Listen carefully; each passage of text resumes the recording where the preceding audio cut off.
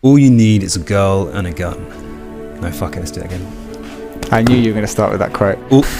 Yeah, of course you did. I would have done too. This is MoobTube, a Jean-Luc Godard special.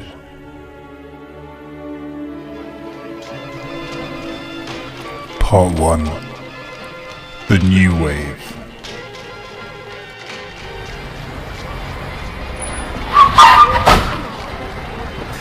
All you need is a girl and a gun. Those are the notorious words of France's most long-lived and controversial filmmaker, Jean-Luc Godard. From Cahir to Cannes, JLG has defined Gallic cool and then reinvented it over and over. Here is a cinema of deconstruction, but very, very literally. His svelte, seductive rebels without causes of the 1960s have given way over the decades to Maoist agitprop, mythic lovers, and essays of obliteration. He's the filmmaker your boyfriend professes to love. That's why he pretends to smoke gitanes. But there's no way to compress JLG into a single episode. So instead, we're embarking on a 3-part series, and this is the first. A starry-eyed yet cool look at Godard's first decade in film. From A Bout de Soufflé to Weekend, from black and white to colour, from sex to semiotics, his marriage to Anna Karina and his divorce, his satirical puppeteering of genre film becoming a kind of vivacious voodoo. Get your sage and your soul ready. Joining me on this bumpy yet dazzling ride is, as ever, Ralph Pritchards. Ralph, ça va? Ouais, ça va bien, merci. It was a real pleasure this week getting really immersed in Godard. He is, of course, he launched on the stage as a French New Wave innovator in 1960 with Breathless. And there was a kind of colleague rivalry between him and Francois Truffaut, who made 400 Blows a year earlier. And I was always more of a 400 Blows fan. When I first saw Breathless, I didn't quite get it. And I think I saw it for the third time last week in preparation for this show. And it's still not my favourite Godard, but it kind of captures for me how he kind of oscillates between quite immediate girl and gun sort of films like Breathless and A Bande Apart. The genre yeah, kick. that are very much kind of rooted in the immediacy of genre and kind of have a trash element. That's the element of Godard that Tarantino was so inspired by, and he called his film production company Bande Apart. And then there's also the more constructed, more Bressonian, more sort of pop art version of Godard. But both styles, and I'm just talking about the 60s here really, both styles have this incredible devotion to cinema. And that's something I guess I didn't realise about the New Wave guys when I first started getting into Godard. Like there are the Romer and Chabrol and Rivette, were part of that crew, but I think there's idea about jump cuts and about styles and stuff, but basically it's this. Godard was the high priest of this. Basically, it's about this love of cinema and using genre, and this kind of ambivalent worship of America, where you take bits of that, but then you chop it up and cut it up and bring this new kind of modernist European energy to it. That's what I got from it this time around, amongst many other things that we'll touch on. Many other things. I mean, really, we're looking at 7 years between Breathless and Weekend. A prodigious and very prolific period in his life. Because obviously the interesting thing was he went from critic to filmmaker. Yeah. His first film was 54, 55, which was a documentary about a concrete factory. And he studied cinema first. And he criticised cinema, and his, if you read the book Godard and Godard, you can get a good taste of his reasonably iconoclastic style of his quite phenomenal, as it were, bodied style of film criticism. And you can kind of get a sense, and he kind of reviewed everything, and he did a lot of interviews as well. And one thing that him and the group around who formed around Cahir, were consciously striving against a form of cinema which they felt was kind of ideologically, generically, formally boring in a way, because they came of age at a time when France was entangled in colonial engagements and disengagements. So in Indochina, in Algeria, the kind of shit that informed heavily like contemporary writers and politicians and bubbled up in the 1960s into not necessarily a direct. This isn't like the Battle of Algiers. Sorry, it's not a direct confrontation with those politics. It's the idea of the frontier always returns home, and this is the 60s, and for the new wave and for Godard, it's the frontier rolling back, and how that kind of how these youngish and young filmmakers kind of interpreted modernity in a quite traditional, staid, puffy, pompous France with very simple cinema that was very easy. They were young Turks, right? It's probably the right way to. As a group, they probably. Because when we talk about the new wave in other contexts and other countries, they don't seem as coherent and as ideologically driven as the French new wave. When you look at the kind of the modernism of Italian cinema, it's all much more kind of appropriate, I suppose, kind of anomic and disparate. Yeah, it's more individualized, I suppose, to particular directors. Whereas this was a very collective. Yeah, they were all writing right? scenarios for each other and stuff. Yeah. And working with Raoul Coutard, the cinematographer, he worked. Raoul Coutard, Legrand, frequently Michel Legrand, doing the music and composition and scoring for Godard and others. I mean, there's a few ways we can approach this. I think we can kind of talk about the films we've chosen, because obviously when we say we've chosen films in the 60s, we've had to exclude certain ones, so we've been a bit. Because there's so many, not out of any censorious spirit. Just that, like we wanted to focus on just a handful. So we kind of watched Breathless, Vivre sa vie, Bande à part, Alphaville, Pierre Le Fou, Weekend, and then I also just re-upped on Le Mépris, but big man. I was watching La Chinoise, but I agree, La Chinoise is quite weak. It's his most kind of dogmatic. But that's something we can talk about, right? His mood, because you said earlier that his work is kind of displays the effects of a political conflict, but doesn't bring those conclusions, bring those contradictions to their conclusion in the way that he absolutely does later on in his career. But to an extent, we'll cover that when we do the Dziga Vertov. Yeah. So I mean, let's talk about the kind of film that. Godard is with Breathless and Sur ma vie, and Band of Outsiders. It's a period of like 3 or 4 years. So, I mean, I assume our audience obviously have watched all of these films. I think most people who are into film have kind of at some point in their life sort of gone through like a handful of these. I know I did. Like at some of these films, I was seeing for the first time, like Pierre Le Fou and Bande à part. What was your first Godard? Breathless. And it kind of put me off Godard. Not like really put me off, but I just didn't see what was exciting about him. And it wasn't. It can make it feel minor. Yeah, it just sort of felt a bit scrappy, and I think also it's one of those films that influenced so much and allowed so much that it's often quite hard to see what those innovations are. We were talking about this a little bit in relationship to Brakhage last week with Daniel. Like it's opening the door with what it's doing. But actually, lots of people then went on to use that, be influenced by that, and do more interesting things. Godard himself, I would say, opened the door for himself with Breathless to make Vivre sa vie in 1962, which is, I think, maybe my favourite Godard film. I was really stunned by it this time around. That's really interesting. It's like very minimalist. It's told in these Brechtian 12 chapters. It's the story of a woman played by Anna Carino who becomes a prostitute, and it's just the story of her beginning turning those tricks and meeting people, and it's got like certain elements of a sort of thriller, of a crime thriller. It's got certain quite just bits of joyous, like sad love of cinema. This clip of Joan of Arc, she's watching the cinema and she cries, and she's kind of mirroring Joan, the Falconetti Dreyer version. It's very open. It's kind of like this.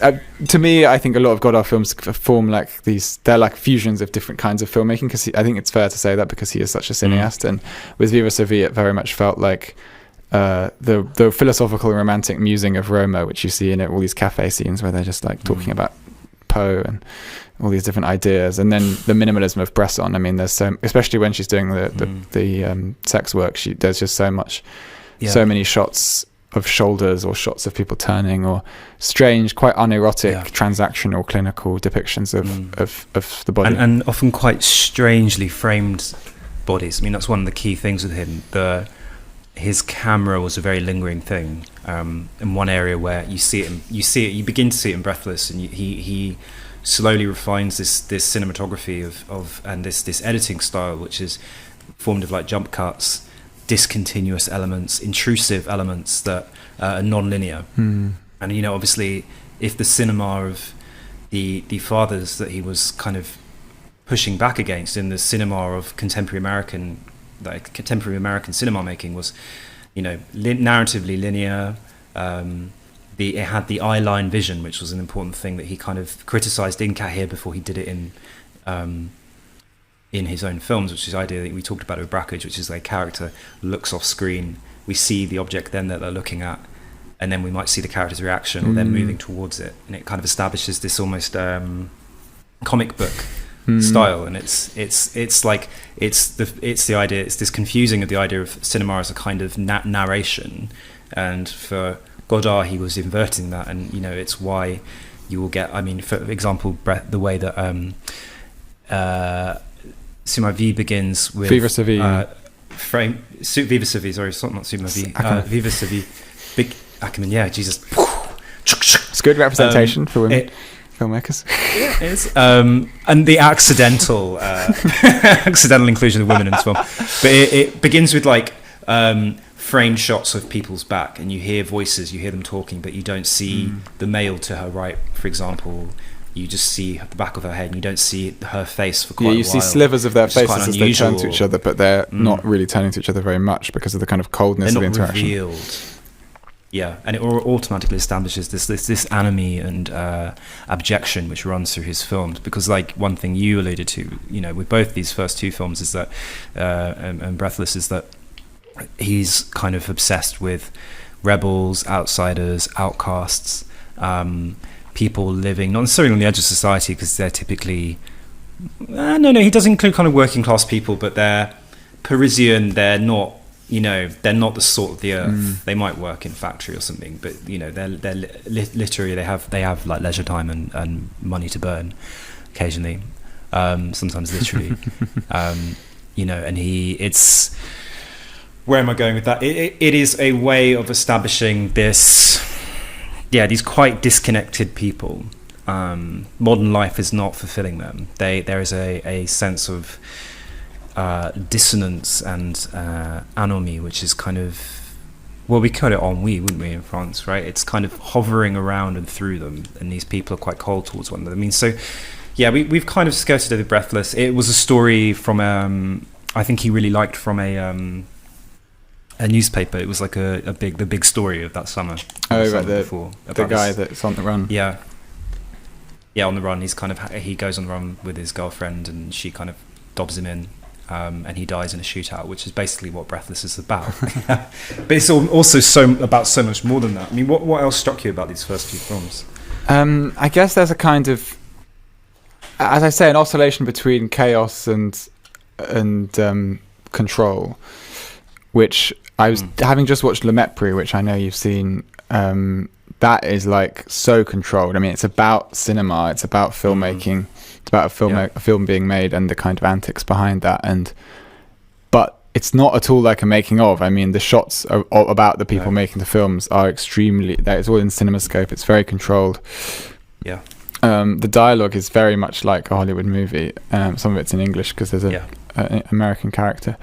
But yeah, I mean, I guess the angle I want to bring in, because it's a thread that runs through all these films, is like Godard's own relationship issues. I don't want to be like be sort of facile or gossipy, but like, he meets he meets Anna Karina while he's auditioning for Breathless. She stars in Viva Sa Vie. It's not her first role, but she stars in Viva Sa Vie in this kind of it's not without symbolism that it's a film about someone kind of starting as a prostitute, and it's also the director's there's some kind of analogy with acting there, and that's happening, and kind of there's something about the way she is on screen. I mean, there's a lot of sort of stories about how they were when they worked together, and I think Karina like attempted suicide several times while she was making that film. It was quite high octane and intense as a role, I imagine. Explosive and relationship. Just the relationship, yeah. Bande à part, she's this incredibly ambivalent. Well, Le Mépris, 1963.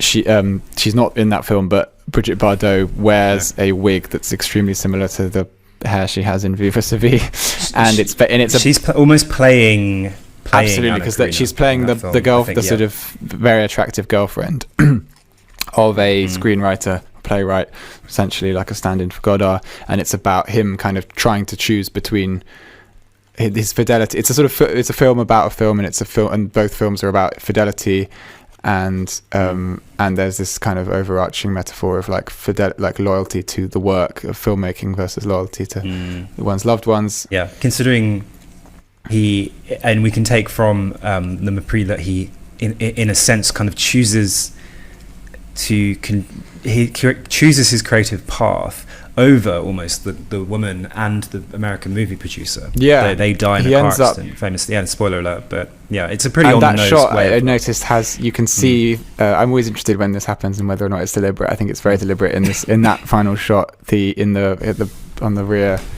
of the car, the camera tracking and the boom and all the crew are reflected. Yeah.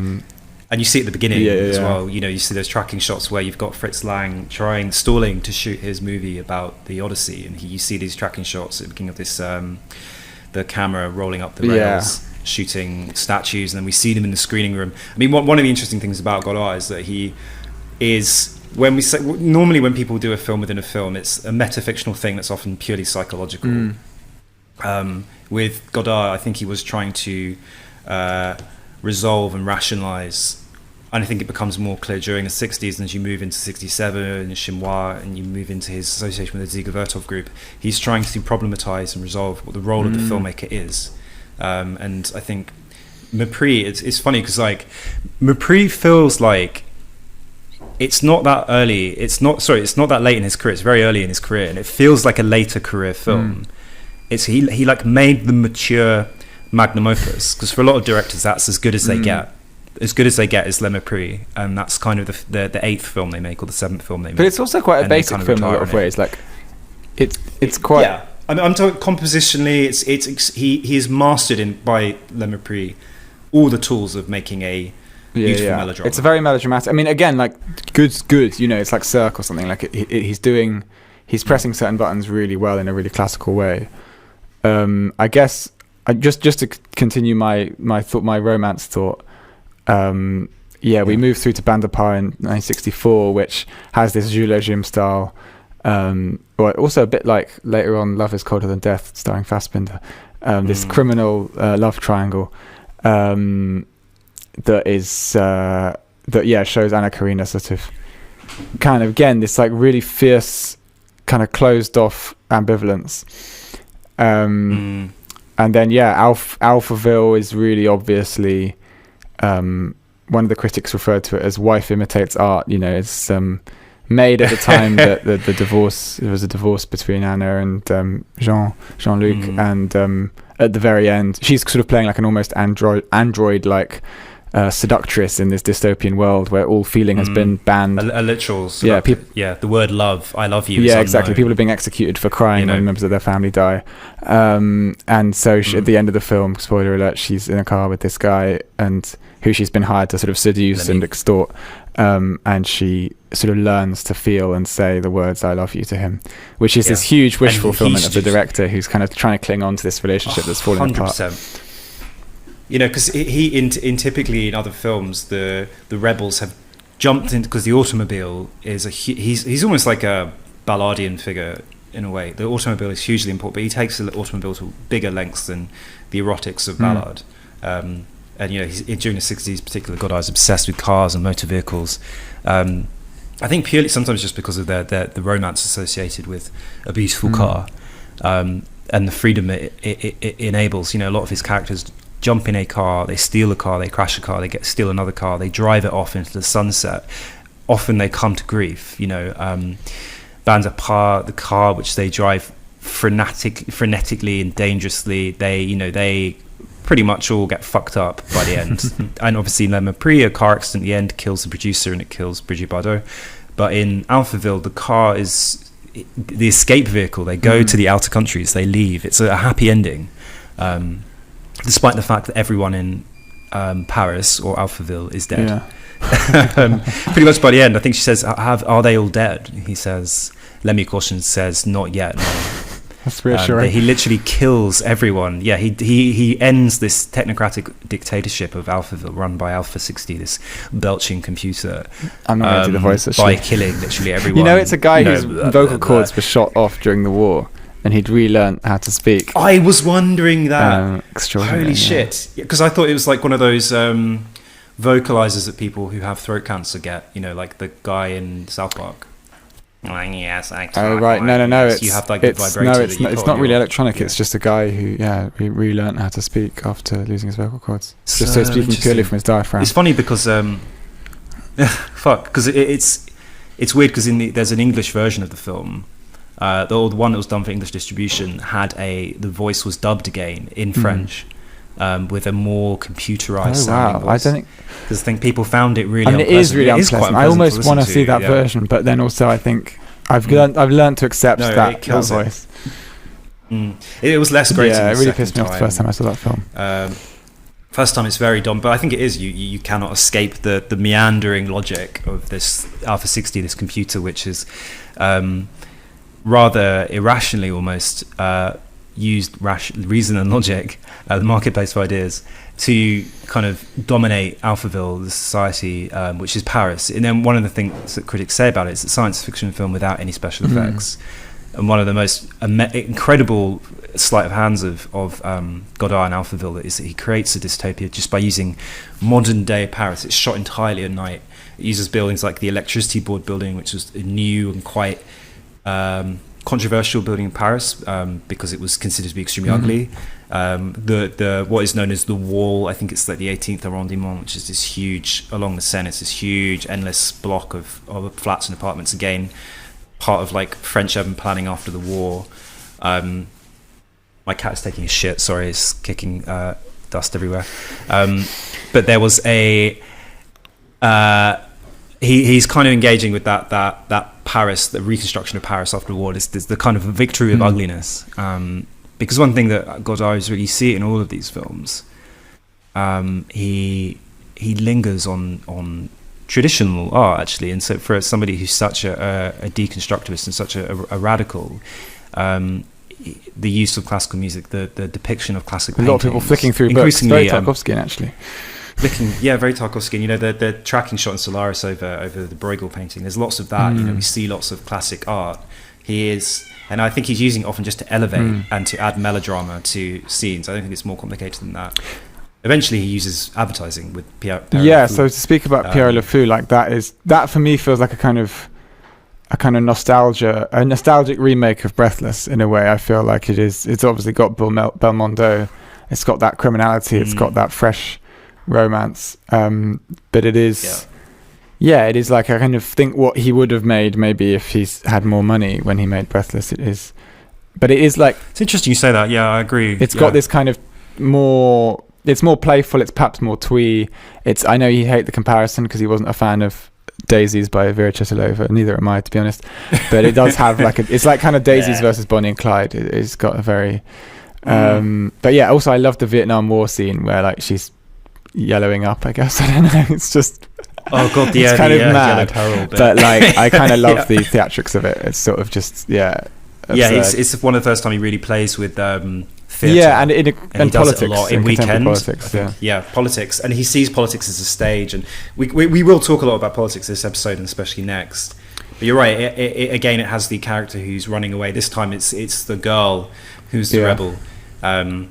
He kind of leaves. He's the character in that Piero. He's kind of dissatisfied with his humdrum bourgeois life, Yeah. with his boring wife, and he goes to a party, and this is where he meets Anna Karina, who plays Marianne. Marianne Renoir, interestingly, and he plays Ferdinand I Griffon. mean, the references. He plays Ferdinand, but she calls him Piero. I mean, Piero, I guess that's a reference to the clown. Like a clown. The references in Godard's work, like anything you think might be a reference is definitely a reference. Like even like in Alphaville when he's going 100%. to the basement and it's Sous-Sol SS and you think of the SS guards. You know, it's just everything is a reference. It's kind of overwhelming sometimes. It's the ultimate kind of a desert of signs almost, and it's important for him because he's I think so. People over intellectualize his critique of French society. I think his critique of French normalcy is like bourgeois culture is pretty straightforward. Like he finds it stultifying and creatively indifferent, quite an unpleasant, bland way to live.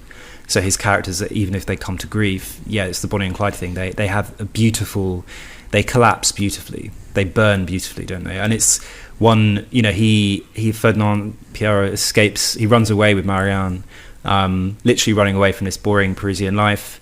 He goes to there's a kind of quite brilliant party that he goes to with his wife, and people are talking in advertising copy.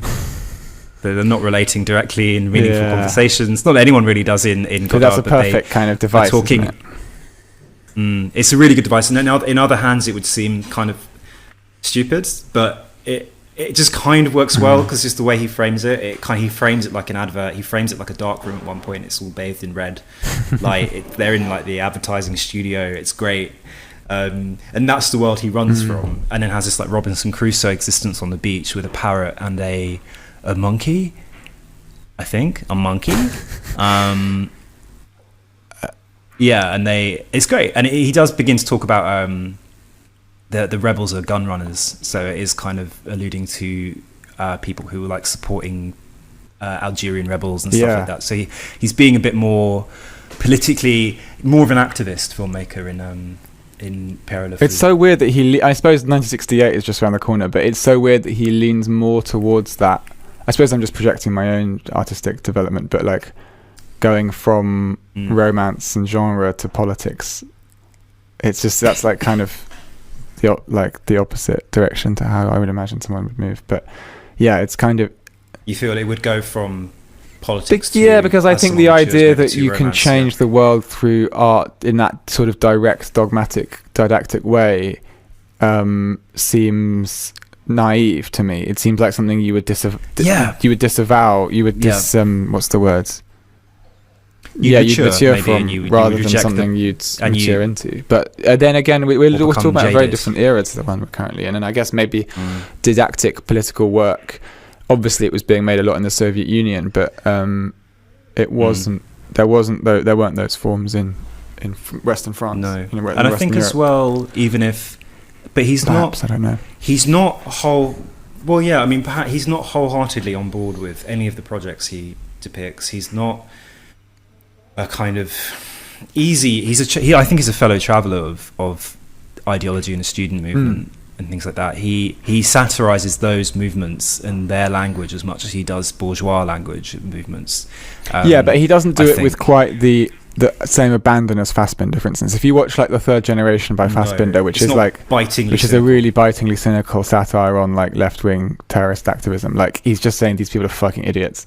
It would be. But he also makes satires about the bourgeoisie. It would be like making a film about how stupid and self-regarding middle-class Corbyn activists are, and then making like a kind of grotesque, sort of bitter tears of Petra von Kant about aristocrats or royals or something.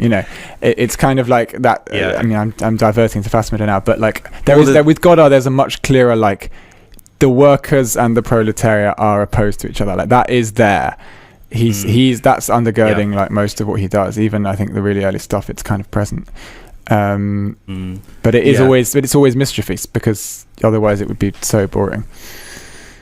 It would be so boring. I mean, it's interesting because part of the intellectual climate, because again, he was a critic, so it's fair to say that he is reading shit. He's not just making films. And you've got that Deleuze quote, right, which is that creating new circuits in art means creating them in the brain too. Right. And I think one thing that Godard is not doing, you've got that. Okay, yeah, he goes from a doomed romances and the genre of romances to politics, which, like you said, is an inversion of the norm, which I agree.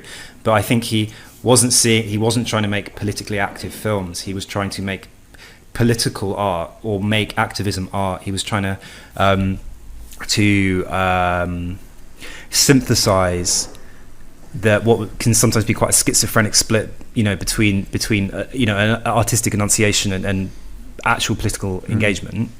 And he, it's can you there's that quite long, quite arduous essay in Efflux, which is quite good on this. We always say this, but we'll link it in the bio.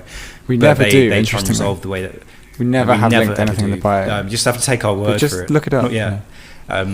Look it up. But trying to resolve the contradictions between the idea of the filmmaker and the militant. I think, he was recreating cinema from the inside out. That other phrase he said, he was trying to travel to the inside of the image. He wasn't trying to change the stories of film. He was trying to change film, which is, all these little formal things, developments he was talking about. The eye line cut, like the non-linear editing. I was thinking about this. The disharmonious, like the energy of the editing, which is kind of what the French New Wave is like most well known for, but it deserves like a bit of consideration for us as artists. Like I was hanging out with friend of the pod Daniel and our friend Lennart in the park on Monday when it was really nice. And Daniel had, I'm sure he won't mind me saying this, he had a camera with him. A huge erection. Wow. For some reason he chose to show it to us. I mean, I don't judge, but he had a camera, like a DSLR that he'd recently purchased, and he was playing around with it and just filming our faces while we were talking, and like just filming this dog that came by and ate some food. And he did it he then edited it just the same day or the following day and uploaded it as a private video on YouTube and sent it to us. And it was like this 1 minute film called A Day in Southwark Park, and it was quite brackish, it was silent, had these kind of amazing kind of flickers between different faces. And it was like, I just thought like, wow, like that's so great. Like that's the sort of thing, like, I mean, I remember, like when I was a teenager, I used to just always, I mean this in a very good way when I say I did this as a teenager, like, it's that amazing spirit of having discovered tools that you can do stuff with, and just whatever it is that you're doing at that moment, even if it's just hanging out with some friends and having some tins in the park. Yeah, you can create something quite... And I feel like, like I'm sort of now honing in on my target with this point. Like my flatmate was showing me this film by D.A. Pennebaker about a particular subway line, some beautiful shots of subway. It's called Daybreak something or other. Anyway, great film, a 5-minute short film about the trains in New York. And I thought about Dziga Vertov, and I thought about like Dziga Vertov, like Man with a Movie Camera, has the energy of like having like discovered trains, or like having like and I think, I mean, I'm constantly amazed by... He was autistic. He was spectrum. Well, speaking as a fellow train lover and possibly autist, who knows? I was very, I'm very excited by, like, I think trains are like the ultimate cinema metaphor. They are fucking. But like, well, Lumiere, exactly, first film. But yeah, the invention of machinery and transport are kind of discovered by Vertov in a way that is, I think, akin to the way that Godard discovers the fact that you can stop and start music and sound and cut sound out halfway through and cut scenes. Like, it feels like he's just discovered that you can do loads of things, and he's not, for some reason, he's not precious. He's not thinking in a kind of Hollywood way, even with Le Mépris, although Le Mépris does have this really precious, pristine energy. But in all of his films, he's just like allowing for things to like stop and start. Like the music in Le Mépris and Vivre sa vie is like incredibly emotive and like saccharine sometimes, but then it just stops. It just starts and it stops, and it's like a kind of like a strange, dreamy, broken record situation. And I just wanted to say like that sense of discovery runs, I think, I would say, having seen his most recent film, The Image Book, which we'll talk about with Daniel in a few weeks, like that runs through all of his work. And I think to reach age 90 and carrying that energy, that's why we're doing this podcast, because I think that's very rare. Yeah, I think it is, and it's something that is always so. Yeah, you're right. It's the stuff you see maybe when you're juvenile and you forget about, and you become quite jaded to, why Chris Marker is so exciting. When I was like really young, watching like La Jetée, a film comprised entirely of discontinuous fragments, and the fragments always been really important to me artistically. Submerged, hidden, broken fragments to compose a whole. Like I was just working recently on a kind of experimental sound documentary about an unfinished Eisenstein film, Bez and Meadow. I talked about a couple of weeks ago, but that I kind of was like getting to grips again with just like really discontinuous, weird editing, where you pull stuff together in quite at first kind of irregular ways, and the mature mind says, no, I need to smooth these things and kind of make them join hands, but it's quite exciting that you don't have to, and you can leave things unresolved and ugly. Like you let the ugliness enter the film a bit, and again, it's what he does so well. Weekend is such a great example of that, because you're right, you'll have some really Legrand's intense orchestral melodramatic music, and it will just stop halfway through a scene. Or another scene will have no music, no sound, and it will just be there'll be no diegetic sound or non-diegetic sound. There'll be nothing, and then halfway through you'll hear a phone call, or something will ring, or a door will slam, and then a couple of frames later you'll see like the door open or something. And it's this harmony is such a good way of him disarraying the pieces of film, and it makes it exciting to watch. It's why Weekend is so fun to watch. And it's even like it's in Alphaville, it's done more with chaotic acting almost. It's Lemmy Caution, like this big brute who's rolling through these buildings, and he'll open a door and just yank somebody out and shoot him in the head. And it's great, and there's lots of collapsing and falling, and he does it with editing, he does it with the actors he works with in the stories that he kind of builds and the worlds he creates. But let's talk about Weekend, because I think Weekend is an important tipping point for Godard, because he's got these films under his belt, and then in 1967 he releases two films. We won't talk about Chinois, but a much more politically dogmatic film, but we will talk about Weekend, which is, I think they're both circling the same planet. Absolutely, yeah. I mean, to continue my gauche mashup approach to analysing these films, I would describe Weekend as a kind of cocktail of Jacques Tati, Michael Haneke, and Children of Men. It's got this strange, quite uniquely French slapstick humour, this absurdity, the literally the use of traffic, which is a kind of Tati trope. Funny use of sound as well to kind of just signal like absurdity, but it also has this real doomy apocalyptic vibe and this real heavy critique. It's a bit like Time of the Wolf by Haneke, which we reviewed many months ago. It's like this real critique of bourgeois indulgence, and the plot line is so crucial here. Like, the plot line is a couple who are plotting to kill the woman's father, or someone's father, and they are also plotting to kill each other and run off with the money of the father with their own mistresses. And what's the man version of a mistress? Affair. They're not allowed them, so I don't know. Bull. Her the cuck, the uncuck. Yeah, the whatever. The bull is the opposite of a cuck. Bull is the guy who's wandering in with his. So much better to be the bull. I don't know, actually. We don't judge. We don't judge on this podcast. This is a safe space for cucking and bullying and everything in between. All sorts of perversion. You're right. It is the actual plot. The story itself is insane. It's extremely turbulent. It's not necessarily obvious what the plot is. There is like the road trip, right? It's all centered around this road trip, and they have to drive to a village or another town, which it could be the other end of France, or it could be like a half an hour drive away. I think it's quite close. And it's what befalls them, and what befalls them on this journey is the collapse of civilization, the removal of restraint, and the descent of French society into absolute chaos. But key here, you talked about bourgeois kind of, I think, indulgence. I think that's true. It was also like the indifference to violence that had kind of leaked into modern society. Like the absolute, one of the things that happens in the film, brutal, horrible things happen in this film.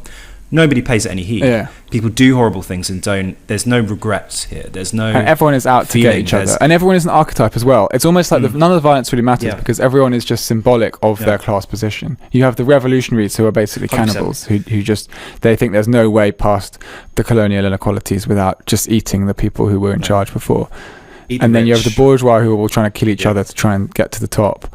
The most kind of the bit that's like most accessible is this very sexy but quite brutal analysis scene where the woman's, I think she's talking to her shrink. They're sort of in shadow, so it's quite. No, it's her husband. Oh, that's her husband. Yeah. Oh man, I'm stupid. Yeah, it's her husband. So she's talking to her husband. No, you're not. But it looks a bit like the therapy scene because they're not really looking at each other, and she's just. Apart from she's in her she's describing. Yeah. Well, I mean. That could happen in a French therapy scene, I'm sure. That could happen. But she's chatting about this orgy where at the point of orgasm she's got an egg kind of stuffed between her buttocks, which cracks and spills the yolk all down her, which is like, it's extraordinarily erotic, and it's kind of like the closest they get to tenderness is this like very pornographic description. It's a bit like that scene in Persona, which it probably was influenced by, where the woman describes the orgy to the silent actress. But yeah, so I'm slightly flagging. I had the vaccine this morning, and I'm starting to get a bit ill. So I can. It's okay. This is you're seeing in real time. Yeah, I'm just trying to sort of get through all my points so that I don't kind of miss them out. AstraZeneca or no. I think what you're right there. There's sure, man. Believe in Britain. AstraZeneca, believe in Britain are vaccines. So there is this incredibly tender and quite erotic cucking admission almost, which is the moment of therapy, and it's in the dark, like you said, and the way she relates is exceptional because she's not obviously titillated or charged. She's kind of pacing the room. They occasionally stop to talk about cigarettes, and she's like, then he spread my legs, and then I'll say, well, what did he do then? And what then, do you think he did? Pulled out his and it's like, he got out and he waved his manhood around, he waved his cock around. It's like, okay, what then? And then he asked us to kiss, and it's this kind of blow by blow, literally narration of what happened during this orgy. An incredibly tender moment, which kind of a lot like it's got similarities to the Brigitte Bardot nudity scene. Oh yeah, do you love my thighs? Do you love my shoulders? Do you love my eyes? Which I believe I believe that was asked to be included by the studio executives. Oh really? So it wasn't originally planned. I think that was actually asked for. It's great, but you do forget about it by the end of the film because the color changes at various points, and it's even though it's about the two main characters, it's not a film set. It's filmed as though it's like a fake scene within the film, but it is just them in bed. They're not actors. I mean, they're having quite a tender. But yeah, it's quite in that moment they're not. Quite interesting that it was requested by the studio. Yeah, I think I could be wrong about that, but I am too bullish to look it up and fact check myself. Interesting. So, bullish. Showing your cards. Showing my cards, mate. But it is true that the rest of the film is. I'll just quickly scout over it. The rest of the film is dominated by, like you said, people who are symbolic of their class positions. Great violence without regret. People do horrible things to each other. Nobody shows remorse or any emotion when they're doing it. And there are moments of class solidarity. Some people will, at one point they are kidnapped in their own car by this almost clown-like figure who holds them at gunpoint, and then they kind of, the battle turns and they chase him away, and he's this kind of bohemian prophet kind of figure. Another moment they get almost run over loads of times. They eventually there's running gun battles. There's a lot of violence that kind of is bubbling over, but it's always symbolic. There's a character who's dressed like a French revolutionary reading from a book about tenderness and love, a man's duty to another man, or one person's duty to another person. And for that it's the hilarity and the satire is run through with moments of great beauty and great violence, like the burning of the shepherd girl. The husband kind of pushes her to the floor and literally just burns her to death. And no one puts her out. It's incredible. But you do feel like, you do feel he's very much more in the dogmatic mode when he's showing those things. Like, why else would you show those things? It's not really true that everyone in that class position behaves with that brutality. It's more like trying to show something, like obviously on a structural level, like the bourgeoisie do oppress the proletariat with that level of violence, but it's never done so directly and with such kind of wanton cruelty and psychopathy. You know, it's like, okay, like everyone is now a serial killer. Like that's the analysis that we can, which is, you know. But he's almost saying that your intentions are like whether you stab someone softly or brutally, you're still killing them. Your intentions are irrelevant because the damage is being, the violence is being done, and he's showing the violence that's there. He sees in French society. It's complicated because there's so much we can say about, you know, which we haven't mentioned, which is about language, about ideology. You know, one thing that Godard is, and we'll talk about it a lot more in parts 2 and 3, is he's interested in semiotics. He's interested in the relationship between language, images, ideology, and the world, and how these things, you know, language can be used to dominate and it disempower when it's not understood. You know, in Alphaville, the Bible, what Anna Karina calls the Bible, turns out to be a dictionary. And one thing that Alpha 60, the computer, can't understand is it understands individual words but cannot understand complex wholes. It can't understand sense. So when it kind of interrogates Lemmy Caution, he gives reasonably opaque answers to questions, but they're not. But the computer interprets them as opaque answers, and it can't pass his meaning. It treats them as illogical because it can't resolve the meaning, the poetic meaning. One key scene, he gives a book to Anna Karina. Is it City of Sadness or something, like Dolor, like the City of Sadness? And she reads from it and she can't understand the book. She can say it, but she can't understand it. And I think Godard is trying to reconfigure language as visual language and literal language to short circuit people's brains, like I mentioned with Deleuze earlier, to recircuit people's brains, to kind of wrest control back from Hollywood, to wrest control back from the bourgeois, to wrest control back from political elites. It's all there. Like, it's all there. Yeah, I mean, his relationship to Hollywood's really interesting. I don't think he ever made a Hollywood film, right? I mean, that's not that I would expect that of him, but that's something that certain directors, you know, like Francois Truffaut did, not a Hollywood film exactly, but he did Fahrenheit 451, which was in English, and much more mainstream. Of course, yeah.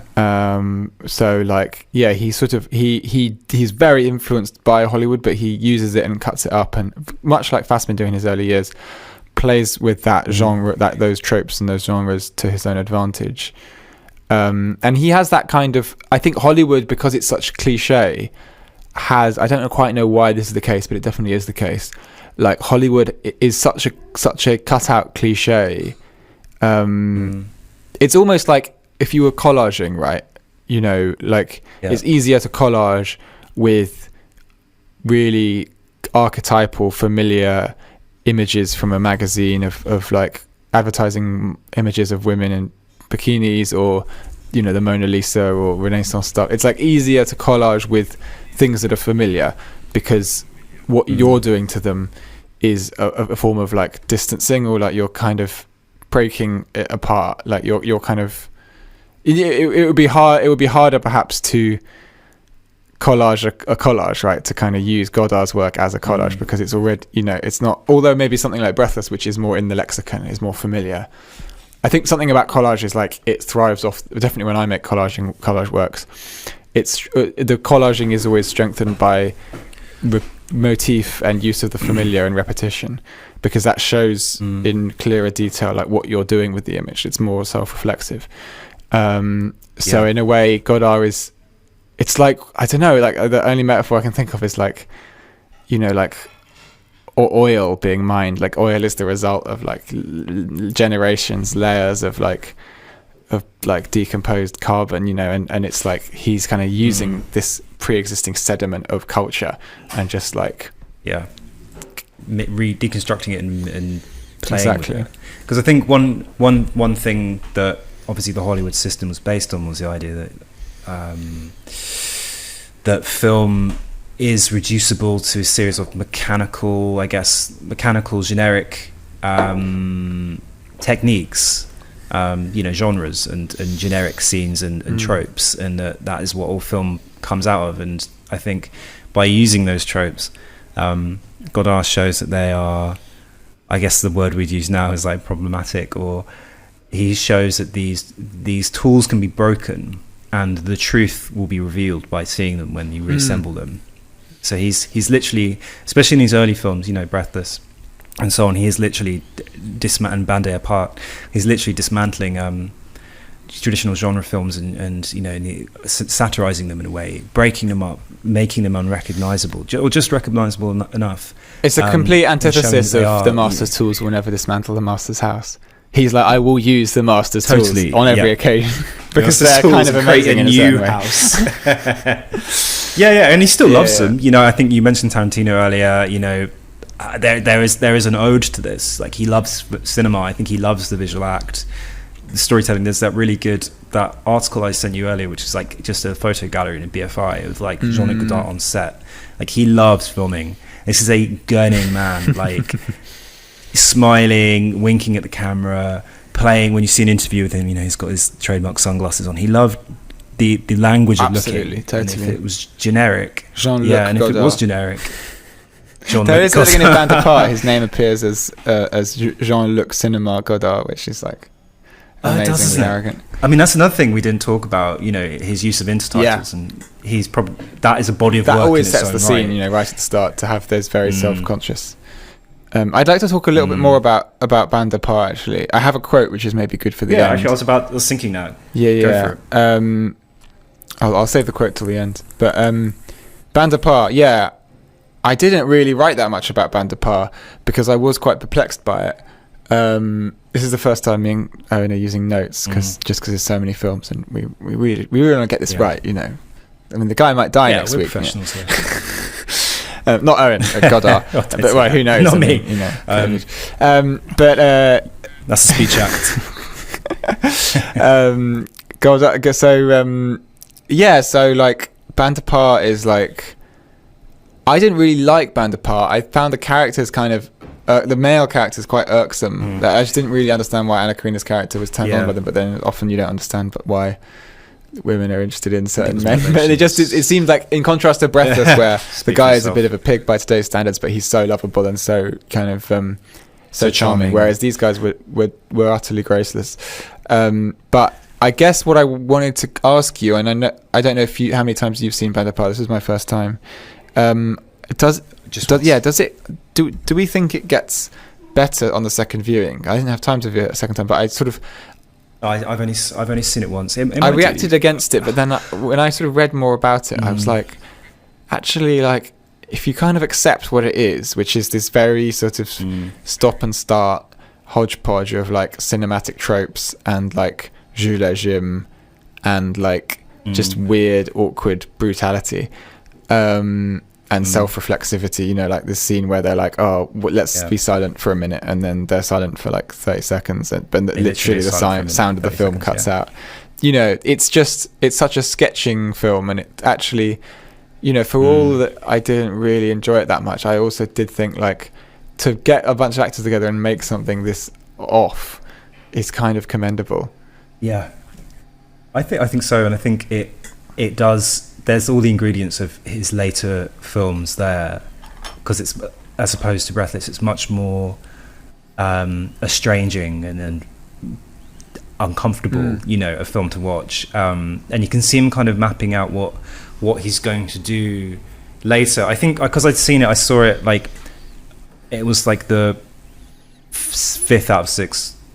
Godard films I'd seen literally consecutively night on night, and I think having seen these other films around it, maybe if I'd seen it on its own or had come to like Godard completely new, or maybe I wouldn't have vibed with it so much. But because I saw like the sperm flowing around, that would later become fully like healthy bouncing babies, that's kind of what made it for me. And I think it's quite excellent in its own way, because it has this kind of non-event, and that's one of the great things about the story is like unlike a Grand Rebellion, it's not like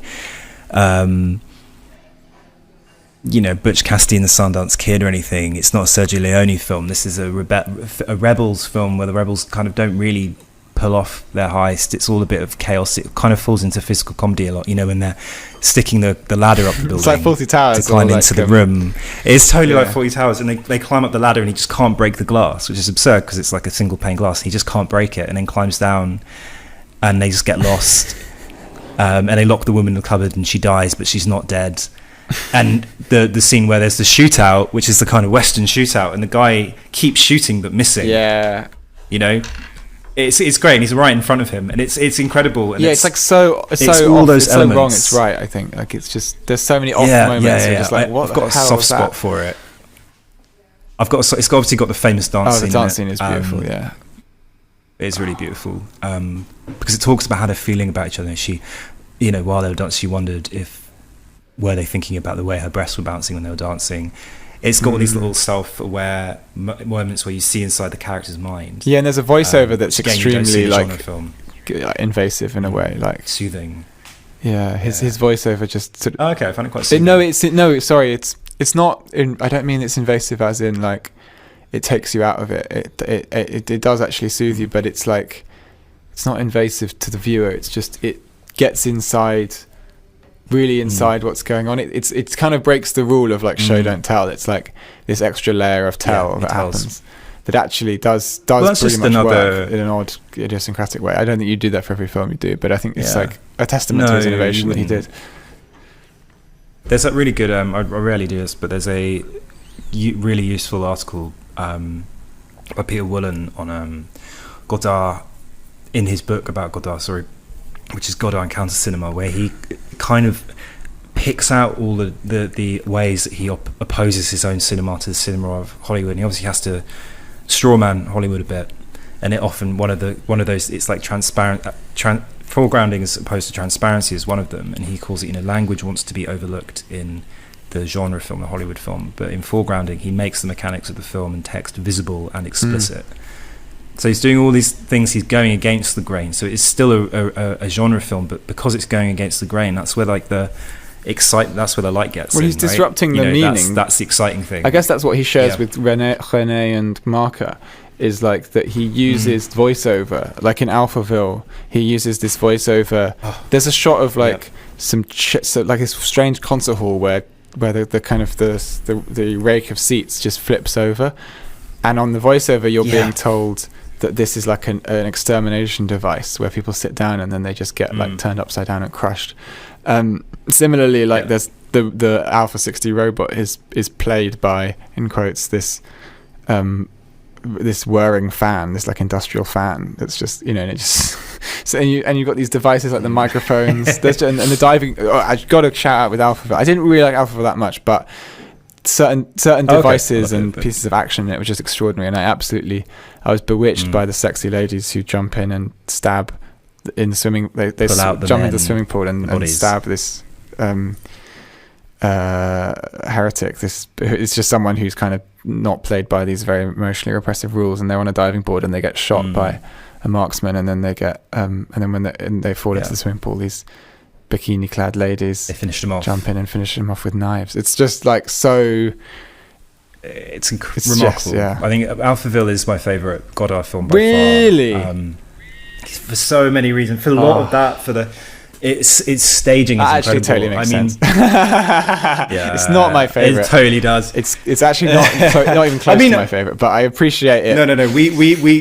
Weekend has got to be the Godard film I enjoy the most. I really enjoy Weekend every time I've seen it. And I get something from it every time I watch it. It's such a delight because it's so erratic and so dysfunctional and so unexpected. And there's moments of great beauty. There's the scene where there's a pianist who is playing a concert to a farmyard, pretty much, and the camera pans twice around the entire farmyard, and it's a moment of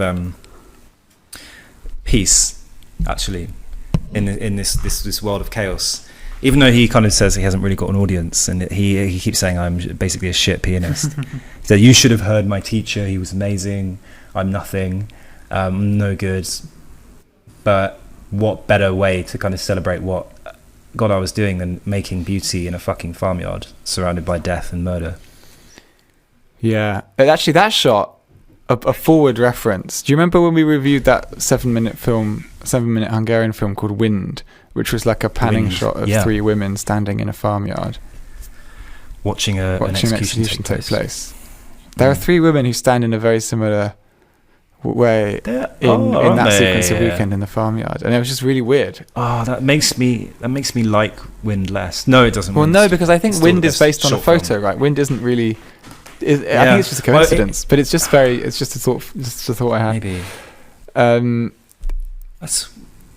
You're right. I think they probably are separate, but it's a remarkable coincidence, actually. Yeah. Well, listeners can go on Mubi and if it's still on Mubi, I can't. Yeah. They are. I mean, Godard. One thing we've learned from like him in the 60s is he's done more in 7 years than most filmmakers would do in a lifetime. Yeah. And he's travelled a lot of ground. And he's. How do you think he's, between 1960 and 1967? In what way are we looking at a different Godard, do you think? I think he gets through and over a very important relationship with the star of many of his films that kind of plays out very publicly in these films in a very honest way. And I commend that. He also is, nascent political leanings become concretized into positions and analysis, which lays the ground, which culminates in Weekend, which is a very much a film with a class analysis, and that lays the groundwork for the more Marxist films that we'll review in the next episode about Godard. But I also think he just gets more money, and so is able to do more ambitious things. But they're all films where other films play roles, where there are direct references, in Van der Paar and Pierre Le Fou, or any time that there's crime, basically, there is like reference to the crime in cinema, in a very self-conscious way where films are mentioned. And that's almost maybe his most kind of like gauche quality in a way, but I kind of forgive it because it's true to the principle of what he's doing, and he's a film critic when he was a film critic. But I think that critic element is there throughout his work, and especially when he uses collage and essay film later on. But I wanted to quote this quote from Le Mépris where I can't remember who says it to who, even though I just watched it 2 hours ago, but when it comes to making movies, dreams aren't enough. And it's this kind of realization by this playwright who's thinking about writing this film for Fritz Lang, and he's kind of full of these dreams and desires, but he realizes he's not committed to cinema as a form.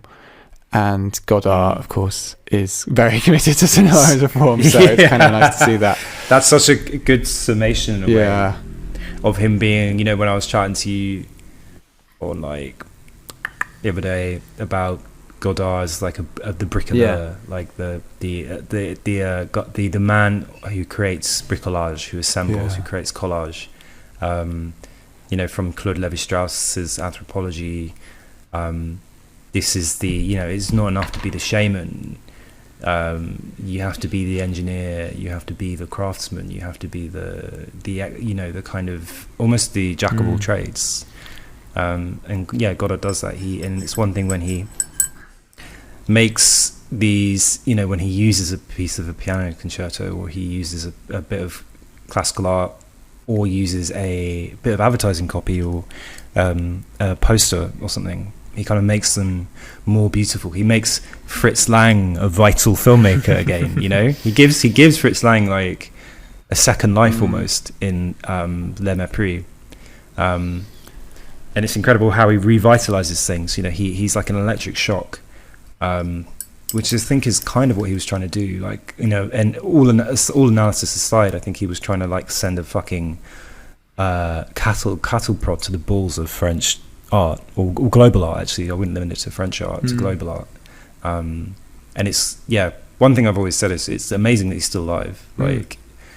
When you watch these films, you watch like Breathless, and you go, the guy that made this is still around. It's kind kicking. of futuristic. It's kind of. I mean, I think on some level, you know, I don't want to be. Doomy. No, not doomy. Just I don't know. This is sort of somehow maybe silly, but like he clearly wants to still be alive. You know, like he's you know, he does interviews. He talks about cinema. Like he's still writing scenarios and hopefully making more films. So yeah, like he's sharp as a tack. I mean, he's many people perfectly justified to retire, but it's always nice to see someone who keeps at it. I watched film Socialism. Oh yeah, I watched it at like 5 a.m. Oh my god. Are you okay? Yeah, no. I watched it about 5. I was up still, and I was like, I need to watch. I was either going to watch Le Mépris I was either going to watch Weekend or Film Socialism, and I thought if I watch was this when you went out for drinks? Yeah. And you came back and watched Film Socialism at 5 a.m. Yeah. Oh my god, that's amazing. But it's just because it might have been my state of mind, but I was pretty hooked on it actually, which is, you know, I was that's looking great. I'm looking forward to seeing it. It's weird. I don't want to say anymore. It's a really bizarre thing. So yeah, I don't want to say too much. I mean, okay, cool. Yeah, but I hope we've communicated our adoration for Godard in 1967, where we're leaving him right now. We're leaving him. He's still a young man. He's going bald slightly, kind of. He's got his suit. He's winking at us. Got his sunglasses. Yeah. So that's that. I don't think I can. I can just feel my body just giving out. Yeah. It's just during the pod, I've started to develop like mild sort of. I don't know, just feeling a bit ill. But anyway, that's totally to be expected when you take a vaccine for COVID-19. Anyway, next week we'll be reviewing some early Almodovar with special guests. So looking forward to that. We're sort of alternating with the Godard, so we'll do that and then Godard 2, and then we don't want to overwhelm you with 3 Godards in a row, and it gives us a chance to ourselves. It gives us a chance to like let these films percolate as well. Next episode, next part 2 of this will be Dziga Vertov group, and maybe and Godard we'll creep into the 80s and 90s a little bit. Yeah. Oh yeah. So yeah, thanks for joining us on the ride. Prayers up for Ralph. Who should go and have a big glass of water now. I've got a small one here, but I do need a big one. Have a big old glass of water, mate, and go have an early night. Thank you. That was great. Watching Film Socialism. Thank you for listening, listeners. Stay safe. If you get the chance to get one of these fuckers in your arm, then you do it. Heroin. He's talking about Le Nido. Yeah. He's chasing the dragon, ladies and gentlemen. Ralph has just been shooting up the whole fucking episode. Fucking Jim Morrison over here. It is, yeah. I mean, yeah. That's how it is under lockdown. You got to. Ralph is feeling breathless, you might say. Maybe, but you know, vivre his vie, and we're going to band together even though we're apart. I do not have contempt for that view. No, indeed. So enjoy the weekend, and we'll be next week. We'll be doing stuff. Yeah. All right. After the explosive car crash of 1967's Weekend, Jean-Luc Godard took a hard swerve to the left. His cinema, which followed on from the lead up to 68 and the years after it, engaged in a form of political Marxist guerrilla warfare with the French and global establishment. Godard would collaborate with Jean-Pierre Gorion on a series of films which tackled the political crises and cinematic follies of Hollywood cinema. They would go on to make a series of politically charged, difficult, quite didactic films together, which we are going to look at today in part 2 of our Godard special. So this is Godard Redux. This is Godard collaborating. This is Godard, not Godard the auteur. This is Godard trying to behead himself. Obviously, joining me this week to talk through a handful of these quite complicated films is Ralph Pritchard, as ever. My Gorin. No, you're more Godard. Maybe I'm more Gorin. Don't put yourself down. I am going to put myself down, literally with a needle. So hit me up. Last week, obviously, the week before, we looked at Godard's probably most iconic films, the films that make him, the films that we still talk about when we talk about Godard. We talk about Breathless. We talk about Weekend. We talk about Père la Fou. This is a period of Godard which is not even on the film circuit. This is like academic interest only for the most part, I would say. And people talk kind of disparagingly maybe about Godard's Marxist period or his revolutionary turn. It's not as simple as Godard reaching 68 and then making political films, because as we talked about last time, he was already mobilizing the weaponry. He was already deconstructing the kind of the format of Hollywood cinema before then. But this was a kind of a tone change. So let's kind of talk me through how you received these films, I guess, because we were both saying it was a difficult week of viewing, right? It was a very difficult week of viewing. We frequently exchanged messages, pained messages. We charged ourselves with 3 viewings: British Sounds, also called See You at Mao, Le Vent d'Et, Wind from the East, and Tout va bien, Everything's Fine. These films stretch across the period of Godard's collaboration with the Dziga Vertov group, which attempted to make Brechtian cinema, espousing Marxist ideology through a kind of horizontal collaborative process. And it was very much in response to the 68 moment, which, as we know, was quite a big deal for French artists and intellectuals. But British Sounds is made in Britain and is in English language. Wind from the East. It's hard to recall details from it because it's so boring and awful. But it's a sort of got a spaghetti western kind of vibe.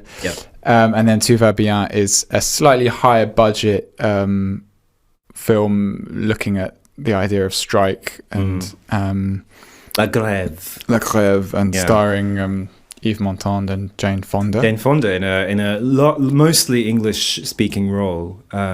She does interact with the workers of the factory in French. It's because I feel like Tout va bien is the high point of these films. I mean, again, Struggle in Italy, Rosa and Vladimir and Rosa. There are other films we didn't really engage with. I've seen bits of them. You've seen bits of them, which kind of compromises Dziga Vertov moment.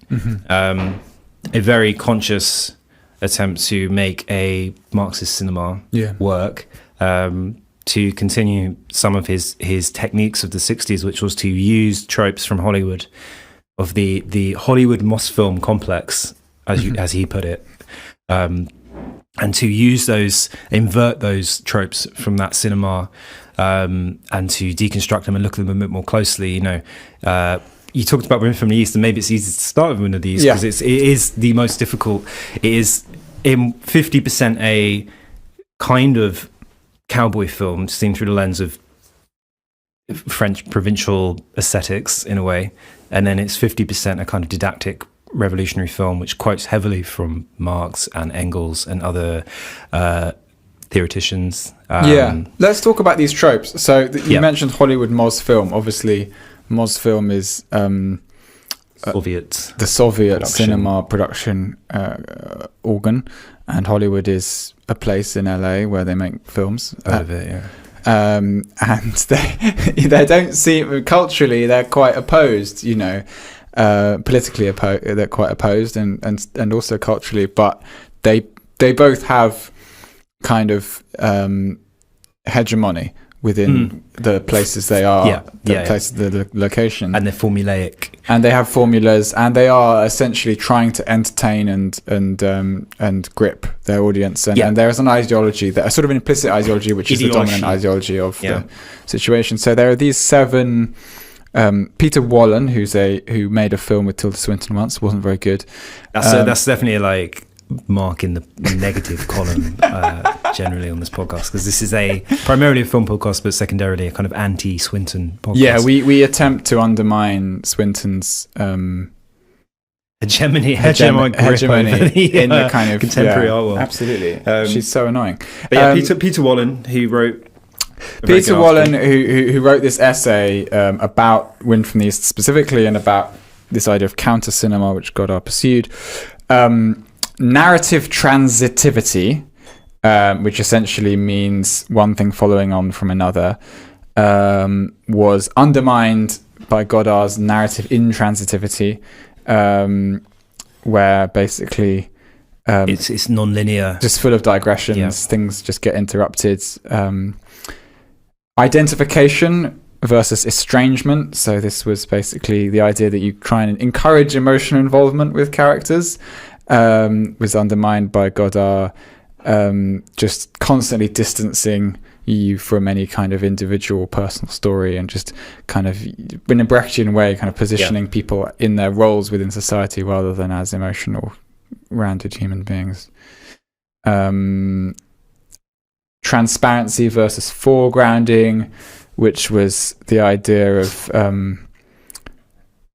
language. Essentially, this is a bit more interesting, this one, because it's about making the mechanics of the film visible. So he does a lot of stuff about, like in Tout va bien, there's a bit at the end where there's a voiceover that says, this is now an ending, you know, and films sometimes end this way and sometimes they end that way. And, you know, and it's self-aware of itself as a mechanical process. It's self-aware of the production of film. So again, these films from this era, we often see, you know, Wind from the East, makeup teams applying makeup to the actors, bits of camera equipment, the boom mic. You see the production equipment is laying bare the kind of superstructure of film.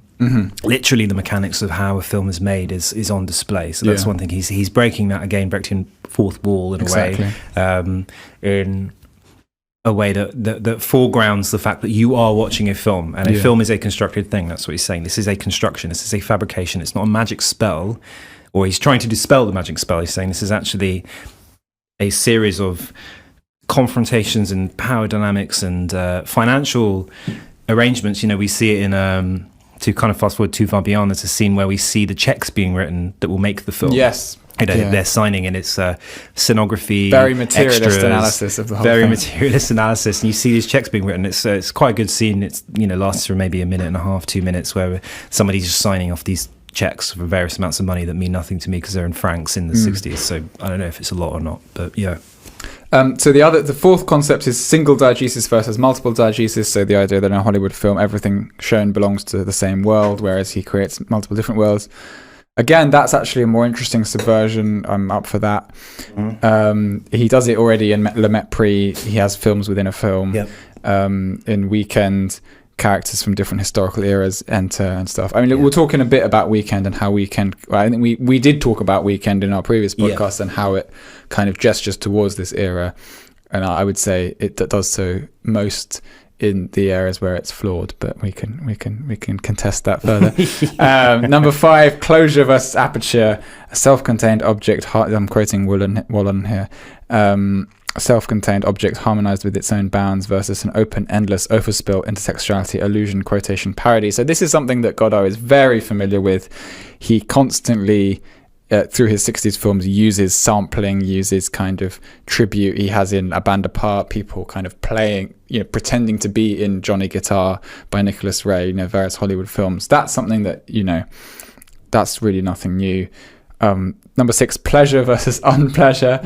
This is entertainment aiming to satisfy the spectator versus provocation aiming to dissatisfy and hence change the spectator. I'm afraid this week we have experienced unpleasure. Unpleasure, so much unpleasure. Is that all 7? No, the number 7 is... just one thing about unpleasure. In The Wind from the East, the struggle against the bourgeois notion of representation, in quotes, certainly does not rule out the presence of fantasy. Fantasy of shooting the Union delegate, fantasies of killing shoppers in a supermarket. So there is some element of fantasy and desire. Number 7, fiction versus reality. Actors wearing makeup, acting a story versus real life, the breakdown of representation. And this is an interesting point that I hadn't thought of. that in Vivre sa vie, you see the first germ of this particular kind of filmmaking, in my opinion, where Anna Karina's character decides to become a prostitute, and as that section of the film begins, there's a montage of her going about her business, and you have these statistics on the voiceover saying what very basically relating to the sex work industry. And this is a kind of a materialist comment on what's going on in the and him drawing together different sources, different source materials that compromise the film with the political urgency, right? Exactly, because one thing that he's doing with these is he's surfacing the production of the films and the conditions of the production of the films.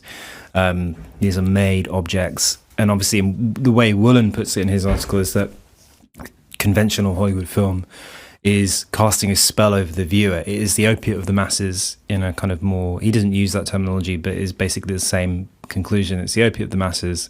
It is casting a spell which is designed to kind of lead you into a kind of happy stupor. You are being entertained, you are identifying with characters, you are understanding and comprehending the plot and its development, and you're getting a kind of resolution at the end.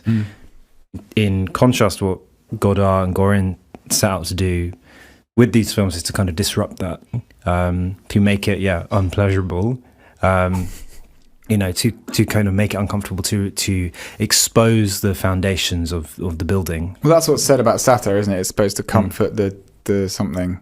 Oh God, I can't remember. We're getting into some. It's very far too academic. Discomfort the comfortable and comfort the discomfort. I don't know. It sounds good though.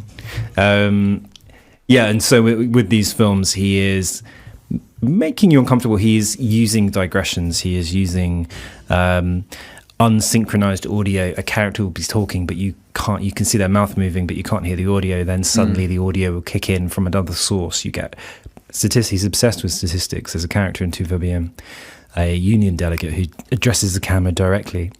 It's almost like a UFC or boxing, kind of pre-bout section where, the cameras are in front of the fighters and they're performing in front of the cameras. It's almost that kind of energy. And it's this funny enough, this union delegate is talking off a script. So he's literally reading off a script. He's making eye contact with the camera and then reading off his scripts. And he's giving lots of stats. Later on, this is the whole, the function of contradiction and ambivalence in these films is that someone else is railing against the union delegate's obsession with statistics and figures. That's something Godard himself did, right? And this is one of the times in a very Keeler-esque way. Absolutely. Barking these Silly statistics into your brain. And he's kind of self-critical, I think, Godard, because he often criticizes, appears to criticize things which he himself has done or will do. In 2VBM, there's a character who claims, all you do is make films of buildings, sort of housing estates. And that's something that Godard would do with a film called Number Two, which was a documentary, as it were, of a family living in a housing estate in, I think it's Marseille. I'll say Marseille, it'll stick. So he's aware of the contradictions, he's embracing them, which is his use of trope. His ability to kind of use a trope allows him to do the things he criticizes, otherwise there would be no film. In the logic of Godard, the most appropriate film would be a black screen. Even then, that kind of signifies it's like Mad Magazine shit. But in order to deconstruct, he needs to use the tools of the master almost. And we talked about this last week.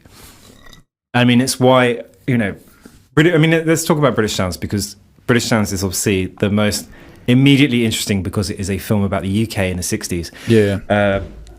You think it might be a film about the counterculture because often the thumbnail that's used for this film is a British flag with a fist punching through it. True. Yeah, and you think, okay, this might be a film about, I don't know, the Stones or Beatlemania or whatever. It might be about, but it's not. A good third of the film is a tracking shot of a production facility in a I guess like a Ford workshop or something. It's not Ford because it's American. It would be like Vauxhall or whatever the fuck. So I think it's probably the most structural of these films in that like each section is very strongly themed and the concept is quite simple. So there is this extracts from, I believe, the Communist Manifesto being read over this footage from this Vauxhall factory or bits whatever. of Engel as well. Of Engels, yeah. And a kind of cacophony of sounds kind of jutting into each other. There's this repetition of these historical dates. There is a great quote. Well, there's a quote that I think we should probably bring up now. Television and film. This is a voiceover that's read out. I don't know who wrote it, but I assume Godard or one of his mates. Television and films do not record moments of reality, but simply dialectics, areas of contradiction.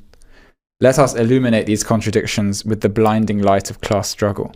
And I think that really gets to the heart of Godard's absolutely misguided mission with all these films, which is the idea, if we could just illuminate this thing, if we could just use art effectively with our incredible aesthetics, because almost every shot in these films is like a very nice shot. They're very well filmed. Often the sound is quite nice. They just have this absolute resistance to watching, because as we've discussed earlier, they subvert all of these really fucking useful conventions of filmmaking that actually make you give a shit about what's going on screen. You have no skin in the game. Yeah. And he's actively, it's water off a duck's back. He's actively pushing you away. And the argument there, it would be Woolen's argument, it'd be many other people's argument, is that Godard is trying to remind you this is a film. That's the most important thing. He doesn't want you to get invested. He doesn't want you to be involved in the characters' lives, because then you forget that it's a film. Yeah. And really, he's teaching you a lesson through he's teaching you a lesson through dialectics and semiotics. So the film is is a type of language. It's a visual language. It's constructed. And if you can construct a language, then you have to learn to read it if you want to have a revolutionary cinema. And the only way to learn to read it is to break it down like a lesson into parts of sentences, parts of speech. The Hollywood cinema is the apex of cinema as language, but it's such a fluent language that you are not aware that you are being talked to through the film. It's like They Live. It's fucking John Carpenter shit, really. It's remove your sunglasses and read Obey. Yeah. And it kind of is that, because he's saying, well, actually, so I'm going to make it a language, but I'm going to make it a chaotic child's language, babble. I'm going to make it scrawling on the wall, which is why it's so kind of like irritating in a way. This thing, when we criticize Godard at this point, like, we have mad respect for Godard, obviously. Oh, yeah. But one of the best to ever do it. He is almost too successful at doing what he set out to do. Well, it's almost like he got bored of being good at making films. Imagine. I mean, really, I do think that. And I think it's a very strange phenomenon. And I think also he felt... Honestly, I've seen a lot of people... I'm going to go a bit sincere now. Like, I've seen people do this, like talented artists who kind of become overwhelmed. Their sort of faculties of empathy, like, swell up in the face of, like, whatever political adversity it is at that moment, coronavirus or Brexit or whatever. And they become kind of like very worthy and moral and moralizing. I must use my art. And they think, in a way it comes from like an insecurity, right? Yeah. Like it's not enough for me to just indulge myself. I have to like be doing good or whatever. But yeah, it's a very... it's somewhat relatable because, I can imagine in the post-68 era, things felt politically urgent. Looking back on 68, it seems like people had it pretty good then, and like now it's probably more urgent, but still there is a need for art. There is a need to do things that are not politically useful creatively because we're human. So yeah, it is sort of frustrating to see someone like... who's clearly demonstrated themselves to be an incredible artist and has accrued funds because of that, just making these incredibly didactic works that are just like hammering home a message that is just not going anywhere. No, because it's not comprehensible to... If his objective was to make a revolutionary cinema that was accessible to the people, imagine trying to... You're a union rep, on the shop floor, or you're trying to convince someone to vote Labour. Vote Even Labour. Ken Loach is better for this. Exactly. At least he tells stories. But to seek narrative and to seek identification with a work of art or anything is it's genetically encoded, for fuck's sake. It is literally something we seek from the world, to look at the chaos of the world and to seek some sort of order from it. You can reorder that, which is maybe what Eisenstein did in a way. Made a revolutionary cinema that was engaging and active and had a story and protagonists that you could follow, but it was not a Hollywood film, and it was not telling the story of the bosses. What Godard's made is just, to most people, complete insane junk, because it is no, this is not the film that will lead a revolutionary struggle. It's a film that might make you feel better, like Godard personally. I think he had a crisis after 68, and he's maybe like, he was cleansing his own conscience. I think he probably was, because he was known, and maybe cleansing the fact that his film had always been reliant in some way on tropes. Yeah, like he hadn't been Bresson, and Bresson, well, even to an extent, Bresson used tropes, but Bresson had a methodology. right? Bresson reinvented cinema for himself. Absolutely, and did it that way. Right. Yeah. And whereas Godard kind of had always used tropes. Tropes had always been a grounding principle for his films. Yeah. Mépris is actually the least, even though it's a hyper melodrama, it's actually the least critiquable on those grounds. I think it's the one that kind of stands apart in a way, but. He'd always used because it's quite self-reflexive. Yeah. So he'd always use tropes, and maybe in a way he was like, the things that I was trying to dismantle, I wasn't successful at dismantling. So he doubled down. It's like, okay, if I need to dismantle more, I need to pull these things apart a bit more. So this period of filmmaking is really interesting, because you can kind of see the personal crisis he was going through. I don't think at any point this would have stuck. If Godard then only would have made films like British Sounds, he'd become an irrelevant filmmaker. I think the fact that he kind of, we'll see this in our next Godard episode, he did not continue making films like this. He learned interesting lessons from it. Yeah. But he didn't carry on making his films, because to what end? It's almost like he was waiting for, if Godard had been commissioned by like the coal board in the UK to make a film, that would have been really interesting. Remember, his first film was about a concrete mine. Right. 54, he made a documentary, borrowed a camera off his uncle, I think, made a film about a concrete factory in the building of a dam. So his first impulse was to film kind of but it was almost a commission from the dam. It was like the boss's commission in a way.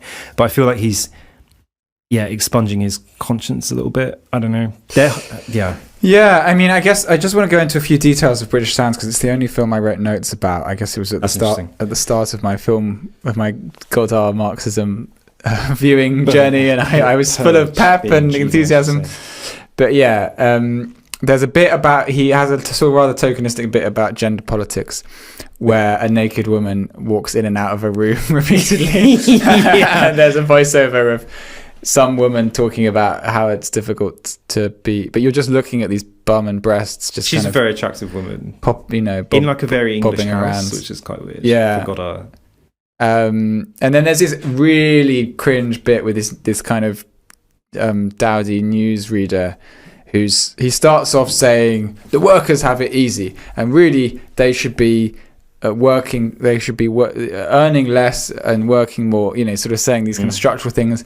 And then he basically starts saying that like black people should be executed. Like he's sort of saying like, oh, Godard's trying to say like this is the anti-worker politics taken to its logical conclusion. It's fascism. It's, and he's also a stand-in kind eugenics. of that reader is. Suppose they're standing for the BBC, the voice of the BBC, exactly, the voice of the the establishment. Yeah, this is what they're really saying. It's cringe though, because he doesn't really understand how power works when he does this, because he doesn't understand that like what we've learned over the last few decades, which is that like capitalism absolutely absorbs all kinds of identity-based contradictions and mutates and reformulates it, reconstitutes itself in order to not seem absurd. So this attempt to make capitalism seem absurd by like taking it to its in quotes logical conclusion of fascism is not actually there accurate. There is no logical conclusion for capitalism, because it's the ultimate chameleon. Yeah. Capitalism doesn't care. Like capitalism is not fascist. It has to behave fascistly in order to survive. If that's the flavour of the day. But it doesn't have like an emotional commitment to anything. Capitalism. It's just an ideology purely based on profitability and growth.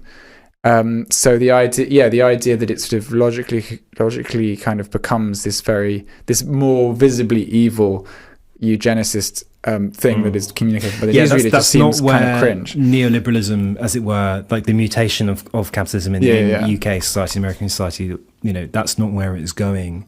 I think he misunderstands the UK context as well. Yes, he does. Massively, because he's not aware of the unique class politics of the UK. Yeah, exactly. And he doesn't foreground the most important thing, which is it's not what you say, which is the most important thing to Godard in French cinema, is what you say. You know, he's a semiotician. Semiotics is not important in the UK. It's irrelevant almost.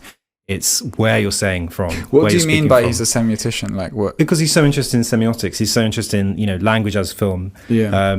He frequently identified as a semiotician. He, you know, when we look at him, he's deconstructing film as a language. Yeah, so yeah, absolutely. And he's using language to deconstruct film. So he's interested, you know, we talked week before about his title cards, intertitles, the use of foregrounding language. Text and context. Text, yeah, exactly.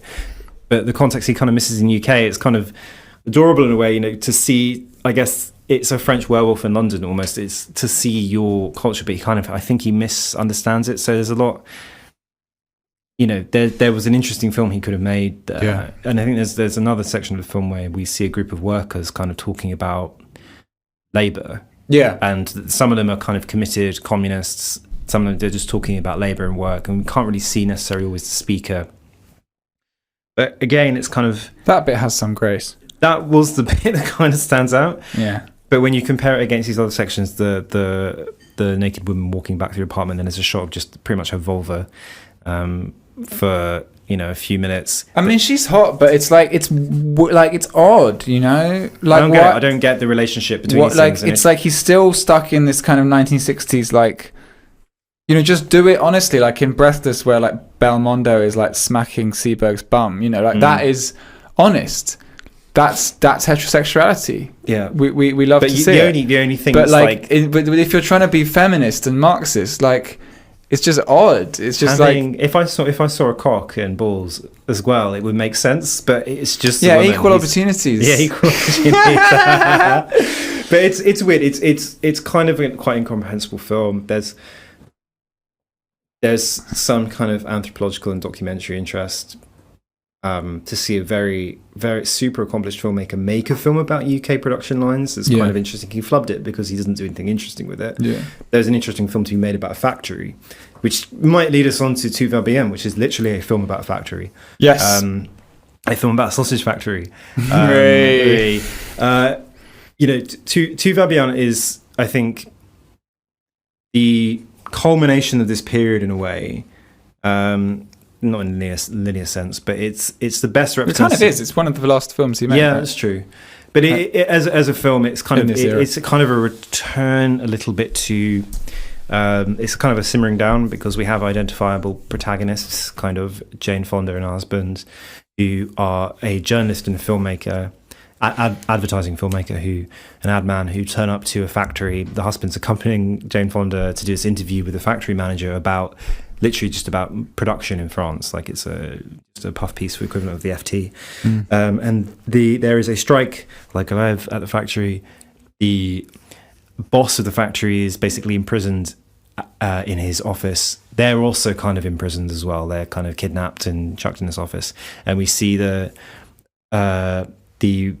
strike kind of spool out. Basically, it kind of runs amok. The workers are in charge of the factory. It's not sanctioned by the union, so the union man turns up and he wants to close it down. So there's a lot of interesting kind of antagonisms and contradictions between class politics within the working class. You know, the self-interest of the union to kind of play the status quo almost, and the revolutionary fervor of the workers, the role of the journalist, like the fourth estate, the voice of the boss. You know, because we get a big monologue from the factory owner.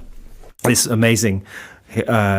He's such a good role because he does this big monologue where he's just like, I must go to a dinner party tonight. He's extremely French. The most remarkable thing about this film, in some senses, is the set design and the production of the film.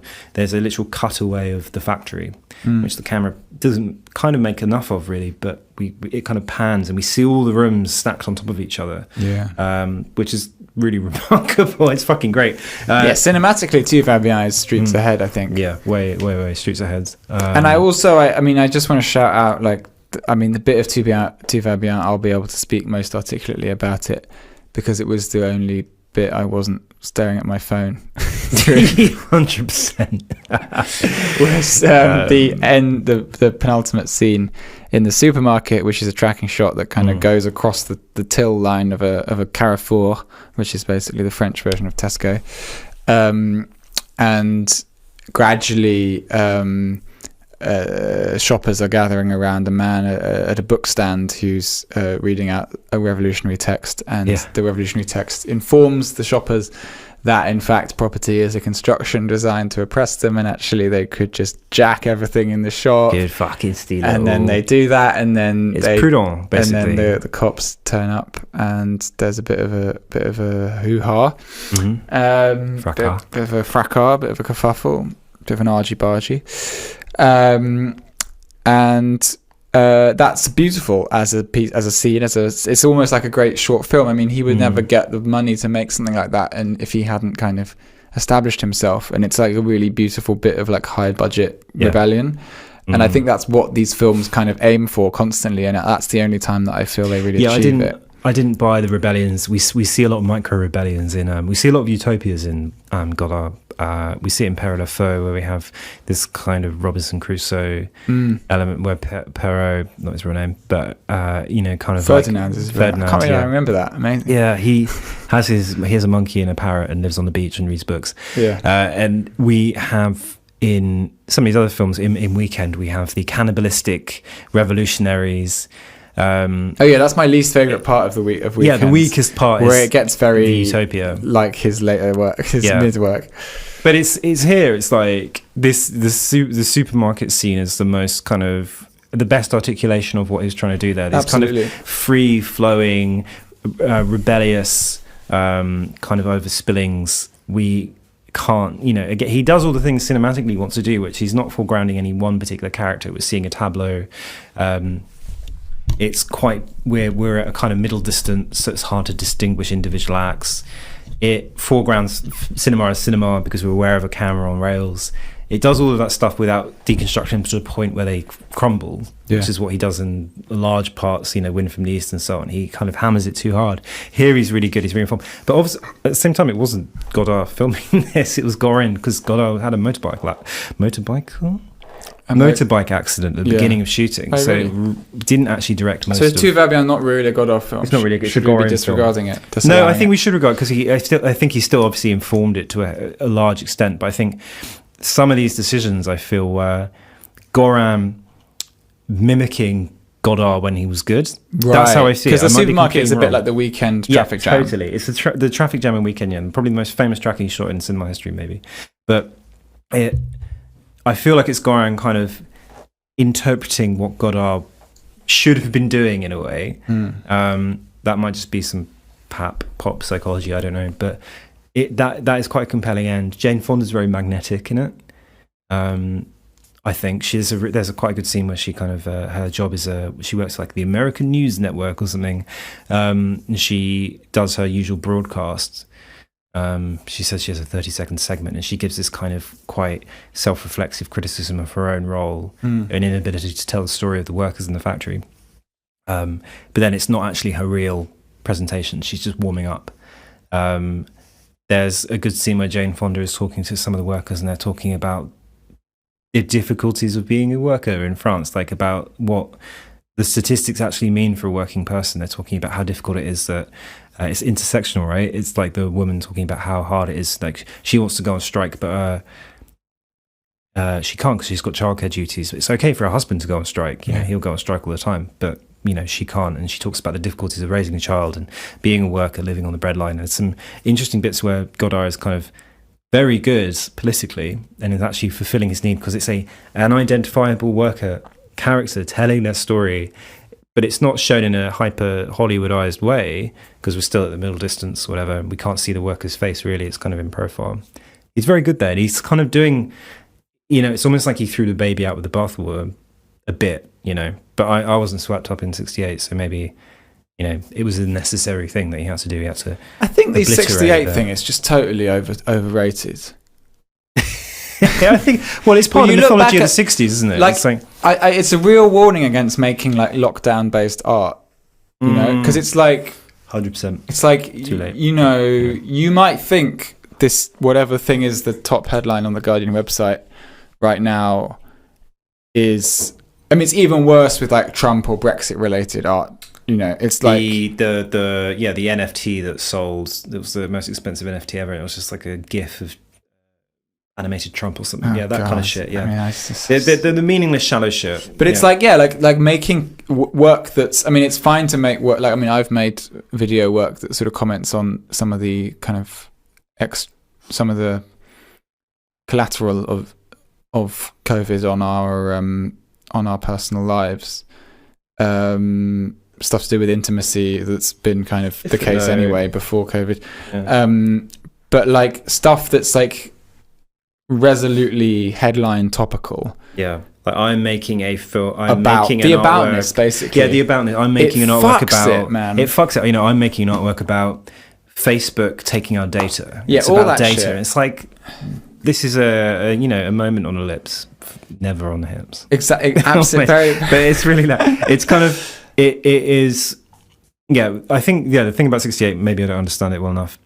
I mean, you've got most of it's about crushed ambition, because you've got the Prague Spring, which was crushed. 10 years before, you've got the Hungarian uprising, another moment of kind of resurgence of political, sometimes quite reactionary, a movement in Hungary, which was crushed. But 68 was crushed. Yeah, and it's interesting to think about this because we started this podcast in. A year ago, nearly. We're coming up to our year anniversary. Obviously, we did this podcast. We started this podcast because we wanted to do a podcast anyway, but we started it kind of prompted by COVID. Like, there's nothing. Like, there was a gap in our schedule to do it. And 6 months after, one of the most crushing. Thinking of all the defeats. One of the most crushing defeats. I mean, there's the student movement, and then there's like the war in Iraq, I guess, which I was very young for. But yeah, like 2019 general election. We did quite a lot of campaigning for Corbyn's Labour, and it was brutal. How the Conservatives triumphed in that election. Now I feel quite kind of ironic about it. Whatever. I don't feel that attached to it all. But at the time, it was horrible, and it felt like our future really wasn't being cared for. And I think, 68, there's a lot of chat about the kind of fervour and the excitement and the strike and all this stuff in 68, but there isn't very much chat about the fact that there was an election that year where the right triumphed, and none of these films really seem to acknowledge that or like grieve that, or like they're all still in this state of like agitation. Something must be done. It's that Chernyshevsky, what is to be done? It's the biggest. That was a question that was agitating Chernyshevsky in 19th century in Russia. That was the most important question, and he produced a bit of work, a novel which trying to address that, and it's fucking dog shit.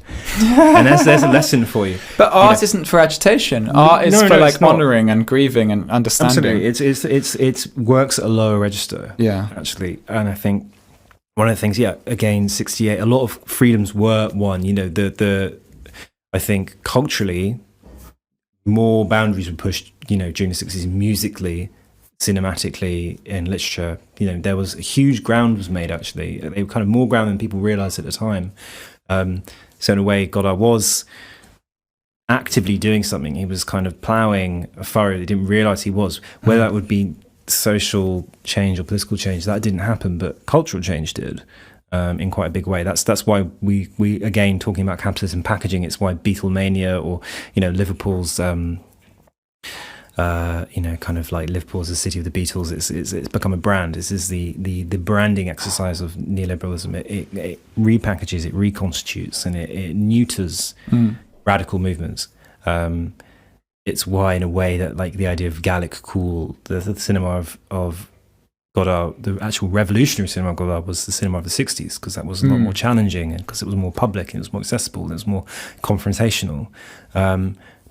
That made ground, and that culturally changed things. I think, But this feels like a sort of gawky mismatch. This feels like Godard's cool cinema sponsored by Marxism. Yeah, like it feels artificially inserted, as a kind of bent. But it's also vulnerable to all the same antagonisms that, you know, we saw happen to say the student movement, like FARC, like 11 years ago, 10, 11 years ago. Because they're, you know, rivalries, factionalism, lack of direction, an agitation that was kind of ungrounded.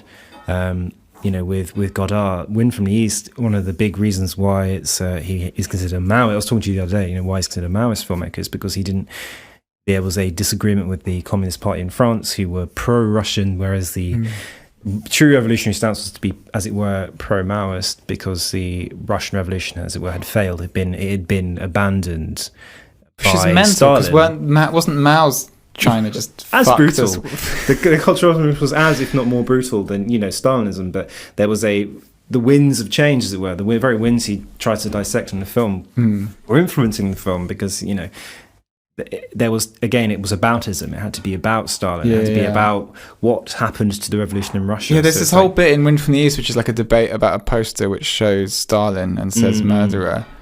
Yeah. And again, it just feels so like weirdly contemporary, like not contemporary to now, but like contemporary to then. It just feels like watching a news broadcast from then. Yeah. It's like John Hold Smoke. That's the problem with this aboutist work, you know, because he, again... I know we didn't watch it, but Vladimir and Rosa is a film about the Chicago 7. Get to the Chicago mic. 8. Sorry, I'm leaning back in comfort. In horror. Ralph wanted me to be uncomfortable.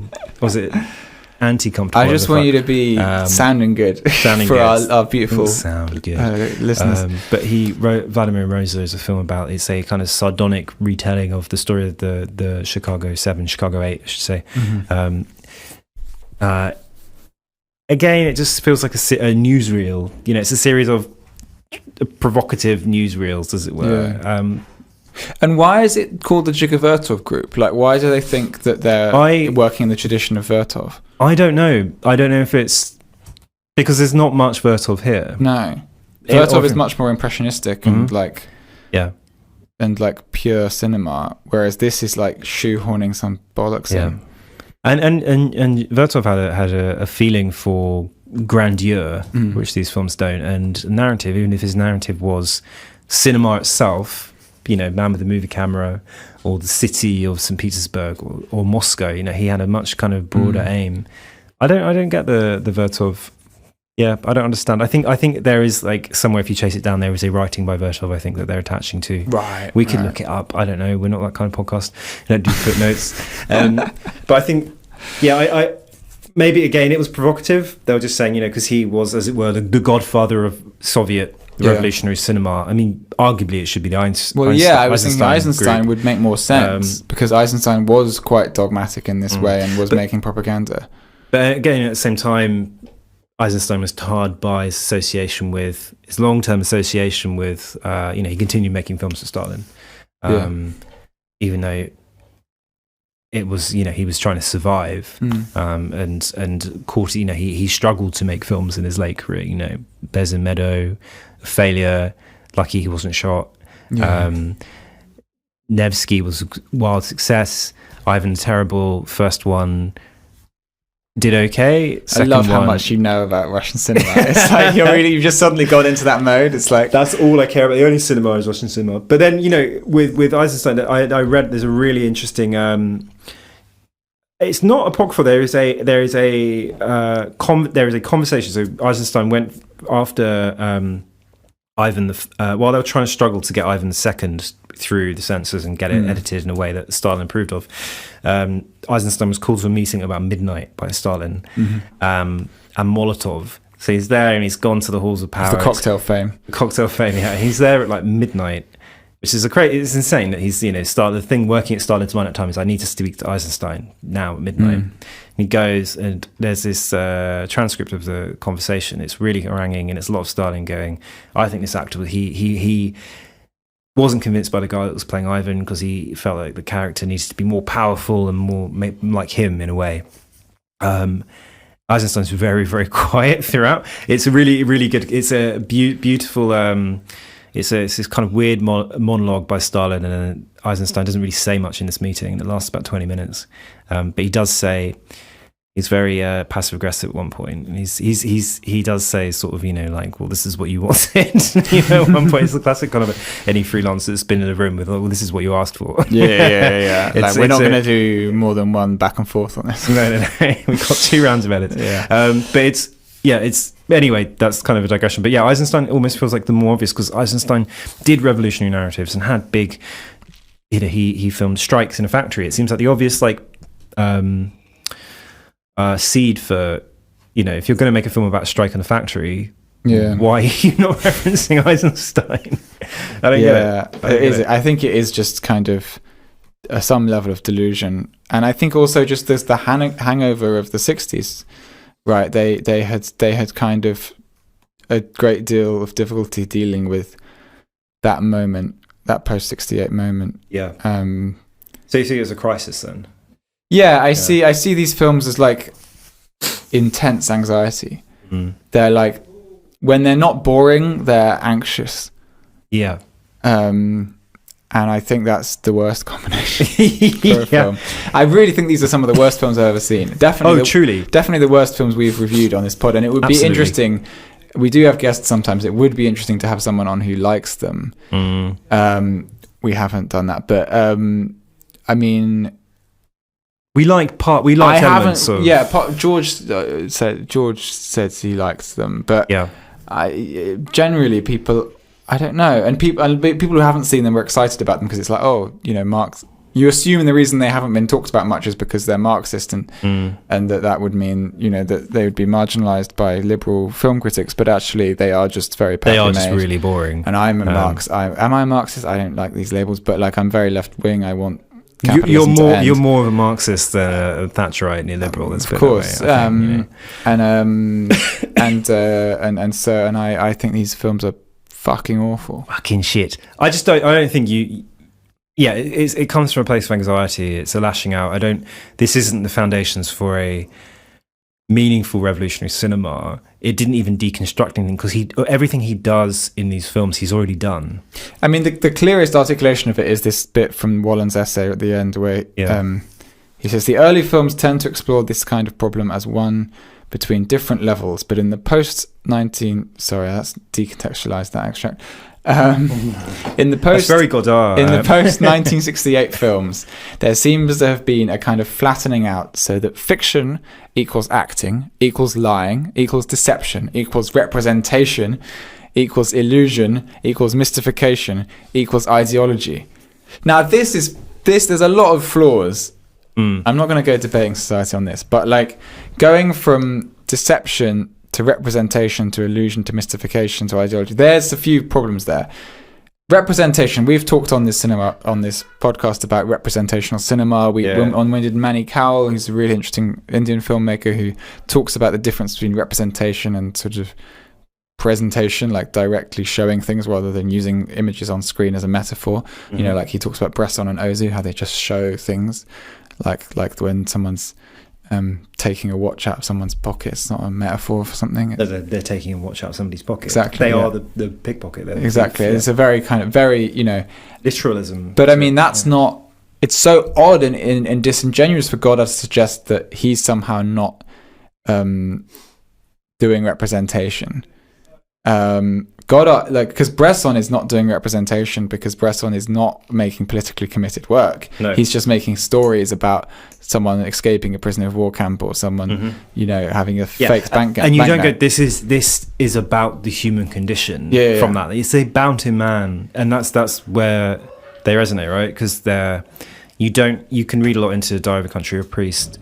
You don't need to. Yeah. You don't need to. This is a isolated crisis. What it is, completely. And so you're seeing. It's not a metaphor. So when you see him tremblingly, soaking his bread in wine and eating it, and that's the only food he can nourish. A dolt or a simpleton might say, this is about the lack of nourishment he's getting from his Catholic faith in provincial French society or something. This is about a man who's just in crisis. It totally directly is what it is. I suppose in Godard's, in Tu vas bien, some of the things you see are kind of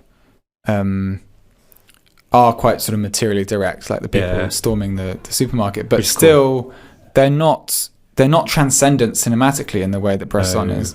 So this idea that he's kind of avoiding representation and therefore avoiding illusion and mystification and therefore avoiding ideology is complete bollocks, because they are just more soaked in ideology than any Hollywood film I've ever seen. Absolutely. And it's not even they're a bit more bait about it, which is perhaps more honest and it's better, more obvious. In a way, he's aware of that, because he's like, I can't escape that. I can't escape representation because I'm a filmmaker and my job is representation, moving 24 frames a second.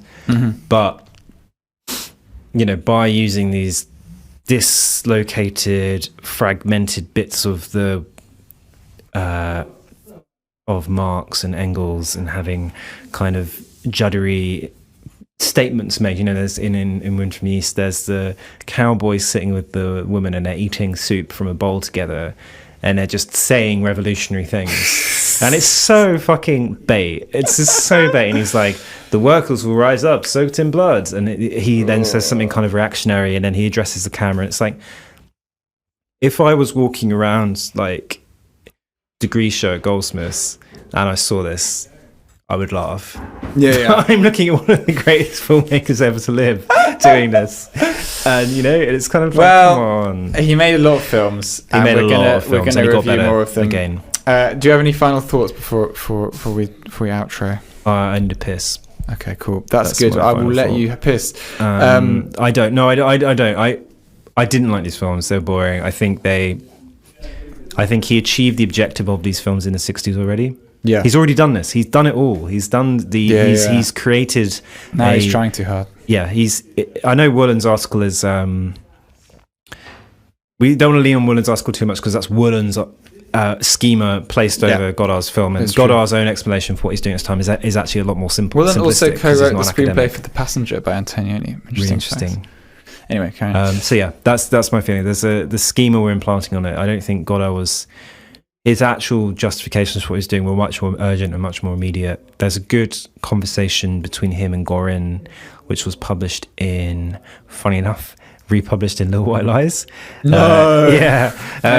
They'd located this interview or found a translation from a book, and they put it, but that's the most accessible place to find it. And the way they talk about it is a lot less academically fringed than Woolen talks about it. But Woolen actually makes these films digestible for me. Yeah, I think if you want to watch these films, I mean, we wouldn't advise it. If you want to watch these films, you should read the Peter Wollen essay, which is called Godard and Counter Cinema, Vendette, Wind from the East.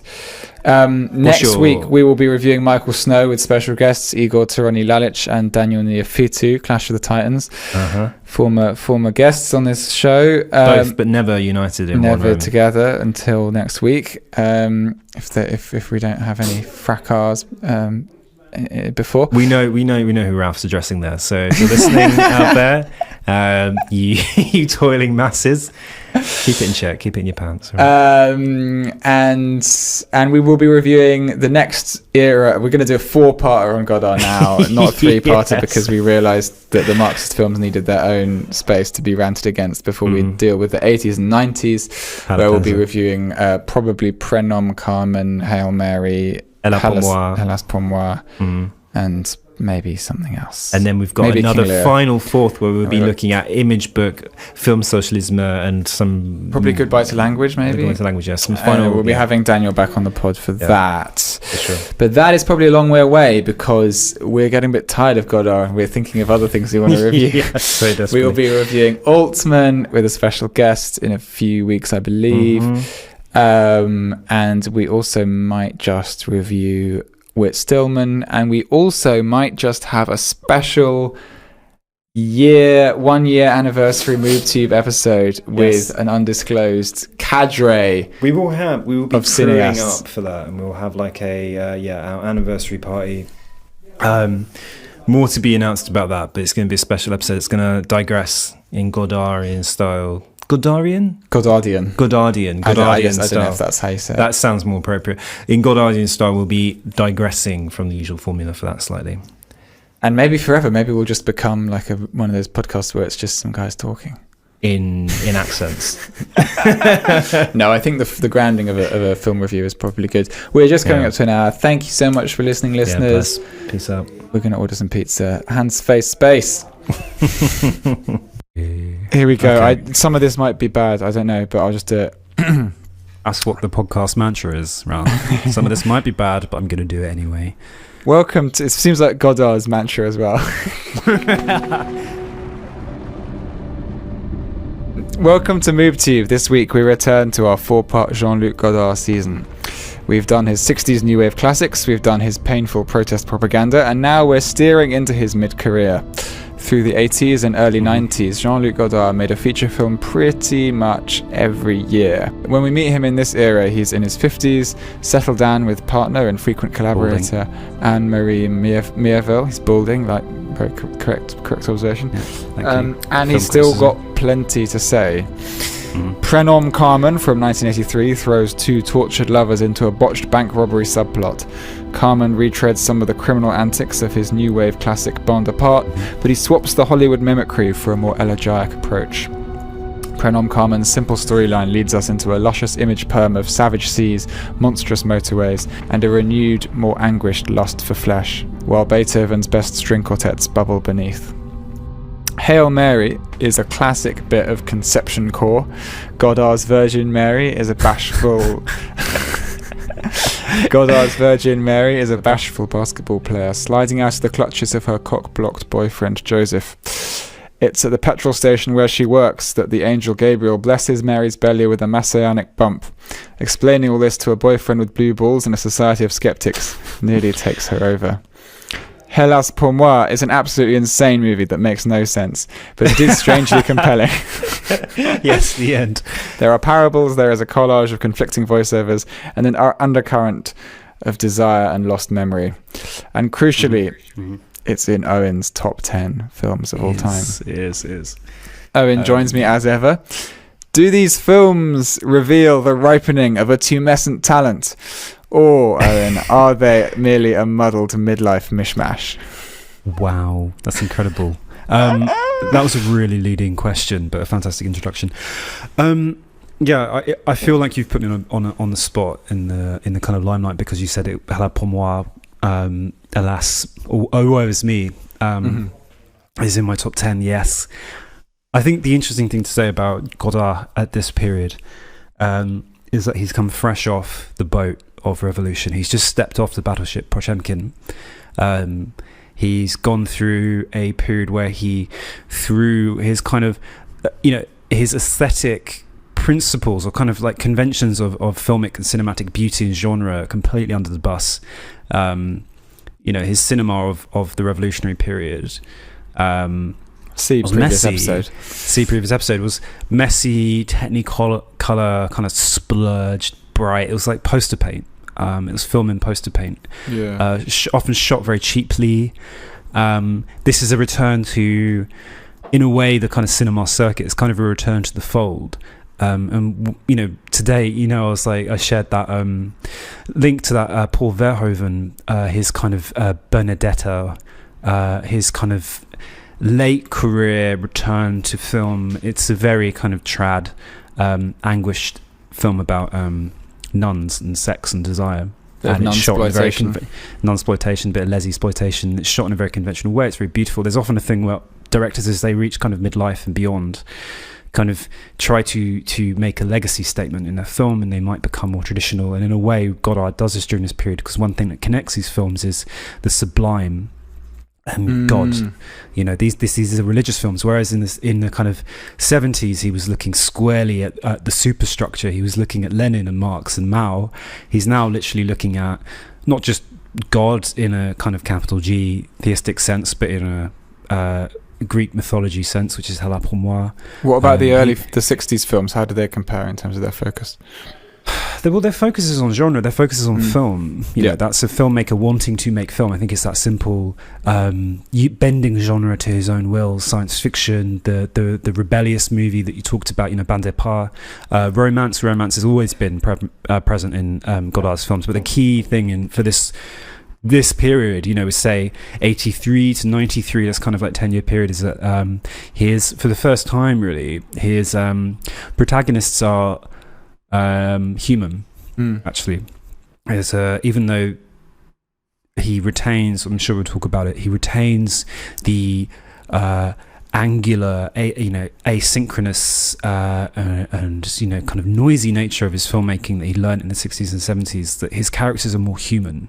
They have their dialogue is more tender, their emotions are more real. There's a return to kind of composition and framing which might be considered beautiful, but they're still identifiably Godard films, not least because Prenom Kamen, Godard is a character in the film. A film director who is trying to stay in a mental hospital. He claims to be mad, and they're trying to kick him out because he's maybe not mad. That's classic position of the artist. Classic position of the artist wants to be rails against society, wants to be called a madman. They say he's not a madman. It's interesting. So for me, that's how I would kind of draw the wagons around these films and say they are human. They're much more focused on humanity, the human condition. They're linked, as you alluded to with Blue Balls, they're linked to desire and frustrated desire and the anguish of desire, consummated and unconsummated. There's still a concern with film and the making of film. Film is a question about film. But they are much more human and beautiful in the way that Bout de Soufflé was beautiful. Maybe more so, actually. They're probably his most beautiful films. They hark back to Le Mépris for me. Yeah. Actually, no. The Mépris, I'd almost forgotten about. Highly constructed beauty. Aiming at the sublime, using repetition to elicit a kind of spiritual experience. Using the boundaries of the start and the stop of the take. And the boundaries of what is in the frame, what is in the diegesis of the film, to stimulate intrigue and curiosity and excitement. You're right. Depth. He's more diegetic here than he ever has been, and the non-diegetic still plays a part. The kind of misaligned shot with voice and music, you still get these bursts of classical violins. Dvorak, let's talk about Prenom Kamen. The first of the three that we're going to look at, which is 83. I said it because he uses these shots of a quartet playing one of the string quartets by Beethoven, and that's the non-diegetic music, and then it becomes diegetic when you see this quartet, who aren't part of the main narrative at all, but part of the film is watching them repeatedly rehearse. But let's talk, because I'm very conscious that these are very underseen films, and they're not widely available. I mean, we watched these on torrents. I don't think you can parody. I don't think you can really see these on Amazon Prime or whatever. No, you don't see them screened either. I did a cursory little browse through BFI player, and it's the Godard we know is the Godard of the 60s, and that's how history has framed him. Terrible, because not terrible. They're good films, but but it's terrible that this era is so neglected. But specifically, these three films, I think they're three of Godard's most interesting films. Prenom and Hail Mary, in my opinion, are two of his greatest. Yes, easily.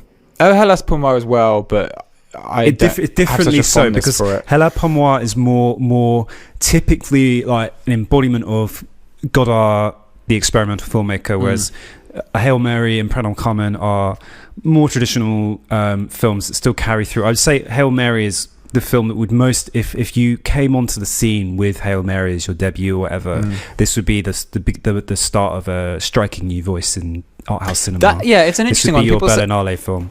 People say this about Bob Dylan, that his he has to work so much, and Leonard Cohen as well, their later work, if this was a new artist, it would be a breakthrough, but it's just for them. It's just like a genius doing another quite genius thing. It's like wheeling out another. Although talking about Hail Mary, because Hail Mary came with a storm of controversy. You know, Godard. It's very easy to say Godard is a controversial filmmaker, but how controversial were Breathless? How controversial was Weekends? It was feeding a story to a revolutionary, as it were, audience, young. Metropolitan Hail audience. Mary really put the cat among the pigeons. It really did, because this is a story of the Immaculate Conception of Joseph and Mary, set in 80s Switzerland. Mary works at a gas station, or lives at a gas station with her father who pumps gas. Her boyfriend Joseph is this layabout dropout who drives a taxi and looks a lot like Godard in the sense of he's got these sunglasses all the time.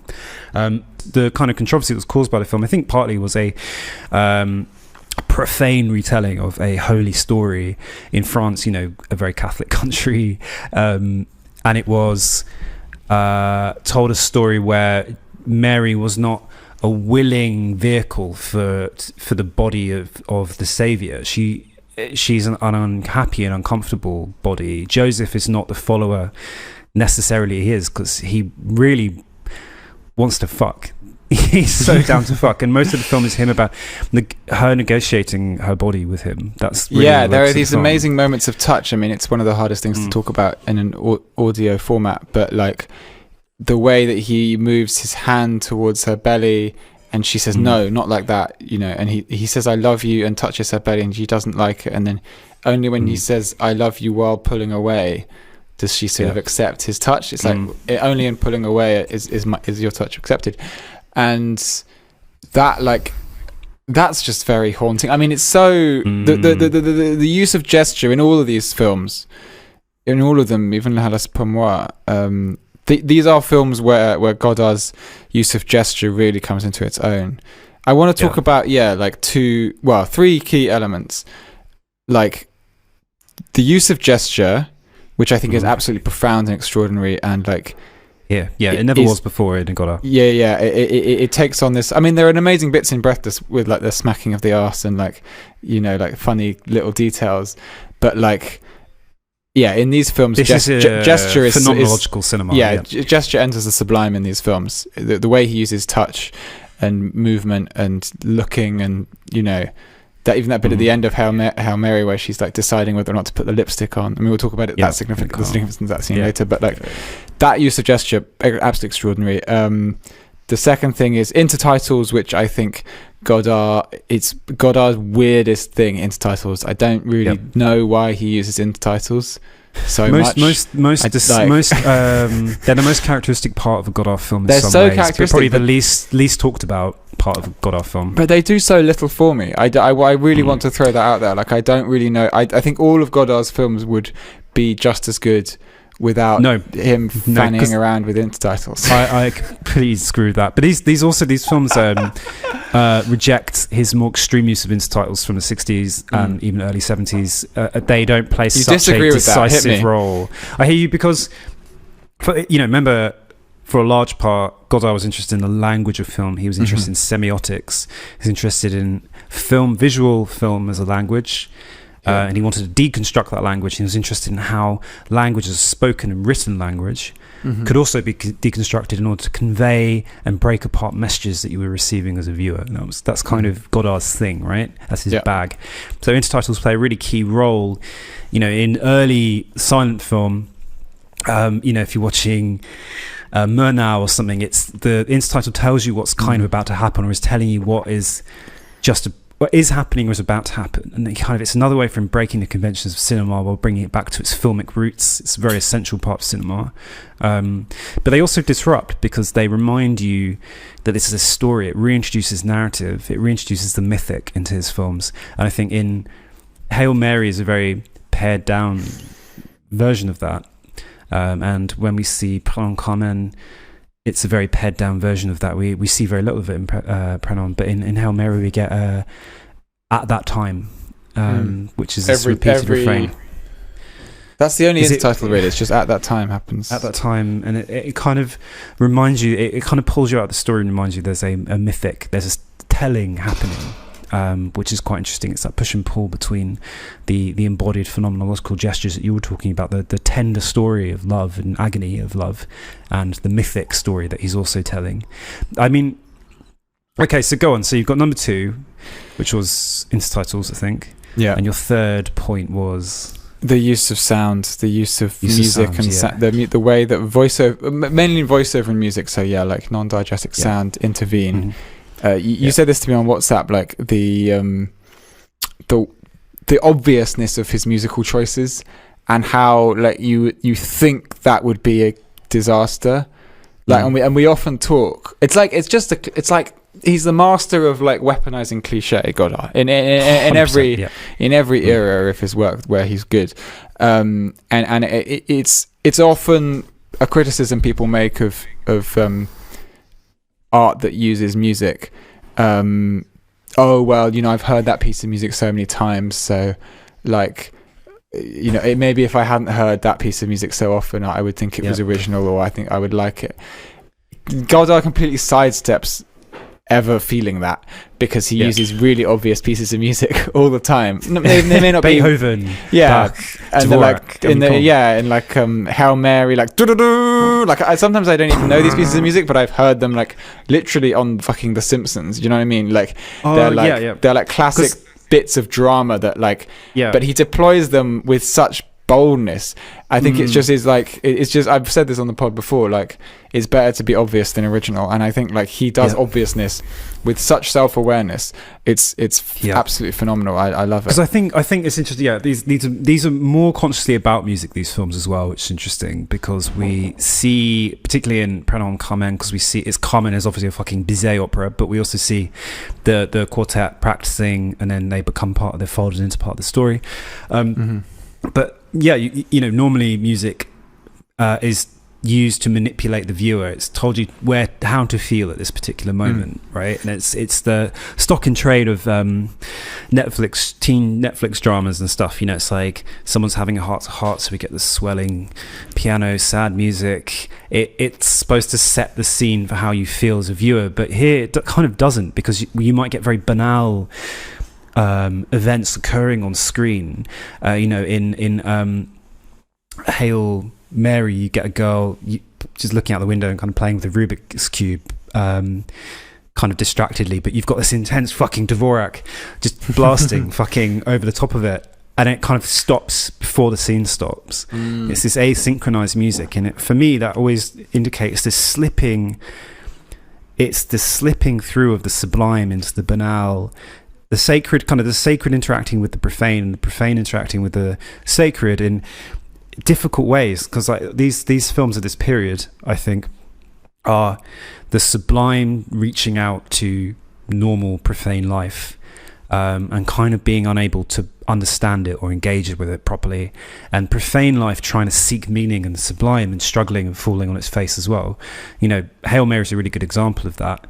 Because there's actually a parallel narrative where you've got a professor who's believed he has been able to identify creating original intelligence behind a universe, and he's kind of fucking one of his students, a bit confusing, and he's trying to find God. He believes he's isolated the electromagnetic signal released from a particular kind of organism. He calls it a bacteria, actually. So for him, God is a bacteria, but he believes he's identified it, a structuring intelligence behind life and the universe.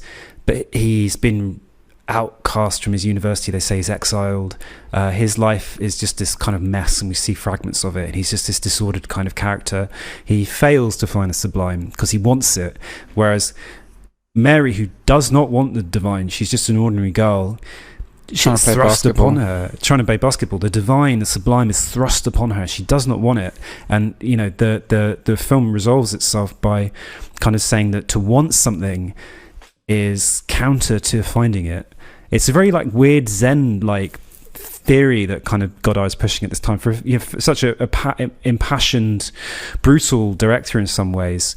He's kind of saying no, to want to show something, to want to understand something is to fail. It will be thrust upon you, and you will then struggle to understand it. And that's the anguish of these films of these periods. And for him, it might not be about God. I think God is just the most convenient cliche, as it were. It's another one of his cliches. It's like the crime drama it's just another one of the cliches. No, that's to do him discredit. I think he is having I think he is a sublime thinker. No, it is sublime, but I think, I don't think God comes into play in quite the way that, like, you know, a kind of a religious leader who is offended by Hail Mary might think it would. But, like, I think that the way you're absolutely right about this Mary having this baby thrust upon her, it's like it creates in her this intensified ambivalence. And all of Godard's best work, I mean, Vivre sa vie is a perfect precursor to this, you know, about like a woman who starts doing prostitution and her ambivalence and her like desire, but like her repulsion and the decisions she makes and the kind of decisions she doesn't feel she's making, and, you know, all of that sort of weird mixture. You know, that's what film is uniquely placed to capture, you know, because film doesn't provide an internal monologue. Film doesn't tell you what people's motivations are. They just shows you their actions. And I think these films are like masterful depictions of that ambivalence, particularly Hail Mary, because she becomes, you know, so like all the things she says, like when she says, oh, you know, he's like, why didn't you kiss me? And she's like, I do kiss you. And the moments when she draws his sexual, you know, his hand in, I mean, there's something I want to say about feminism. Always a worrying sign. The Joe Rogan experience has begun. But I just want to mention the lipstick, because that's another amazing moment of ambivalence. At the end, the very end of Hail Mary, she, you know, she's had the baby. Spoiler alert! She's had the baby. She's happy. The baby is kind of like a messiah. And she's just in the car on her own, and the angel Gabriel sort of like, you know, kind of catcalls her basically, and then she sits in her car. She pulls out this lipstick and she looks as if she's not gonna use a lipstick, and then she decides to use a lipstick, and it's shot in various different cuts, some of it out of focus, some of it in focus, and it's like this heavenly moment where she decides, and I don't really like symbolism and meaning or whatever, but like, you know, she's deciding she's going to fuck, you know, that she's going to maybe DTF at this she's point. Maybe going to be a prostitute. You see her, you know, like the putting on the lipstick means she's like embracing her fleshy bodily form. You know, she's no longer just a kind of a soulful, like, you know, a virgin. The holy no longer a virgin, yeah. And that's the kind of the ambivalence you were talking about structures this film, and even the ambivalence of the Godhead that is reaching out. You know, Gabriel, you mentioned Uncle Gabriel, who's accompanied by a small precociously intelligent child. Gabriel is this kind of, he continues the typical, again, the Godardian character type of the kind of insane interloper. You know, a lot, especially in this series of films, you get the kind of mad interloper into a world for whom chaos and disorder are kind of a norm, and they create there's a lot of irrational pushing and pulling. In you know, it's Lemmy Caution in Alphaville, who enters Alphaville and just chucks shit around and kicks people over and just generally causes chaos. It's that character. Here, he turns up to Mary's and he's just shouting and yelling, and Joseph, he keeps pushing Joseph around. He holds Joseph's head down like a dog. He goes, no, because Joseph is trying to touch her. He's like, no, this is the law. And he's kind of this avuncular character, but he's not a kindly person. He's this chaotic, weird figure. I think it comes back to, because Godard... No, let's go back to the lipstick. You're right, because he catcalls her. It's great. You hear the church bells, and he kind of catcalls her. He's like, hey, lady, what the fuck? And he says, Hail Mary. And it's done with such kind of like irony, and, you know, like it almost means nothing. Like the holiness almost means nothing. And when you actually see the kid, the Messiah, he's just almost this Damien-like figure. He's quite a weird little child, you know, because he's got the burden, and he kind of like quotes bits of Jesus from the New Testament at his parents, and they're like, no, stop that. It's very good. It's got that thing. He's done the tender thing, and it could be a very pious, holy film about you know, God is with us in the modern age, but it's not, because Godard is still making jokes. Yeah, and I guess it's kind of more about women's role in society, and whether a woman can, you know, because she plays basketball, and the irony in that basketball is that, like, basketball netball. is like a bloke's game, really. Like netball's the more girly version. She's doing a kind of, she's being a jock basically. She's like tall, she's a bit horsey, like she's playing but then again, they're all wearing these really short like shorts, and like it is. I like, think they're that's being quite. watched It's not and stuff. sexualized though. It's not sexualized, but it's on that kind of knife edge of being like right. a lot of the things that happen and a lot of things she does are like when she's getting her pussy examined by the gynecologist guy. Like it's not sexual, but it's like so close to being sexual. Yeah, and you're complicit. It problematizes your own God. Yeah, you're watching it thinking like, you're watching it. But he's like not doing hot. it in. Yeah, it's kind of hot. And he's not doing it in a cultural wars way. He's doing it in a. It's not to like go, oh, actually, you were aroused by that, so you're bad. He's saying you're aroused by that because this is sex. This is an erotic drama. That's he's bringing the erotic into the spiritual, into the holy. That's why I upset all the priests. I'm sure because they all had hard-ons. I had massive rages. I mean, that's the thing, because the Catholic Church in particular has always been erotic. The worship of the Virgin Mary and the worship of the Virgin has always been sexualized. This is a highly erotic activity, the church, not only when it diddles kids, but actually it's funny there was a bomb plot against this film. Supposedly there was the threat of a bomb being sent to the Jean-Luc Godard Films production office. What a legend! That like leads to, I suppose it's France. They love a good bomb. It's France. They love bombing. And also he was at Berlin, I think, Berlin Film Festival. He was pied. He was cream pied, lads. There's a good video, pie in the face. Yeah. It's actually, I shared the video the other day, but it got lost in a mix of messages. But it was actually caught on camera. Sort of shitty VHS news camera, but he gets pie, and it's Jean-Luc Godard, so he does a little interview, and he's just like licking the pie off his face and eating it and looks very happy. And he says something, but the video I saw wasn't translated, so we may throw the video out there into the ether, and if any of our delightful followers speak French, if they could translate what Jean-Luc Godard says, I would absolutely die to hear it. We'll read it out on the fourth Godard show. Yeah, we will. But yeah, so the controversy here is he was eroticizing something, mixing the sacred and the profane. And it's interesting because Prenons Communs, again, he is taking another very famous opera, probably one of the most famous operas, by Bizet, 1875. And he is making it absurd. He's setting it in modern day France. I actually think that do you agree with this? I felt like Prenons Communs had the most weekend energy in it. Yes. Yeah, because of the way it sort of deploys violence in quite a... I mean, there is something odd about the way Godard does violence. Like the way he does... It's like, it is a bit like an opera in a way. It's got a strange stilted theatrical approach where it's just clearly a bunch of people who've been ordered around to do stuff. He does like mass violence in the way that like pornographers do sex. Like it's just so like kind of brash and yet functional.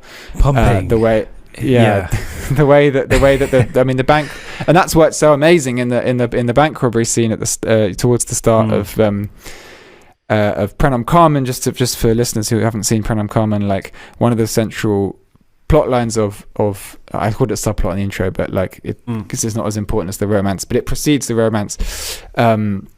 Is this bank robbery that very glamorous girl Carmen is part of this crew of bank robbers, and there's a sort of shootout where she runs into this security guard who's armed, who's been gunning down some of her comrades, and she's got a gun, or one of them's got a gun, and the gun fails, and then they chase and they fall down some steps, and they sort of roll around in fight, but then the rolling around in fight becomes very intimate and sexual, and then the rest of the film is their sort of very anguished romance while he's he goes on trial for collaborating in the bank robbery, and it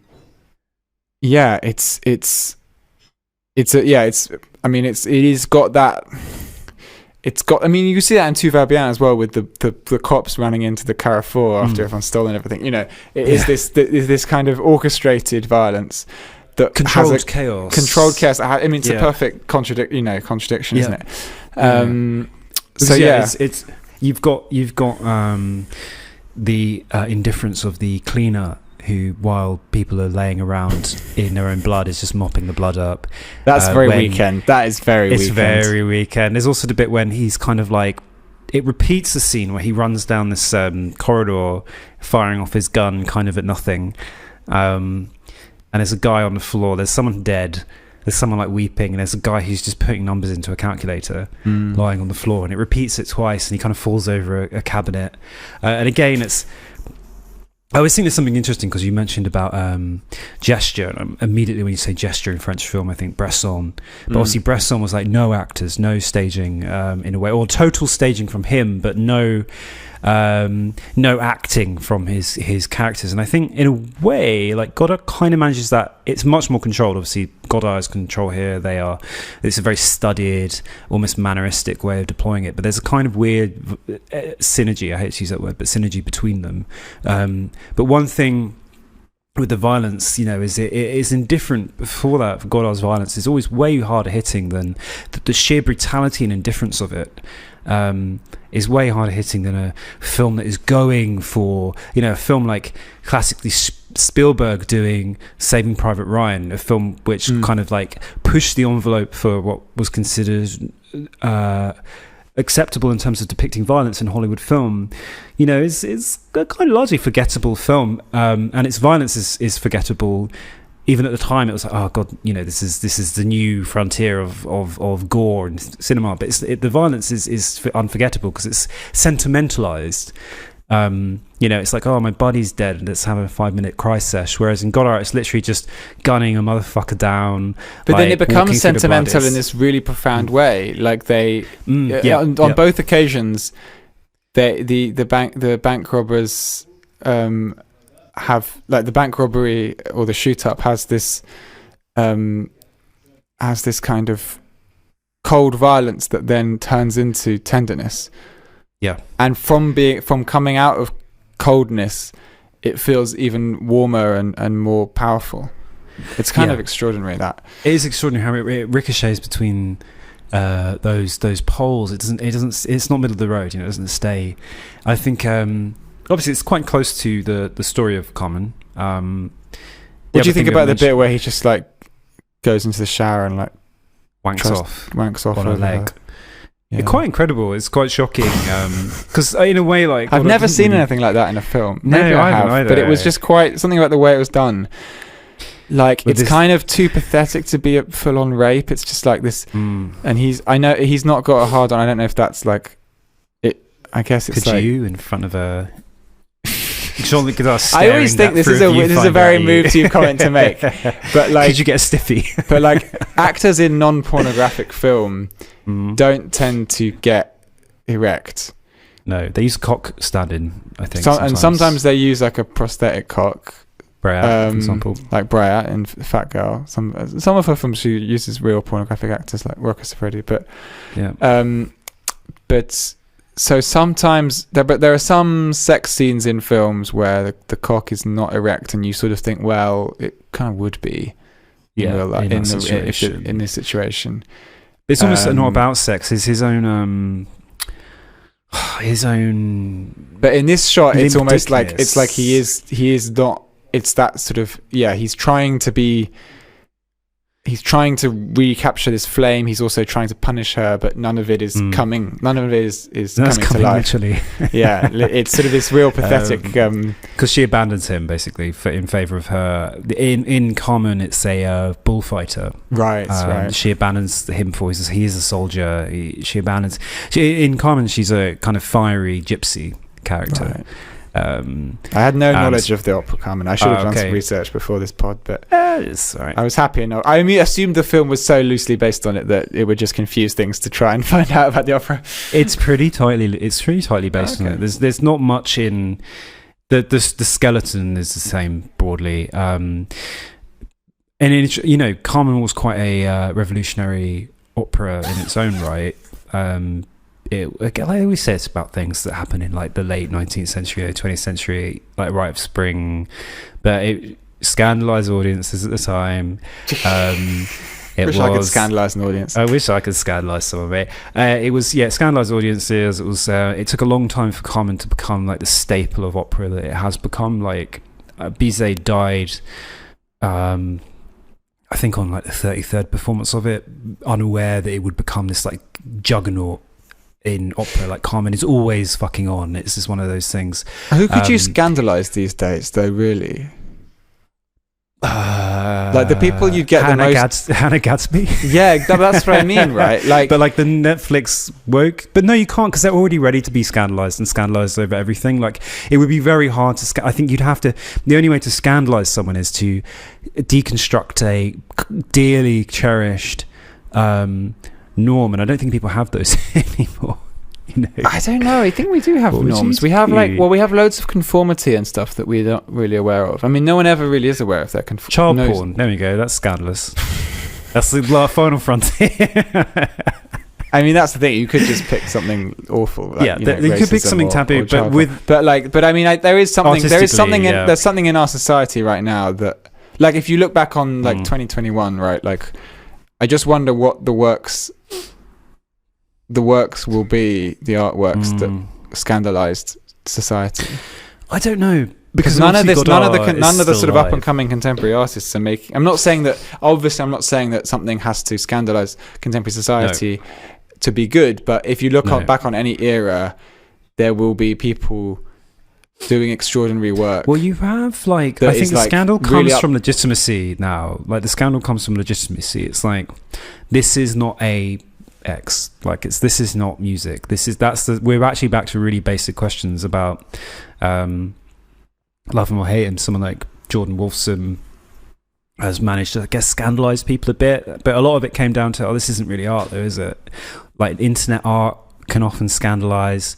Amalia Ullman, sorry, you've got these kind of people that, but again, it comes down to scandalize. They don't scandalize. No, it's just it frustrates people within that clique, within that world, and going, oh well, it's not. But then they make loads of money and loads of people buy it. I don't think any. Exactly. No, I mean, Godard, whatever. Maybe this is a bit still alive though, you know. So yeah, I mean, he's still making one more in him. He's definitely got one more in him. Can we talk about? Can you talk about Hella Pomois? Because you said to me, you did a very glib intro, which I loved, but you're like, it's baffling or whatever word you used. So what was your reaction to Hella Pomois? Because I know we've been neglecting it. It's the elephant in the room. It is the elephant in the room. Very well put. I mean... Take your time. Hella Pomois is...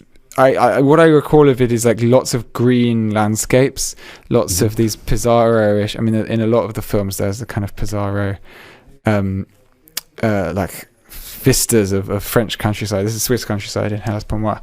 When I read the Wikipedia synopsis for Hellas Pomois today, having watched it last night for the second time, I was just like, so baffled, because almost nothing of what was in the Wikipedia synopsis felt like something I saw in that film. No, the Wikipedia synopsis is not helpful. Well, yeah, but I mean, I just watched it and I was loving bits of it and kind of letting it glaze over me. And I thought the way that the sound panned, you got different voices coming in on left and right. The way images come in is so beautiful. The opening is just like, it's just one of the best openings to any film ever. It's just extraordinary the way that story is told in this repetitious way, and then you have this amazing tracking shot that glides into this like a beautiful shot of this girl like watching over the lake. But this is the thing. I'm not challenging you for it's not like the Hodorowski episode. Like I'm not challenging you. I'm like wondering. I'm admiring you for liking it. Like when you put that in your top 10. God, that's right. When you put that in your top 10, Hellas Pomois, I was like, fucking legend, because like I aspire to like be able to just bathe in that film, because there are you're supposed to bathe. So many extraordinary moments to it. You were supposed to bathe in Hellas Pomois because the asynchronicity the use of intertitles, the abruptness of his editing style here. And yeah, I got shit for talking about Pissarro the other day, but it's true. Like, this is actually in some ways Godard his most mannered. Obviously recalling that Pissarro was like, of the Impressionists, kind of considered a bit of a fuddy-duddy, and his paintings excelled in this grisaille that's kind of grey. I mean, this whole era of Godard, by the way, is like deeply painterly, right? And it's like, whereas say Prénom and maybe Hail Mary, it kind of excel in this piss yellow often, and these very studied rooms, depictions of fruit and vegetables, still lifes. Here, you've got it's on the Swiss lakes. Remembering that Godard is Swiss, or half Swiss. With À la Pomois, it's similar to Hail Mary. It is a story about God supposedly fucking a woman, taking on the form of her boyfriend, her partner, and fucking her. And like Carmen, it is a myth, kind of a legendary story, because this is Greek mythology. Zeus coming down from the heavens, taking on the body of a swan, or whatever, or a bull, and fucking someone for some unknown reason. And yeah, plot-wise, it's baffling, it's confusing, it's kind of like a murder mystery. There's like man who wants to decipher what's happened. It's kind of playing with genre, but again, in such a sublime and abstract way. This is as close as Godard gets to, I think, pure cinematic expressionism within the confines of his impressionistic, limitations of film, without going full brackage on the world. He's extremely expressionistic here in his editing style, and that's what I love about this film. It's what pulls me in. It's arresting, it's deeply watchable. I watched it without subtitles, not that I speak French, but today I was like scrubbing and just enjoying the look. There's these Depardieu, there's these kind of grating, gravelly voiceovers, which kind of pulls you back to Alphaville in a way, with the computer kind of going on. There's all this like great shit happening in it. It is about, I think there was a thing I read, maybe it was on Wikipedia or somewhere else, but saying, the script began life with Godard taking a train in Switzerland and thinking he wanted to make a film about God travelling on a train and watching the struggles of humanity from the train windows. He drove to all these places, and it turned out to be impossible to do because it would be a bit heavy on the special effects, not really his thing. But this is gain, what I was saying earlier, the ambivalence of God or the gods trying to observe and interact with humanity, humanity trying to find the sublime and react to the sublime, both of them failing, the beauty being in the failure. And that's why it's part of his Sublime era for us.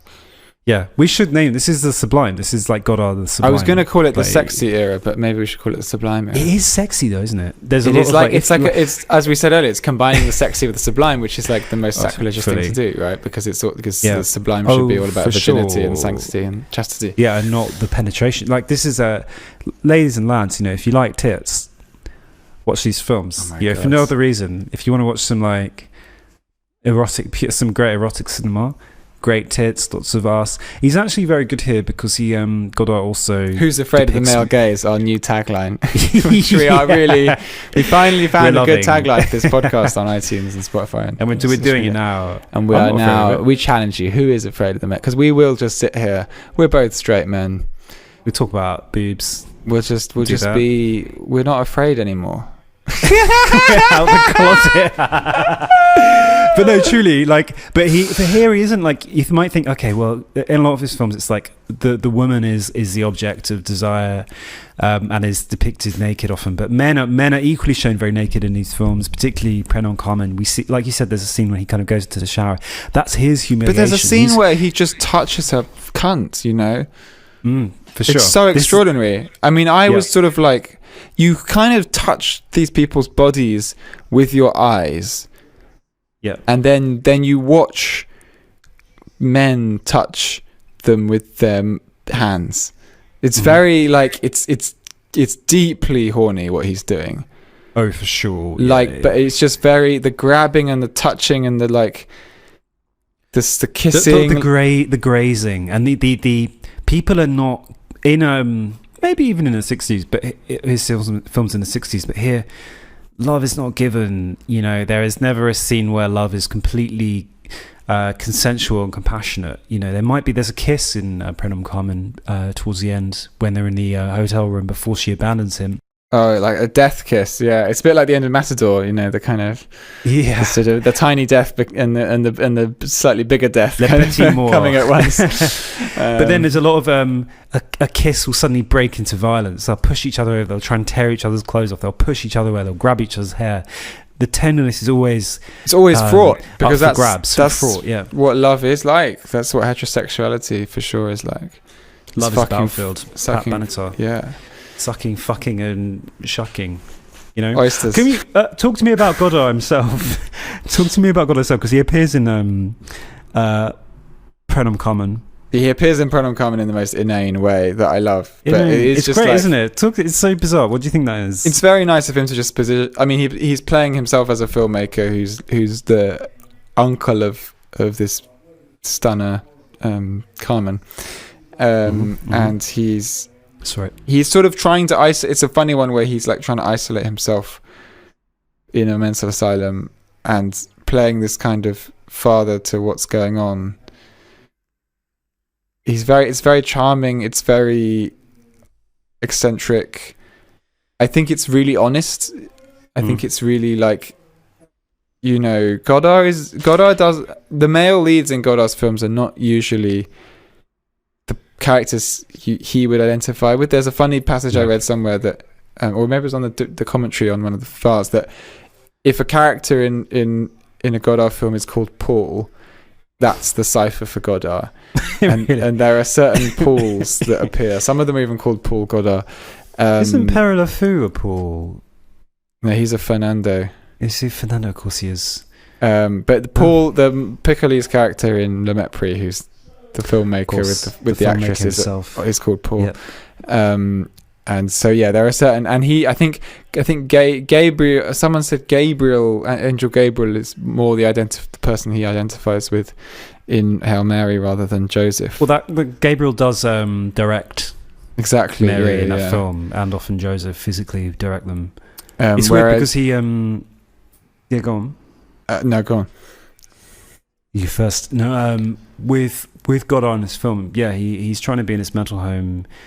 He is supposedly working on a script, and there's a very caring nurse who kind of becomes this kind of companion.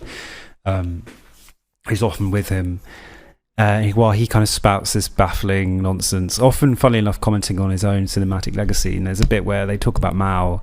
Obviously, Godard had a Maoist period in film in the 70s. Sadly, famously. Wherever you think about it, but there's a bit where he says, everyone's over Mao now. Mao's not interesting, but he was a good cook. He fed all of China. And there's these really great bits where he kind of comments on his own. This is Godard. Godard's, he's again being metafictional, metatextual, and putting himself in his film, and it's self-aware as film. It goes back to that Woolen article where, you see the camera, you see the shadow of the boom. That's Godard. Yeah, but it's so much more class the way he does it in these films. He's grown. He's all grown up. He's learned how to do what Woolen is saying in the 70s well. I was thinking last week or this week, the other day. We were very harsh on Godard's political turn, but I did spend 3 years working for Novara Media, and I worked for Corbyn and the UK Black Lives Matter. I'm not showing off here.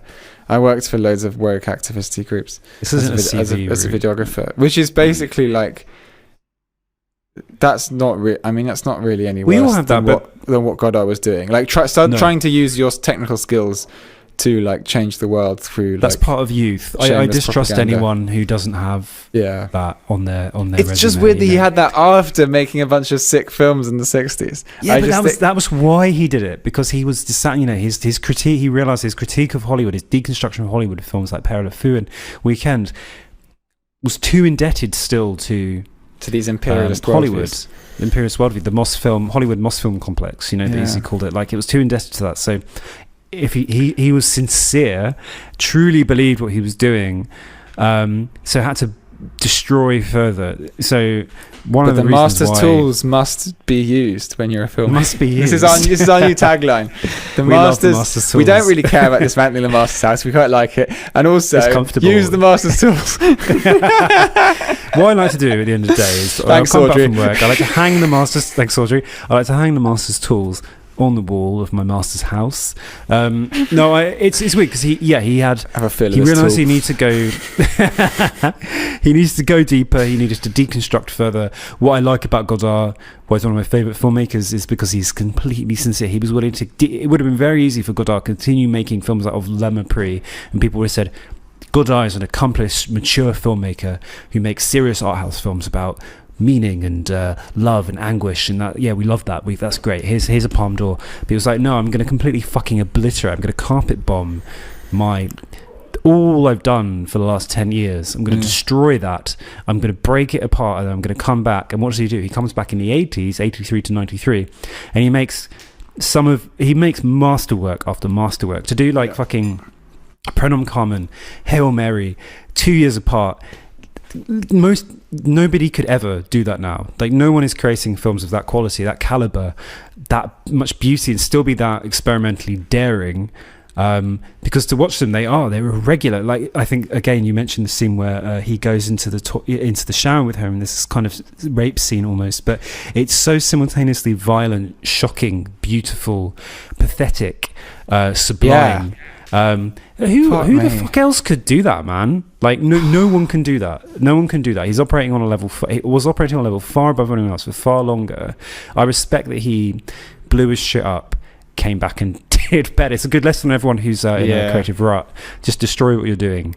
I mean, and also, like, so amazing that, like, I'm torn between. You'll say your top 10 Godard, your film by Godard that's in your top 10 is Hellas pour moi. I respect that. It's not in mine.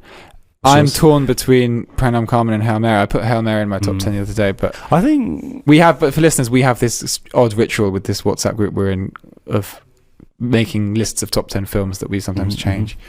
And I took Vivre sa vie out, and I added. You love Vivre sa vie as well. I love Vivre sa vie, but when I saw slightly less. When I saw the Godard political films, I liked Vivre sa vie a bit less because I realised that he'd started when he did all those stats about prostitution during the bit where she decides to be a hooker. I realised he was like learning how to make propaganda in Vivre sa vie, and it made me like Vivre sa vie less. But I love Vivre sa vie. Vivre sa vie is so tender and beautiful. It's so good, so tender. However, Hail Mary is Hail Mary. Like, with top tens, you can't just put like the top. You can't just put the films you most want to watch all the time, or you can't just put like almost not the best films. Like, you have to have some area of like representation, not like in a diversity way necessarily, but like representation of like what you feel cinema can do. And like, I really in my top 10, I really want to point to these two films, Pronom Carmen and Hail Mary, that we're discussing tonight. And I want to say, like, I love cinema because cinema can do this. Yeah, that's the function of a list, actually. And I think, that's again, it comes back to that question of there are certain filmmakers who, again, Tarkovsky being the kind of golden child in a way, and a lot of people talk about Tarkovsky, and there's a lot of disagreement over which Tarkovsky film is the most superior. Pretty much everyone agrees that Solaris is his weakest film. I think that's very fair, except the people who say it's their favourite. Exactly, apart from people say who are fucking wrong. But for me, Sacrifice for me was the closest to the Sublime, and Anguished for Tarkovsky. But you feel differently because you're Mirror. Well, actually, I it's Stalker, but I was thinking of switching to Mirror. I mean, Mirror is phenomenal, more films. Because again, I think Mirror is closer to what my ambition for cinema is. Mirror is like more startling, more devastating, more extraordinary.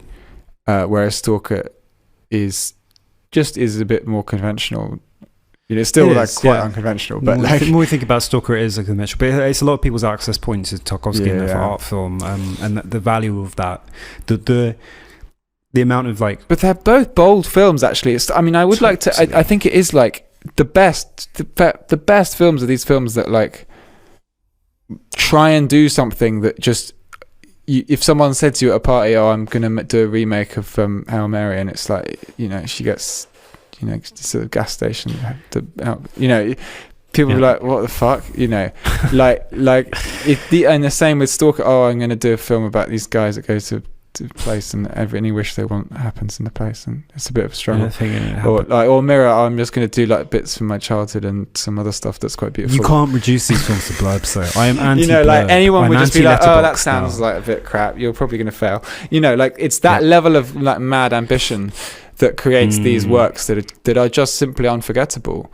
Well, this is it, and even when we talked a while back, maybe about the stranglehold of an adaptation, any adaptation that tries to kind of exactly copy the story will probably be bound to fail, because it is trying to be a thing it's not. It is what Bresson called, like, almost the stranglehold, the terror of theatre. It says film's dependence on theatre, and you could say film's dependence on literature is another thing. It's like, but you can be like that thing, you can speak to it. Tarkovsky with Stalker, the Strugatsky's novel is nothing like Stalker the film, absolutely not at all. They're not even comparable, largely because Stalker has one joke in it, whereas Roadside Picnic is full of jokes. It's a funny book. It's like the Heinlein era of Panther science fiction. It is funny. It's a funny when I book. read the Stalker book after having seen Stalker like 6 times, and counting. I didn't. It's one of the rare occasions of reading an adaptation after a film and not picturing the film at all. Yeah, like all of the imagery I which was is imagining testament. Was like a different film. Totally different. You can't. They're not even comparable, which is great. But yeah, to take it back to Godard, Godard is an adapter at this period. He's like fascinated by the big stories. The big stories, which is great, because like film is the perfect medium to tackle the big stories, because you've got quite a lot of you can activate a couple of senses at once, which is more than a book can do. Walter Ong, fuck off. There is only one sense with a book, which is eyesight. But it's you can activate a couple of senses at the same time. You've got the canvas. The whole world is your canvas. It's the study of humans, or people. That's what film really is. People in place and people among other people. That's really what it is. But I mean, that's what's so appealing about Godard at this time. And we struggle to talk about Helen Paul Moir, and I kind of don't want to talk about it anymore, because there's not really much to say. It is, ultimately, a lot of the film rests on a deconstructive approach to narrative, because it's really about what really happened. It questions whether the central conceit of the film happened, which is whether God did fuck the woman in this guy's form. That's kind of the central problematic of it. Was it you or was it him? Capital H. Him, yeah, capital him. His tumescent majesty. I do want to say something. I do want to do a shout out to the short film that frequently precedes Hail Mary, The Book of Mary, by Anne-Marie Mieville. There are one doesn't, because he was working with her quite a lot, and living with her. They collaborated on a few things together, and I think she wrote Prenum Carmen, she was a writer for Prenum Carmen. She might also have been she was the editor of Hail Mary as well. Well, yeah, all of this is to say, like, I don't want to speculate which way the influence went. I think they were clearly quite a big influence on each other. Like, I didn't realize. I don't think you realized either while watching the Book of Mary until it was finished that it was a discrete piece by a different director. Now that I know that, I can sort of see certain differentiations, but like, it is such a beautiful short film. Fuck yes, it is extraordinary. Yeah. I mean. It is you were really taken by the dance scene, weren't you? The Mahler dance scene at the end is like this amazing, organic, unself-conscious piece of expression by a child actor who's completely like in the zone. It's shot with such gorgeous restraint. The color hues of the whole thing are just so warm and brown and green and natural. And the way it handles this, classic story of two parents, separating and handling a child, is in a short space of time. When I talk about short films, we had an episode about short films.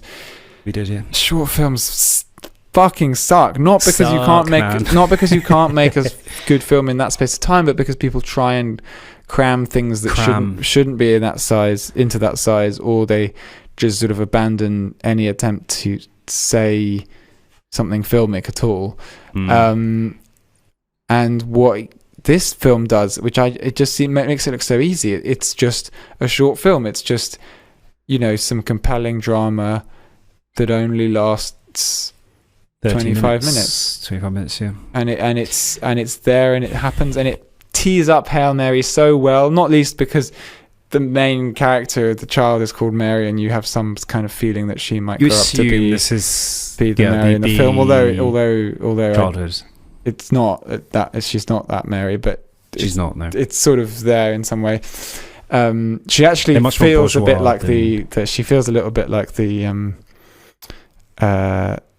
angel. It's different actors, but like the angel's assistant, the little child.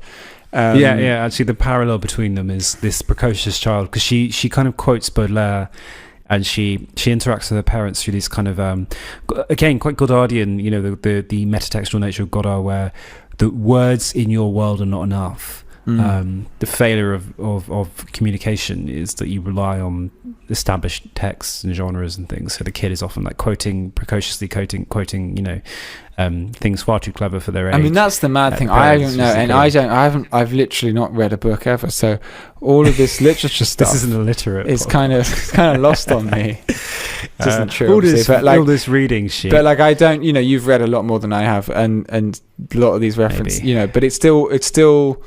I still managed to absorb some of that beauty, and I think you don't need to almost. It's sort of like when I read The Wasteland. I really loved The Wasteland when I first read it, and I didn't know what any of the references were to. I just thought they all sounded still bangs. The words just sounded good, But I know that like as years go on, and I sort of find out more about the stories that these films are based on, and also just have more life experience, I'll get even more out of those films. They are, it's true of Tarkovsky's work as well.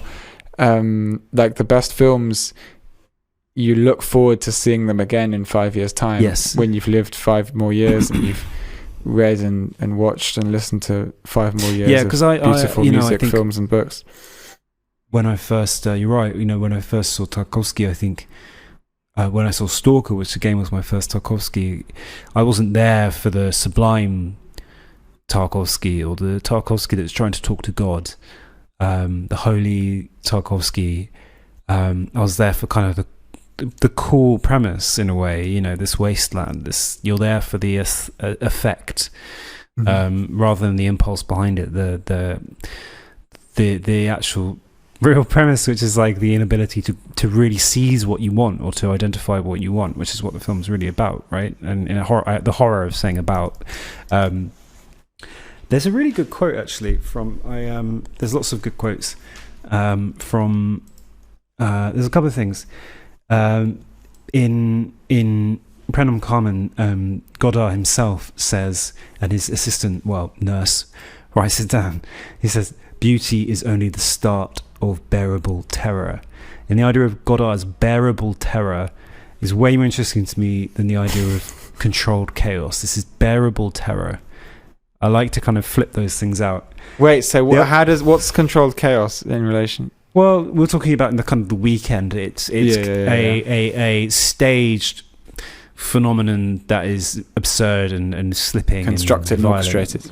Constructed and orchestrated, but also really violent and unpredictable. But here it's kind of the alternative, bearable terror, and that's life. Life is bearable terror. It's something we do, and most people don't choose the kind of, as it were, easy or difficult way out. Most people kind of stick through until they die, and every day it presents things that are filled with terror. Decisions about your job, relationships, what are you doing like with your life? That's the terror.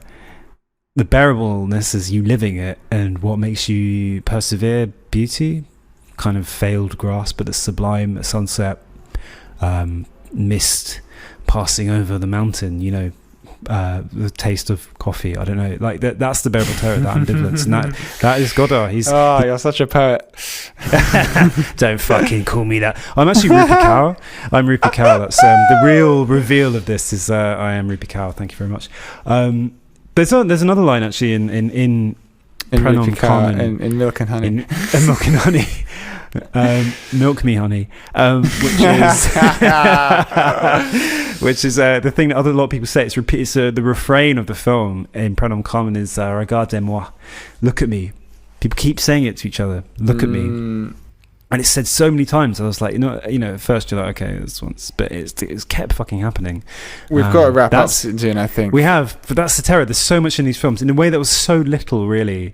So much like epiphenomenal content in like the revolutionary period in these films, because again, this is the value of sublime film, or film that tries to be sublime.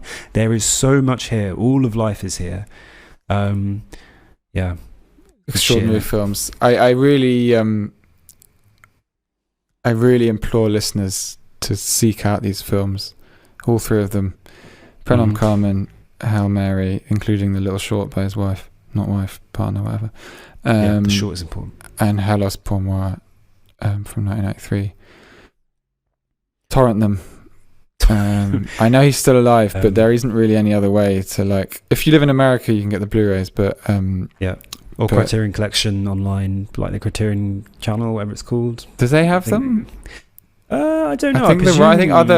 I think other organisations have the rights to these films. Is it Gaumont? Whoever Gaumont distribute through? I think Studio Canal have them, but I don't know. No, they are. They must be Studio Canal, actually. Because of that beautiful. I'm so used to that sting. It's such a better opening than the Criterion Channel's kind of silent. Oh, the little squeal. The only other one that really stirs me is the Moss film. Oh, of course it stirs. Like the heroic. Fucking tanky. No, I'm Rupi Kaur. Joining us next week to discuss another set of films made in 1980s France. The films of Maurice Pialat, is poet Paige Murphy, friend of the show. We're looking forward to that very much. We'll be reviewing. I think we should tell people which films we're reviewing next week so that they can watch them. Yeah, we don't do that, do we? Yeah, the spill. We're watching Anos Amor and Enfance Nuée, Naked Childhood. Be careful about Googling that. Yeah, I wouldn't suggest doing that. And go for the French Enfance Nuée and put the director's Then you'll be name on a French fucking pedo list. Yeah. No, they don't have pedo lists because they're it's encouraged. You get the Legion d'honneur. The list is a list of commendation. Macron comes to your house, shakes your hand. And Sous le Soleil de Satan, which was booed at Cannes for winning the Palme d'Or. It's a very good film, actually. That one. That's the one I've seen. So. Oh, is it? You've seen it? Great. Okay. I'm looking forward to seeing that very much. I might watch it tonight. Thank you for listening, listeners. Watch mid-career Godard. Never lose hope. Hands, face, place, space. Bum. You're listening to MoveTube. We are completing our 4-part exploration of the work of Jean-Luc Godard. I am sort of recovering from laryngitis of some sort, so my voice is a little bit husky and I might be a bit quiet. We've just watched film Socialism, which was made in 2011, which forms part of a kind of an era of Godard's work in the 21st century, beginning with Notre Musique à l'âge de mort, continuing to the film Socialism, which we've just watched, and Adieu to Language, which was made in 3D in 2014, and The Image Book, which was his most recent film to date. He has 2 more in the pipeline, allegedly. And many of these works are essayistic. They draw upon his big work of the 1990s, Histoires du cinéma, S in brackets. And we're going to kick off today's show by watching one of Britain's most influential film critics. The most influential film critic in Britain, at least at the time of this review, 2011, Mark Kermode, speaking upon the subject of film socialism. Film Socialism by Jean-Luc Godard, which Film socialism. Yeah, film socialism. Socialist film. well, is that what it means? Quoi, Kel? What does it mean? Kel the second Sabri. time. Oh, what does it mean? Don't ask me. I've only seen it. Well, just give us a translation. Well, film socialist. Yes, it's to do with Socialist film. Yes, well, yes, but socialist with a small s, or is it? Who I don't knows? know. You Can I tell okay, me. Let me tell. Okay, Don't so ask questions. So this played at Cannes last year, right? And it was by far and away the worst film at Cannes. Total thing. Because Jean-Luc Godard now is 80, okay? And he hasn't made a decent movie in a very long time. And I sat in this screening room with Film Socialism, which is described as a symphony in 3 acts. One of them is sort of on an ocean liner. A bit of it is in a garage. Another bit of it is elsewhere. To say that it is unwatchable drossy dirge with a tiny little cameo performance by people like Patti Smith, you know, it is.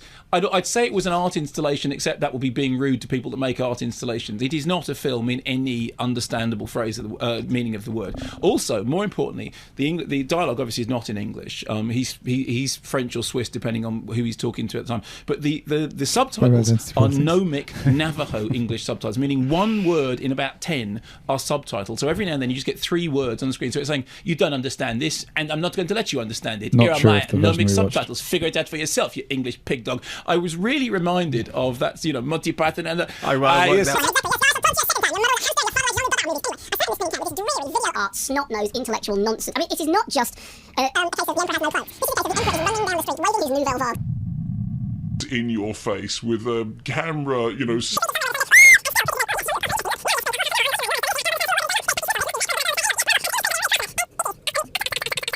Jean-Luc Godard once made a joke about, in order to lose faith in British cinema, you'd have to believe in it in the first place. Oh, that hilarious Franco-Swiss humour.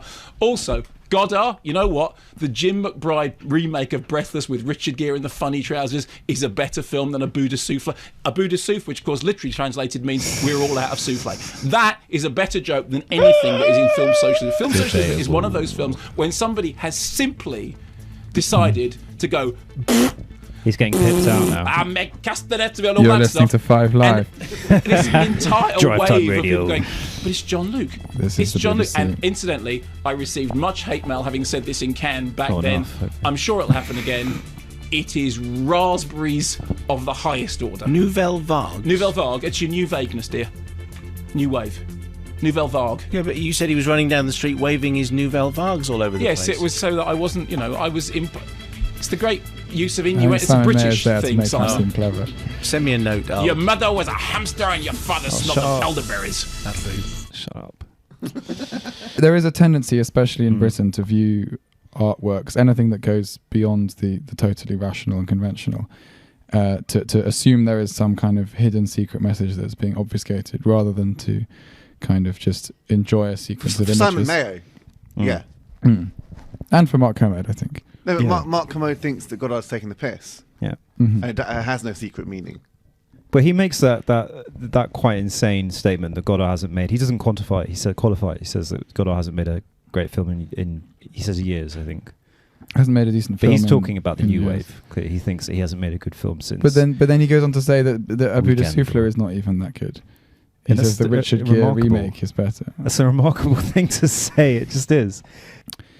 For me, film socialism sags quite severely in the middle, but it carries the hallmarks of this era of Godard, which is an extraordinary sense of montage, an amazing use of color, digital color, more than anyone in his I suppose David Lynch to an extent has used digital cinema in an interesting way, but yeah, more than anyone in his cohort, I think he has pushed the materiality of digital film within a feature-length kind of somewhat narrative context.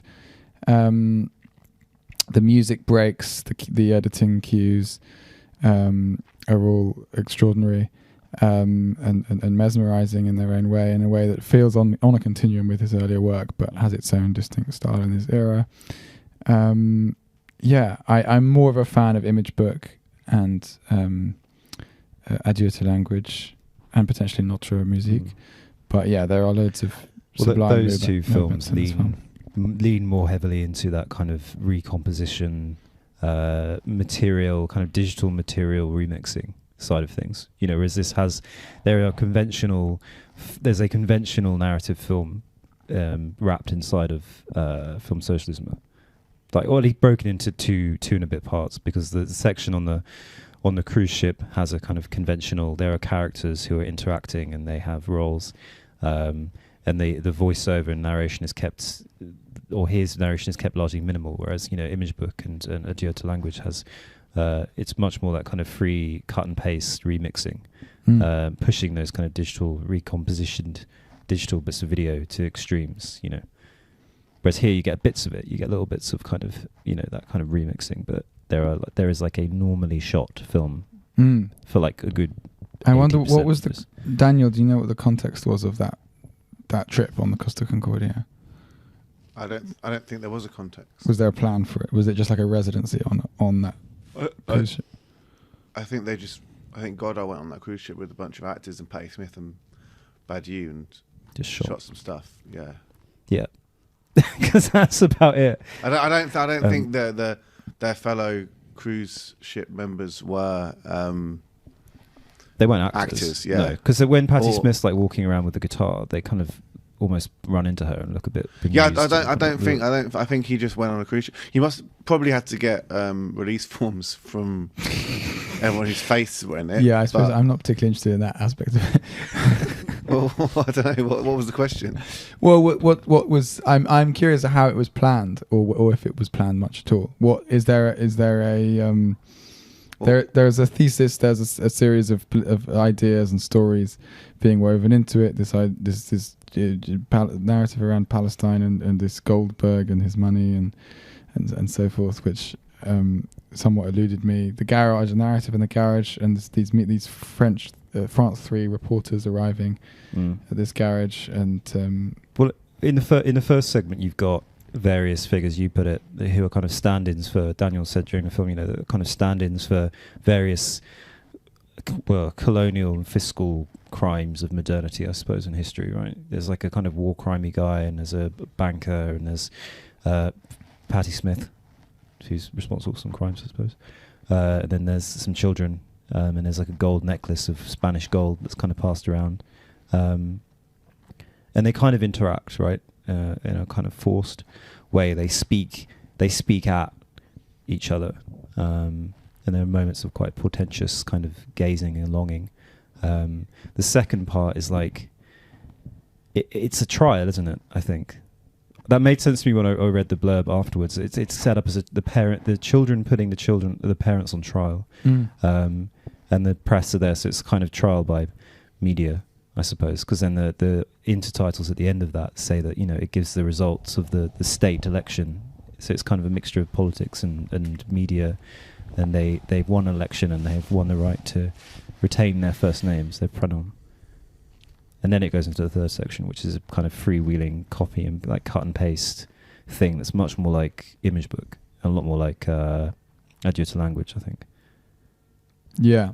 I mean, Image Book is the sort of goes back to Histoire du Cinéma and is a much more just pure, almost like a lockdown film. Although ironically it was made a couple of years before, but yeah, it doesn't have a sort of fixed like diegesis, a kind of world that's been created and filmed in that same way.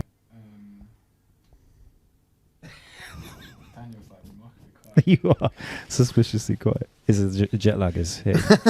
No, I'm. This is your favourite film of this era, no? I thought it was. Oh, what film? I think the cruise ship sequence is remarkable. Yeah. The middle bit lags. Well, I just fell asleep in the middle bit, but Case in point. The first part is extraordinary. It embraces this kind of, because it has like a real verite context of this cruise ship, with all these kind of the pure kind of anthropological interest of watching these kind of retiree people kind of slapping their soup. I mean, it's. I remember you saying like these characters are in somehow allegorical for they serve as kind of ciphers for various colonial crimes, right? And there's just the question of like where did the money go in various contexts where money has been appropriated from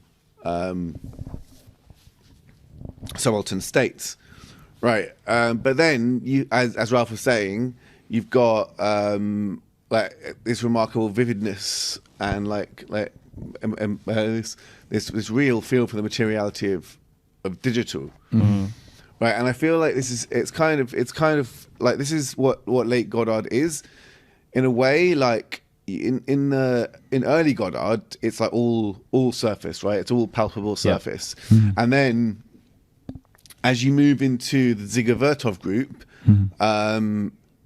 the surface is still there. Like he never loses. Godard never loses his feel for image, or like Godard never. His films are always like aesthetically driven, right? But it becomes wholly didactic, right? It becomes like the images serve as signifiers, right? They are exhausted by meaning.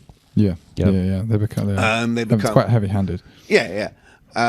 While in late Godard, you have this thing where it's not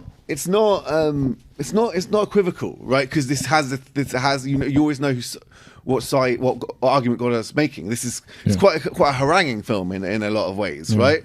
It's called Film Socialisme, and it is clearly from a anti-capitalist, undeniably, perspective, right? And an anti-imperialist perspective. Anti-imperialist, decolonialist. Well, I mean, whatever you want to say. imperialism and capitalism are the same thing, right? Like the highest stage of capitalism, as Lenin called it. But anyway, but then it's also like highly. It's very like an at work. It's an aesthete film. It's like that's why Commode hates it, right? Because it's the content is not clearly like sort of. It's pure aesthetics. Yeah. But it's not pure aesthetics in the sense that like a Brakhage quartet or something is, No, because this era of films, he's decaying and he's created like a poverty of the image. It's like a kind of Hito Steyl thing. He's embracing and in extremis pushing the digital image to a point of kind of graceless. No, I say it's pure aesthetic. I say it's like. But there are ideas being discussed. There are things. There are like. Yeah, I don't mean that. Sake, I don't mean that in a crude sense of being, in a sense, but that you could only say like fucking abstract film is pure aesthetic. I mean, it is a purely aesthetic film. Right, the images are not determined whatsoever by the content. I wouldn't say so anyway. Like true, I like that, especially the cruise ship sequence, right? It is decided by what should come after. Yeah, it's as aesthetic as anything he's ever done ever. Yeah. Right.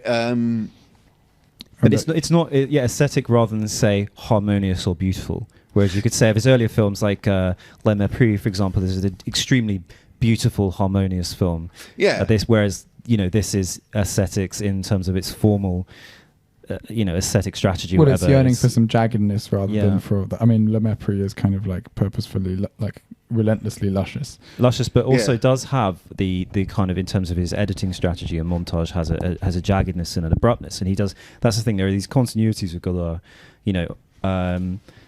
that he slowly accumulates this toolkit of techniques that carry over. With like the sound cues. These abrupt intercuts of music that begin a little bit too early or stop very quickly.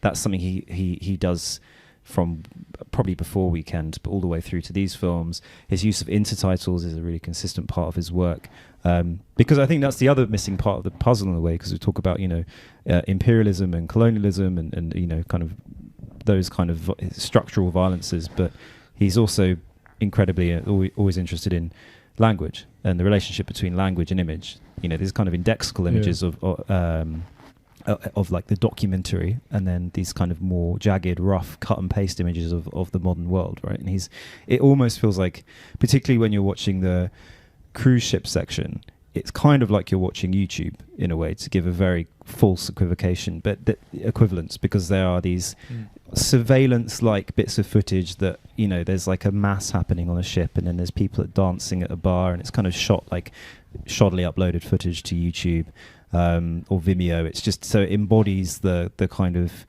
I guess the landscape through which we consume media now. He's created a film that suits that. But when you say language, I mean, obviously he made a film called Goodbye to Language, but there's various preoccupations with language and the political meaning of language. You know, someone talks about the we replacing the I, and someone says, I won't talk to people who use etre, who say to be. Why is Godard in this particular era so preoccupied with verbal language while he pursues his own motion image language? I don't know if it is this era though. I think it's more expressive. I suppose even in the intertitles he's constantly playing with words, almost creating puns. Yeah, they often deny each other. You know, like the really great gag in Alphaville is when they go, you know, when they're traveling between the north and south of the Seine, rather than showing them crossing the river, the word nord sud replaces it as they move spatially. Like the words kind of replace the images. So it's sort of like an idea of modernity, like being in an elevator and you don't see yourself going up, you just see the number. Yeah, on the screen. Image and language are in conflict for him, right? And I suppose, I don't know. I feel like maybe the Dziga Vertov films kind of explore that a bit, because that's more textual, though, isn't it? That's more like, because often large parts of those films are people reading from texts. Often, like, it's just people literally reading from a book on screen, and you get bits of Lenin and you get bits of like Maoist, you know, third worldism text chucked in. Whereas this is purely just at the level of the phoneme or the word or whatever. That's what's being kind of interrogated, to the point where those things begin to decay on screen. You know, when he has that, I mean, we all laughed that bit when it's like you get this kind of decayed, in a third part, you get this kind of decayed black and white screen, and it has Jew, and then it has Muslim, and the intertitles are kind of a bit blurry and pixelated as well. It's these two things are just kind of, he's like eroding both language and image and kind of freeing them from, I guess, because he's saying that in a way, like, these things are inextricably linked. You know, there's I mean, I guess that's it, because he's not giving us like a coherent aesthetic. Maybe that's what frustrates Kermode so much. He's not giving us a coherent political manifesto. He jokes about manifesto at some point, right, in the film. Well, I mean, that bit, the bit about the Jew Muslim, the idea was surely that, like, the scapegoat is transitive, right? The idea, like, so in that sense, like words don't capture the real. They simply serve they serve the interests of whoever's in power. I think that's the. Right. That was, and you can say the same about images, because the course he pursues in the image book is a more coherent interrogation of how the East, the Orient, is constructed in film, and he's there. That's an equivalent thing, right? Because he's saying images serve political, ideological ends, language serves political and ideological ends. So, if his cinema, if the attempt is to kind of not so much obfuscate as to kind of detonate those two things, he's not like saying this is what all films should be like now, but he's just giving a extreme. It's like extremism. He's giving a terroristic interpretation of what. I dare say the use of ISIS videos in the image book is like wonderful. It's really good. Like the way it sequences with like fictional war films and other bits of war footage, and all very fast cut with like bits of music sort of jumping in and jumping out. This is absolutely typical of this era of Godard. Yeah, like I kind of love it. I love how attuned he is to the way that not just current events, but like current aesthetic events, you know, of which you know, as a ISIS total is one. as a total tangent, talking of the politics of Godard films, I want to bring up a certain segment in Wes Anderson's atrocious new film, yes, The French Dispatch, which I watched The French Discourse, which I watched on a plane I mean, there's not much discourse in that fucking film. It's like, he is. Yeah, so I watched it on a plane recently, and there was one particularly twee sequence in it, because it's a portmanteau anthology film, and there's one particularly twee May '68 sequence, and there's a bit where I can't remember the exact phrase, but the students are said to be idealists opposing neoliberalism. And this is, of course, reactionary neoliberalism. Yeah, reactionary neoliberalism. And this is, of course, it's so fucking stupid because Neoliberalism didn't exist in 1968. neoliberalism didn't exist until the mid-70s, and it was used to describe like the changes in capitalism which led to the total desolation of the kind of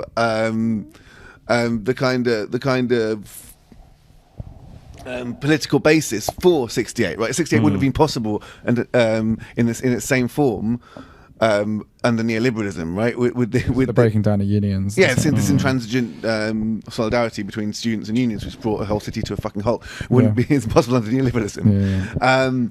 And it's just like Wes Anderson. But I was thinking, watching that sequence, how it was also Wes Anderson is completely indebted to 60s Godard.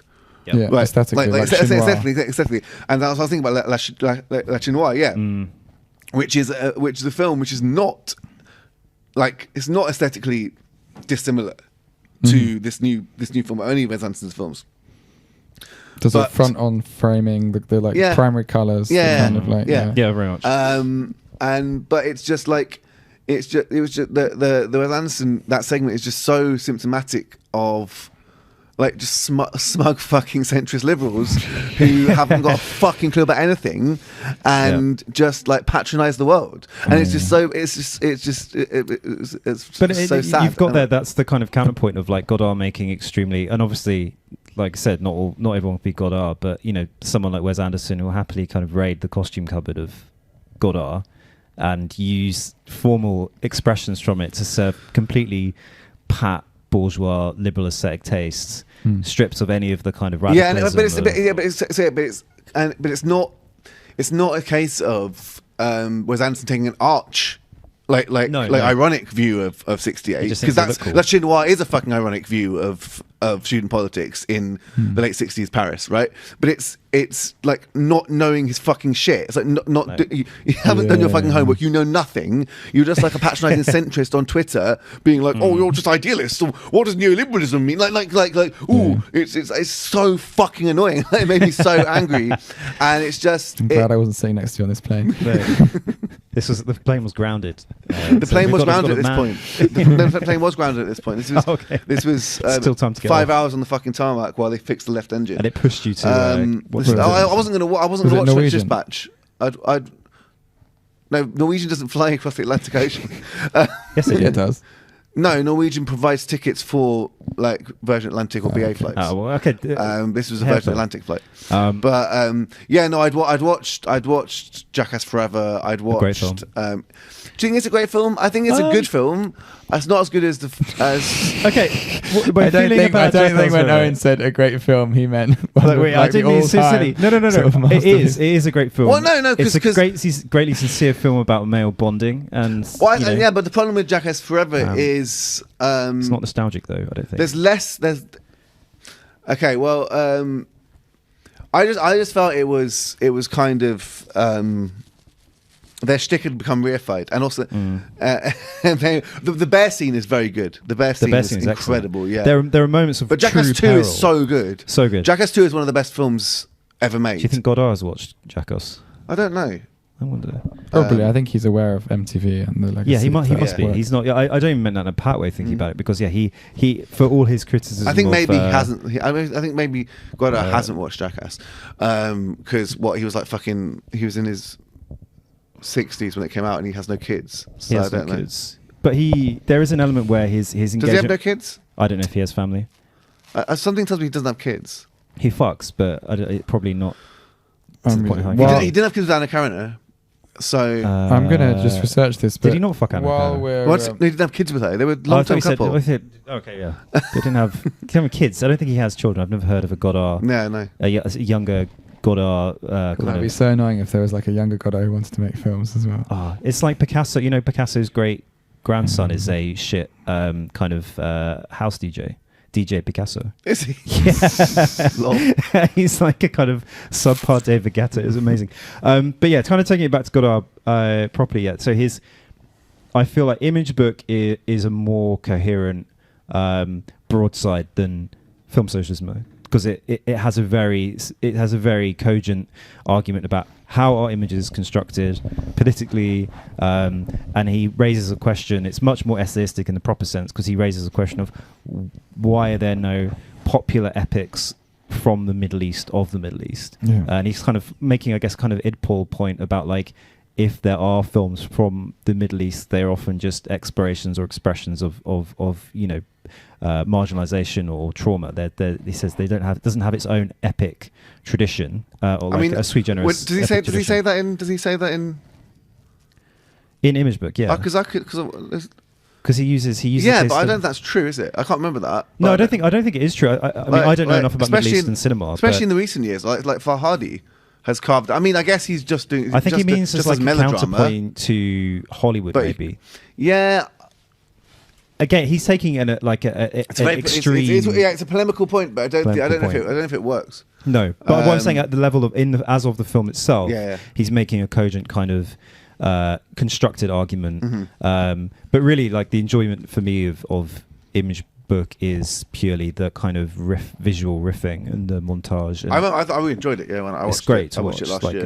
It's such like a visual treat. It's a great film. You know, just because he obliterates all of the source material in a way. You know, it's not like Adam Curtis, who is, you know, in a way, he just assembles the footage raw. This is a project of kind of dismantling and eroding the source material. It's a formal project. It's a formal project to the point where it's no longer barely recognizable. It's like Peter Sharaski, but with stuff. Actually, yeah, he really does turn the dials up and down in this extraordinary way. Even like mid-shot, it'll just change aspect ratio, or it'll just kind of blow out suddenly, or you'll see incredible moments where famous films that have been reproduced in various different formats, you'll just switch from like a high quality still to like the DVD transfer, or from the DVD transfer to like a YouTube rip of the same film. Like, you just go into these. I mean, that's me recognizing or like, you know, categorizing those formats, but like, it just changes.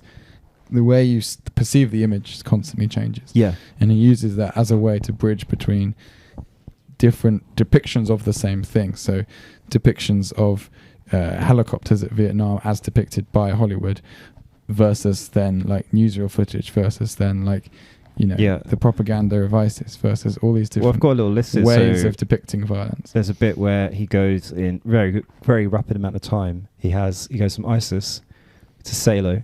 Then he has Anna Karenina in Petit Soldat. Oh, yeah. Then he has a quote from Rilke. Then he has some Lumiere train arriving at the station. Mm-hmm. All in like 30 seconds. What I do think is interesting about Godard, in terms of his montage, in terms of his collage practice, do you think he has any idea or any real awareness of the of collage in art film from like the 60s onwards, like from Bruce Conner, from the 50s even, Bruce Conner through to like, well, I mean, I just went to the Ulysses Jenkins show in LA. Just all this kind of, there's like such a rich tradition of collage filmmaking, and I sometimes feel like Godard thinks that he like invented this stuff, because his whole knowledge of cinema seems to be purely based on Hollywood and the French tradition. He acknowledges, like, when he references, so he predominantly references Hollywood films or newsreel.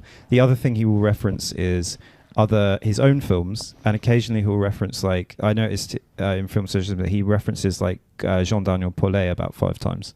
Mm-hmm.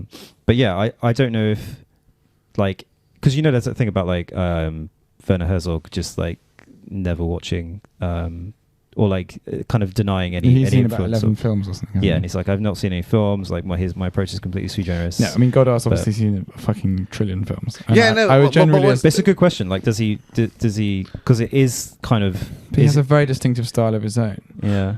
No, but I just mean in terms of like whether because he's developed a collage style quite late. Like he started making collage films proper When like- digital came around, I think. Yeah, Not yeah. before then. With his 12. With historical cinema, Yeah. right? Yeah, yeah. And historical cinema, well, I remember watching it as like a 19-year-old and getting annoyed because it didn't because it's a stupid thing to be getting annoyed about because it didn't reference like fucking any avant-garde cinema. Yeah. But then that doesn't mean he hasn't seen it. That just means he doesn't think it's worthy of a mention in his grand narrative of Well, it's also not like cinema. it's not like Mark Cousins. It's not like a kind of an attempt at a comprehensive. No, yeah, view no, of no, cinema. yeah, Maybe yeah. did he But- did he Not ever that write Cousins about? mentions any avant-garde Did he ever films. write about any of them in Kahir? No, he only Yeah, wrote about Hollywood film. Yeah. Okay. That's true. I suppose that is the kind of unique position of Godard is that he makes experimental films from the perspective of someone who is only interested in narrative films. Yeah. Yeah. I mean, you do see, even in a film like Adieu to Language, you constantly see people carrying out the tasks and tropes of a narrative film, bank robberies, sex scenes. Like it's always. Well, you know, religious scenes of Yeah. using the Gospels as a kind of source material or whatever. Like he's these narrative tropes are things he kind of consciously inverts rather than abandons. and that's what I've always loved about Godard is that he knows the rules and he's confident enough to rip them up. Yeah. In his own way, he's confident enough to like. But what he's tearing to bits and sticking back together is a classical. This is why Commode is so fucking wrong, because he's if anything, Godard, if he is trying to talk about this kind of populist approach to like a smart populist approach to cinema, then Godard is literally that. Like, it's not like it is inscrutable. Do you think film socialism is populist? Well, no, But I say populist, but it uses the tropes. It's not like watching sort of a sort of. It's not like watching Wavelength or something. But I think that's what. But no, I think that's what as we discussed in the Michael Snow episode, all those many. When was that? Over a year ago now. pretty much, yeah. Yeah. Like Michael Snow is riffing off Hollywood tropes. True, Like the things you don't see in Wavelength. it's a narrative film, right? That's true. That's true. That is. But what was I going to say? That's a bad example. I was going to say something. I was going to say that. So Godard makes experimental film from the point of view of someone who's only interested in Hollywood cinema. Okay, but so does David Lynch, right? Yeah. But David Lynch, Yeah. like, has admitted his formal inheritance from Maya Deren, right? Who wasn't interested in Hollywood cinema. Yeah. Right. So I was just wondering. Yeah, that's why I was wondering about Godard's knowledge of collage film, because Well, I mean, these things. If we refer back to the tawdry encounter between Brakhage and Tarkovsky, sometimes acknowledging these debts to the avant-garde can be quite painful. But I don't think Tarkovsky has any debts to the avant-garde. No, Not at all. I don't think so. I think that I can with the Tarkovsky Brakhage thing. I think it's very clear why Brakhage would love Tarkovsky and Tarkovsky not love Brakhage. Yeah. And it's just very obvious. No, it's not the American avant-garde. It's true. Maybe we're just heaping to Russian experimental work like Dovzhenko, I guess he did. Yeah, and also to Bergman, who's obsessed with, and Kurosawa. He's got. But those aren't experimental. No, they're not. But they are art house films. That's where Tarkovsky was, drawing from. That's the well he was drawing from. But that is his. That's his tradition. He's an art house filmmaker. He's an art house filmmaker with art house influences. Yeah. Whereas Godard is very influenced by. I mean, there are lots of experimental filmmakers who are. I mean, I think there's quite a lot of Hollywood in Kuchar in a way. There's a lot of like experimental. Oh, for sure. who Almost all of them. I mean, like Martin Arnold, for instance. Like it's just like, but all of them. But what I mean was, I just don't. Not Maya Deren, not Brakhage. That much. No, that's a different tradition, I think. Yeah. Well, Brakhage did. he like because he used to teach film, didn't he? He used to screen, maybe not Hollywood, but he used to like. I guess maybe you got examples So he like, liked what, like Tarkovsky. Kenneth. Well, he liked Tarkovsky. He also liked Eisenstein. He would screen Eisenstein out of focus. Like, What about someone like Kenneth Anger, people like that who are drawing a bit more obviously on the teat of like. Anyway, let's get like back. the one people who point are about antagonistic towards it, like Ken Jacobs was the only person I can think of who was really antagonistic towards Hollywood, and that was because he said that ever since they butchered Greed by Eric von Stroheim, he couldn't forgive them. But is your point about Godard and Lynch simply that Lynch is just more graceful in acknowledging his stylistic debts? I don't really know what my point was. I just think it's interesting that Godard's come to this style so late after it's been a style that has been like adopted by many artists for similar ends. They don't do it as well. I don't think they do it as well as anyone's ever done it as well as Godard. But it just it was more like just a thought that popped in my head. Lynch is like a Manchurian Candidate, isn't he? In a way, he's like within the system, producing films that kind of satirize and upend, Hollywood or whatever, but very comfortably from within that tradition of filmmaking. Whereas Godard, institutionally, is very much on the, outside. He's I don't think his films are, like you said with Wes Anderson, if his films have had an influence on Hollywood, it's to percolate stylistically from the new wave period. Whereas, for most people, Godard doesn't exist after the 60s. It would be quite interesting to see this. The film bros, they don't watch the Richard Gere version of Breathless. Have you not seen it? No. Is it shit? It's not shit. Is it It's like just- watching it's just the new It's just Solaris because- equivalent of that? Like serviceable? No, but- it's definitely more. It's like the Soderbergh Solaris is just like a rip-off, right? It's just the way it's tonally the same, but slightly more accessible. Yeah. But That's another Kermode opinion, by the way, that the Soderbergh version is better than the Tarkovsky version. Really? Yeah. Oh, fuck off. He's a cretin, honestly. That's a troll though. Is But it? so is the comment about Breathless. Yeah. Yeah, it is. Yeah. I mean, I think also Kermode just has bad taste. He in has films, terrible taste, as we found judging earlier. by his top 10, which we won't go into. There's But, this quote. So Roger Ebert from his review, which was a 1-star review. the late Roger Ebert. Roger Ebert, R.I.P. He says in the chinless face. Chinois. It wasn't actually in the Sans. Sans chinois.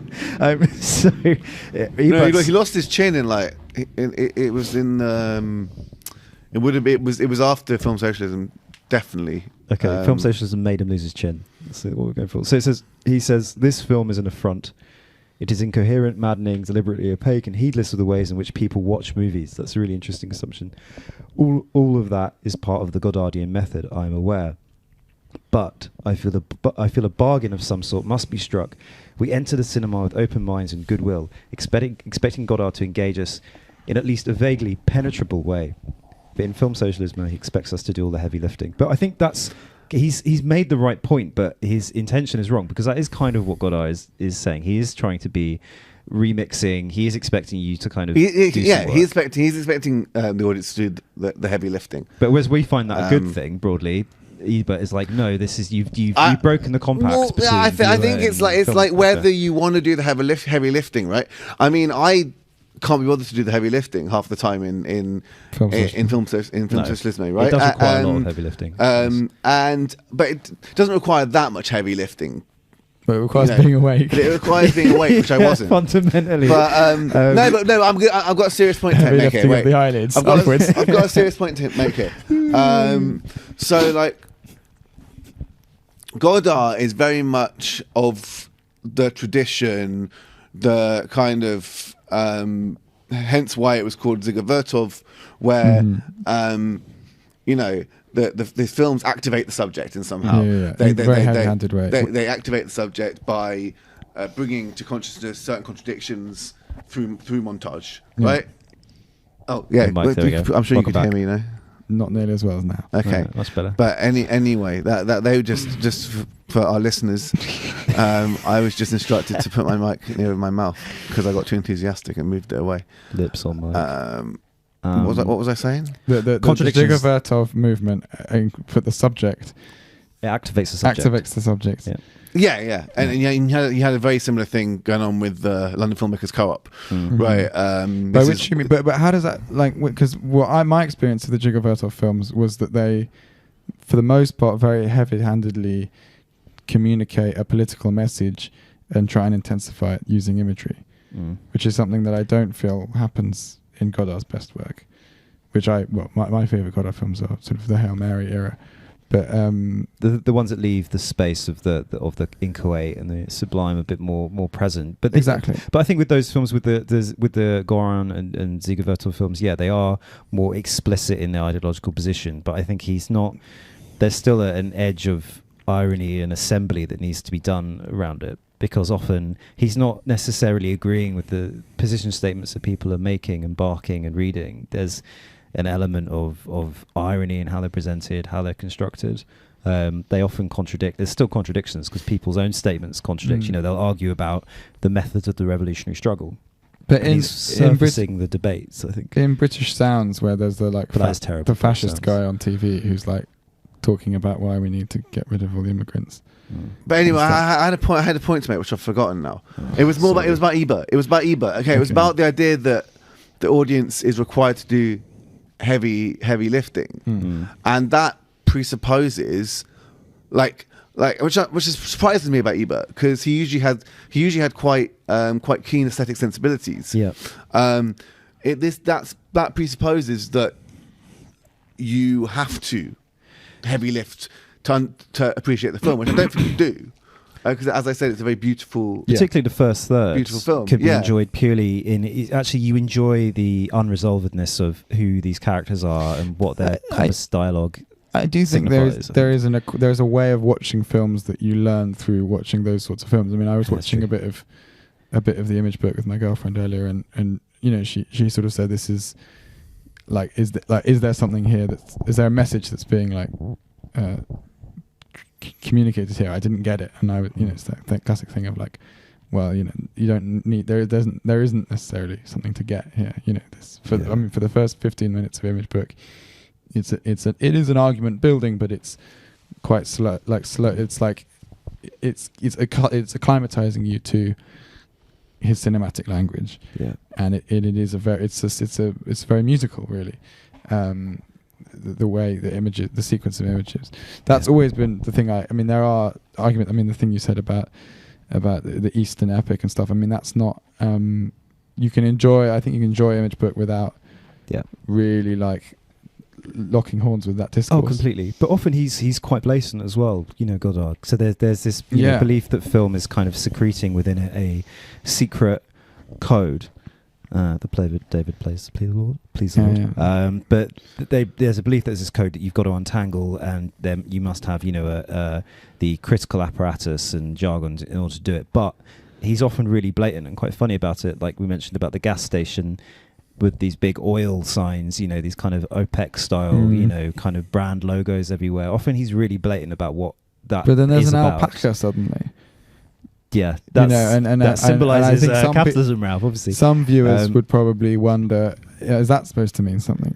It's true. No, it's true. And I don't think, to my mind, to my intelligent, cultured mind, the alpaca seems to just be there. But doesn't that just undermine, out of pure joy, in the same way, just kind of also undermine the blatantness of having these oil logos and symbols everywhere? And it's obvious, like that middle part of the film, there's this like generational warfare, as it were, between parents and children and press, who are there to kind of tell a story which is actually not apparent at all, and it's kind of like there's a very obvious generational post 68 kind of conflagration happening there, but he's like, but there's also an alpaca, because he's trying to kind of undermine the symbology of that. He's like, okay, I'm making it kind of blatant, but I'm also going to throw in a kind of silly bit of silly string as well. I think maybe that's it. I don't know. I think Godard is of that generation, of that mind of Pinter in Britain, of being highly politically committed, also incredibly well skilled in a craft, and committed to the act of storytelling and the act of depicting emotional moments. And I think there is like a superpowered ambivalence between the political and art and the artistic, and a sense of compulsion to communicate some of the more flagrant contradictions of political life how they manifest in imperialism and the West's position in the world, capitalism, a desire to make those things clear through a tool that they have a huge skill with. And I think Godard does it with, Pinter mostly did it with his Nobel speech, but Godard does it throughout his career, I think, very heavy-handedly in the Dziga Vertov films in a way that gets on my nerves.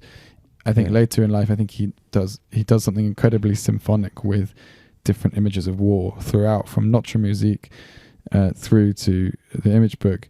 There is a preoccupation with the imagery of war and the imagery of romance and power, and creating through cinematic images in cinematic history and images that he's created with actors, and like just kind of like gestural shots of hands and objects and sculptures and artworks.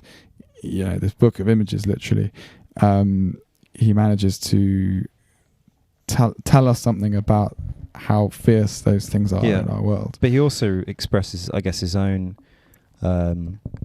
anxiety of like personal influence almost, because by referencing his own films repeatedly in these films, he's aware of his own cinematic output kind of forming part of that aesthetic canon. He's aware also of like his own. One of the things I get from the Dziga Vertov films is a kind of despair almost about not really wanting to make a film which activates that movement, but not really being able to. That's what it feels like, because it feels like, the kind of jump from the Dziga Vertov era films to then making sexy films, Sublime films, films about God. There's this kind of Hail Mary. Yeah, he abandons that project. Cath-pilled almost. Yeah. He goes cath-trad. But there's a kind of, I think, an anxiety about how to do this. Like, he's aware that images are powerful and they structure our reality and they are ideological.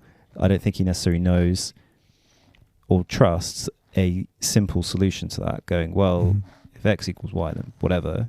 But maybe the best solution is just, toss a hand grenade in, which is what these films kind of feels like. Not so much film socialism, because it's still kind of more of a normal-ish narrative film, sort of, but image book and Adieu to Language, like... I think also, film socialism made a splash in a way that, I suppose, Adieu to Language was 3D and so, and more formalist in a way, but... Well, more. As you said, Daniel, they're all aesthetic. But film socialism pissed a lot of people off in a way that in a way that image book, like no one who didn't like Godard understand Godard went to see image book. I think. Well, it didn't get released. It was ICA for 2 weeks, wasn't it? It was released by Mubi.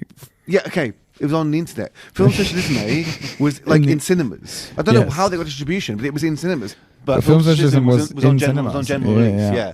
I saw it just in a normal cinema in Edinburgh. Oh, really? Just like regular old. Well, it wasn't Odeon, but it was. But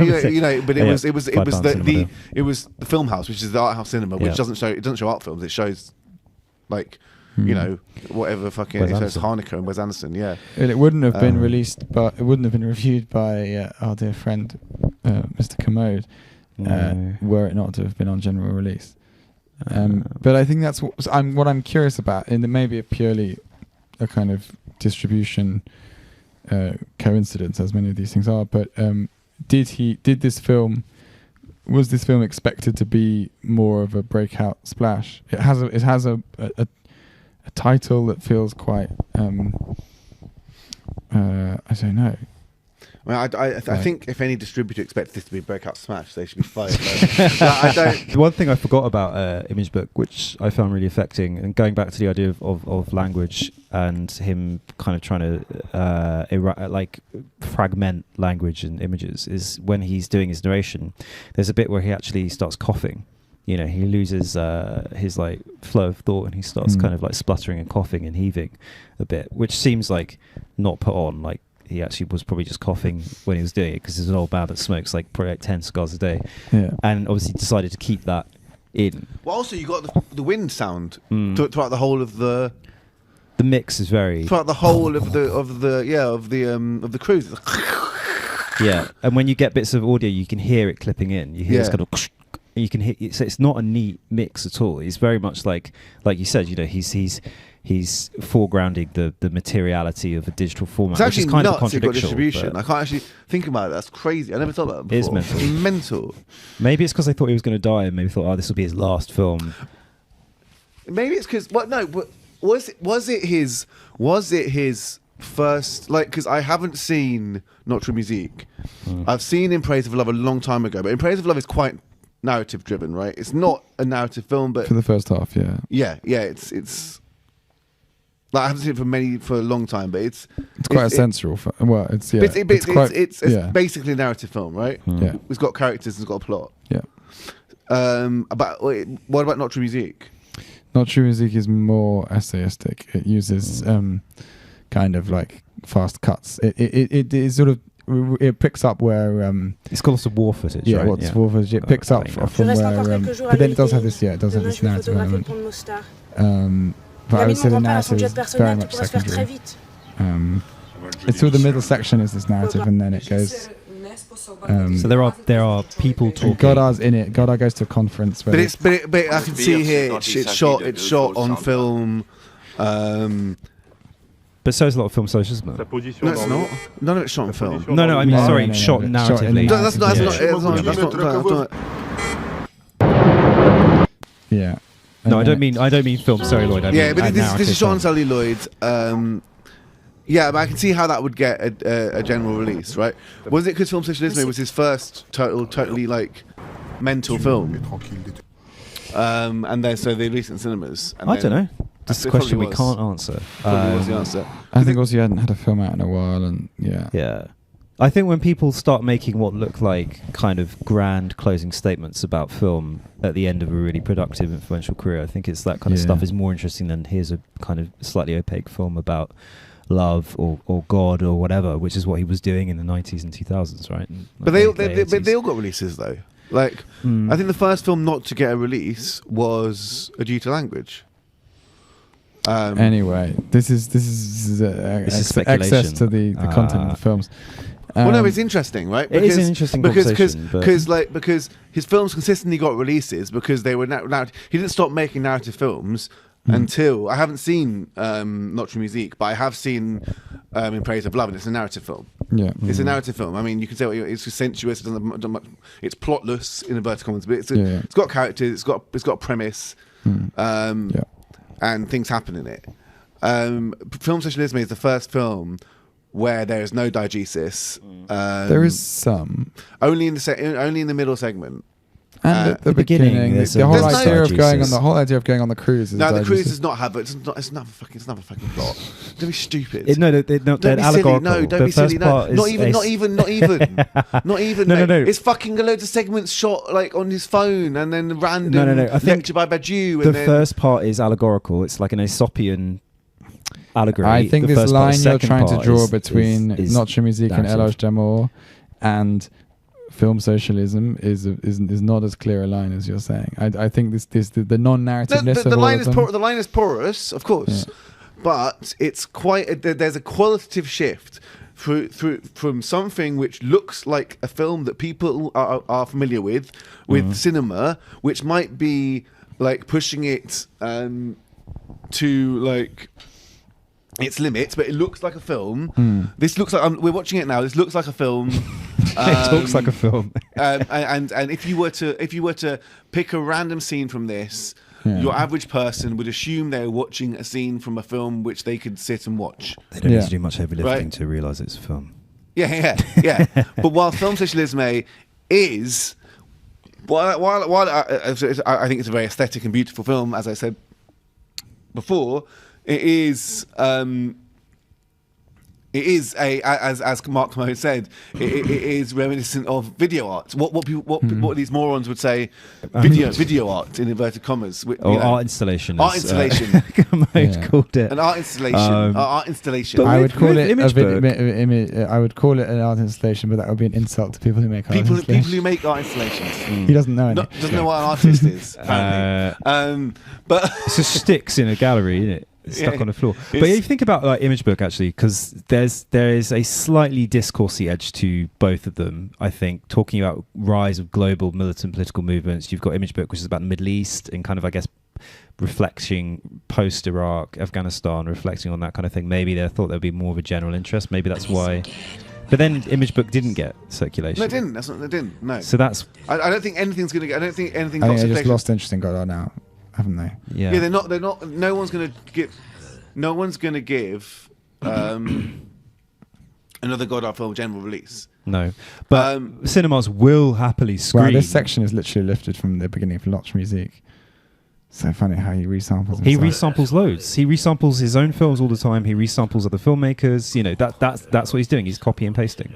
This is a copy and paste aesthetic. It's paint, but in a really interesting way. But I think there is watching Image Book again. I think there is a qualitative break from. He pushes the digital material in a way that he just can't with film, because you can't do that with film unless you scratch and score on it, and he never did that. You know, that's the thing. In terms of talking about the influence of the American avant-garde, he never scored on film. He never painted on film. He does to digital what Tchaikovsky does to film. Yeah, in the way. Yeah, he's very Tchaikovskyan. But he never did that with film itself. No. I guess it just didn't. I don't think it didn't occur to him. Goodbye's Language has this mumblecore energy to it. It does, and it's even better in the cinema because you have it's 3D because you have this conversation where like one person is one layer and the other person. Oh really? Layer. Oh, so you've got a bit of a depth to the so that isn't in the. Is it not overlaid in the? No. This is just the mumblecore 2D. conversation. The mumblecore conversation is. So none of the sexy bit is done. That's what Ralph wants to know. It's the sexy bit 3D. The mumblecore conversation. You had someone walking off, and then you had the one. So your left eye would see it, and your right eye. That's interesting. Fuck me. What a formalist. I mean, that's his main. Main I love legacy. This scene where the film's on, and this is very like. So Godardian, having people to watch films, yeah, or not watch them, but pee in the same room as them. And pets, animals. Wonderful. You mentioned about the llama or the alpaca, but I think animals have consistently just been part of his world, haven't they? They've just been there.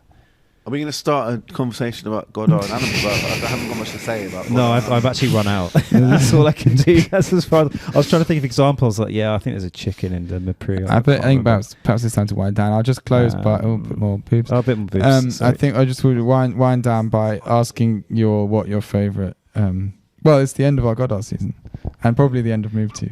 It's the last one. No, wow. I think it's our 69th episode. So is it? We're going to drink the Kool-Aid now. This might be a good, but I don't know. What is your favourite Godard film of all time? That's my favourite Godard film. I just love Weekend. Okay. Weekend's great amazing. answer. Exciting film. Blowing loads of Renaults up on a highway. Great. I love Weekend.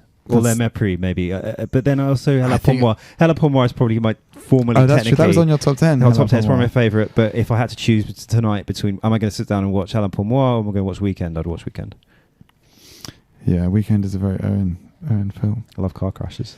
Mine is Hail Mary. Undoubtedly an extraordinary display of like faith, intimacy. It's a very Ralph film. The edit. Yeah, totally. What about you, Daniel? Maybe Masculine Feminine. Ooh, maybe. I actually haven't seen that. Fuck. Maybe. Mike. It's very fun. Or maybe. 2 or 3 Things I Know About Her. I've not seen 2 or 3 Things I Know About Her. Is that a post? Is that after Vertov? But no, it's a 60s one. Is it's a classic both 60s Masculine one. and Feminine made.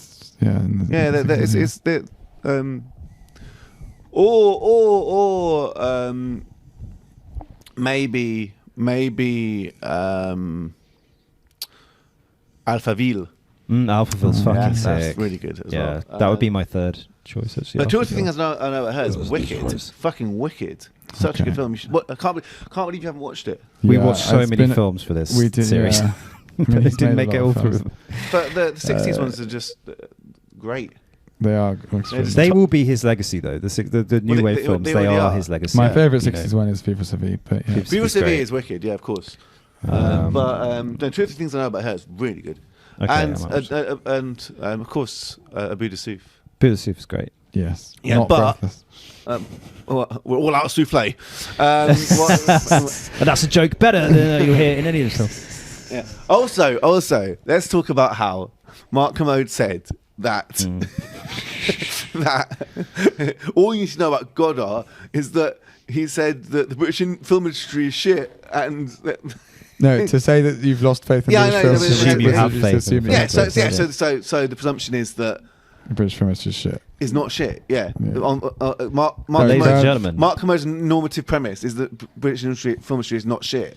I mean, it should. But he's paid by the BBC to say that. But film, yet, British how film is many not shit. how many films in his top 10 were British films? Pal and Press, he got Red Shoes in there. What else has he got? He had a matter Eyes of life Out and of death. Face. He had a matter of life and death, which is not as good as the Red Shoes. So he's got 3 British films in his top 10. What I else? think. Oh, The Devils. Yeah, the Devils. Yeah. No, he does walk the walk. Anyway, his top 10 is absolutely garbage, apart from Devils. I mean, Matter of Life and Death is good. Yeah, true, but it's not. But it's top 10. He's just an Red Shoes. ethno-nationalist Yeah. for British film. Look, It's I mean, disgusting. if you're going to speak seriously on film, you have to acknowledge that compared to our relative wealth and kind of position culturally, this country is absolutely bereft of cinematic talent. Yes. And Peter Greenaway is dead now because he killed himself a few days ago. I know he's still bad. He's still bad. No, he's Did he not follow through? He's got a 12-year-old kid, so I think he No, it's probably Jesus, knew man. what was right to do. And Peter Well, Greenaway isn't even really a British filmmaker. I don't think he's a British filmmaker. No, I think he is. Nah. I think Draper's Contract is a very British film. I mean, he's maybe like a Flemish painter filmmaker, but like, you know.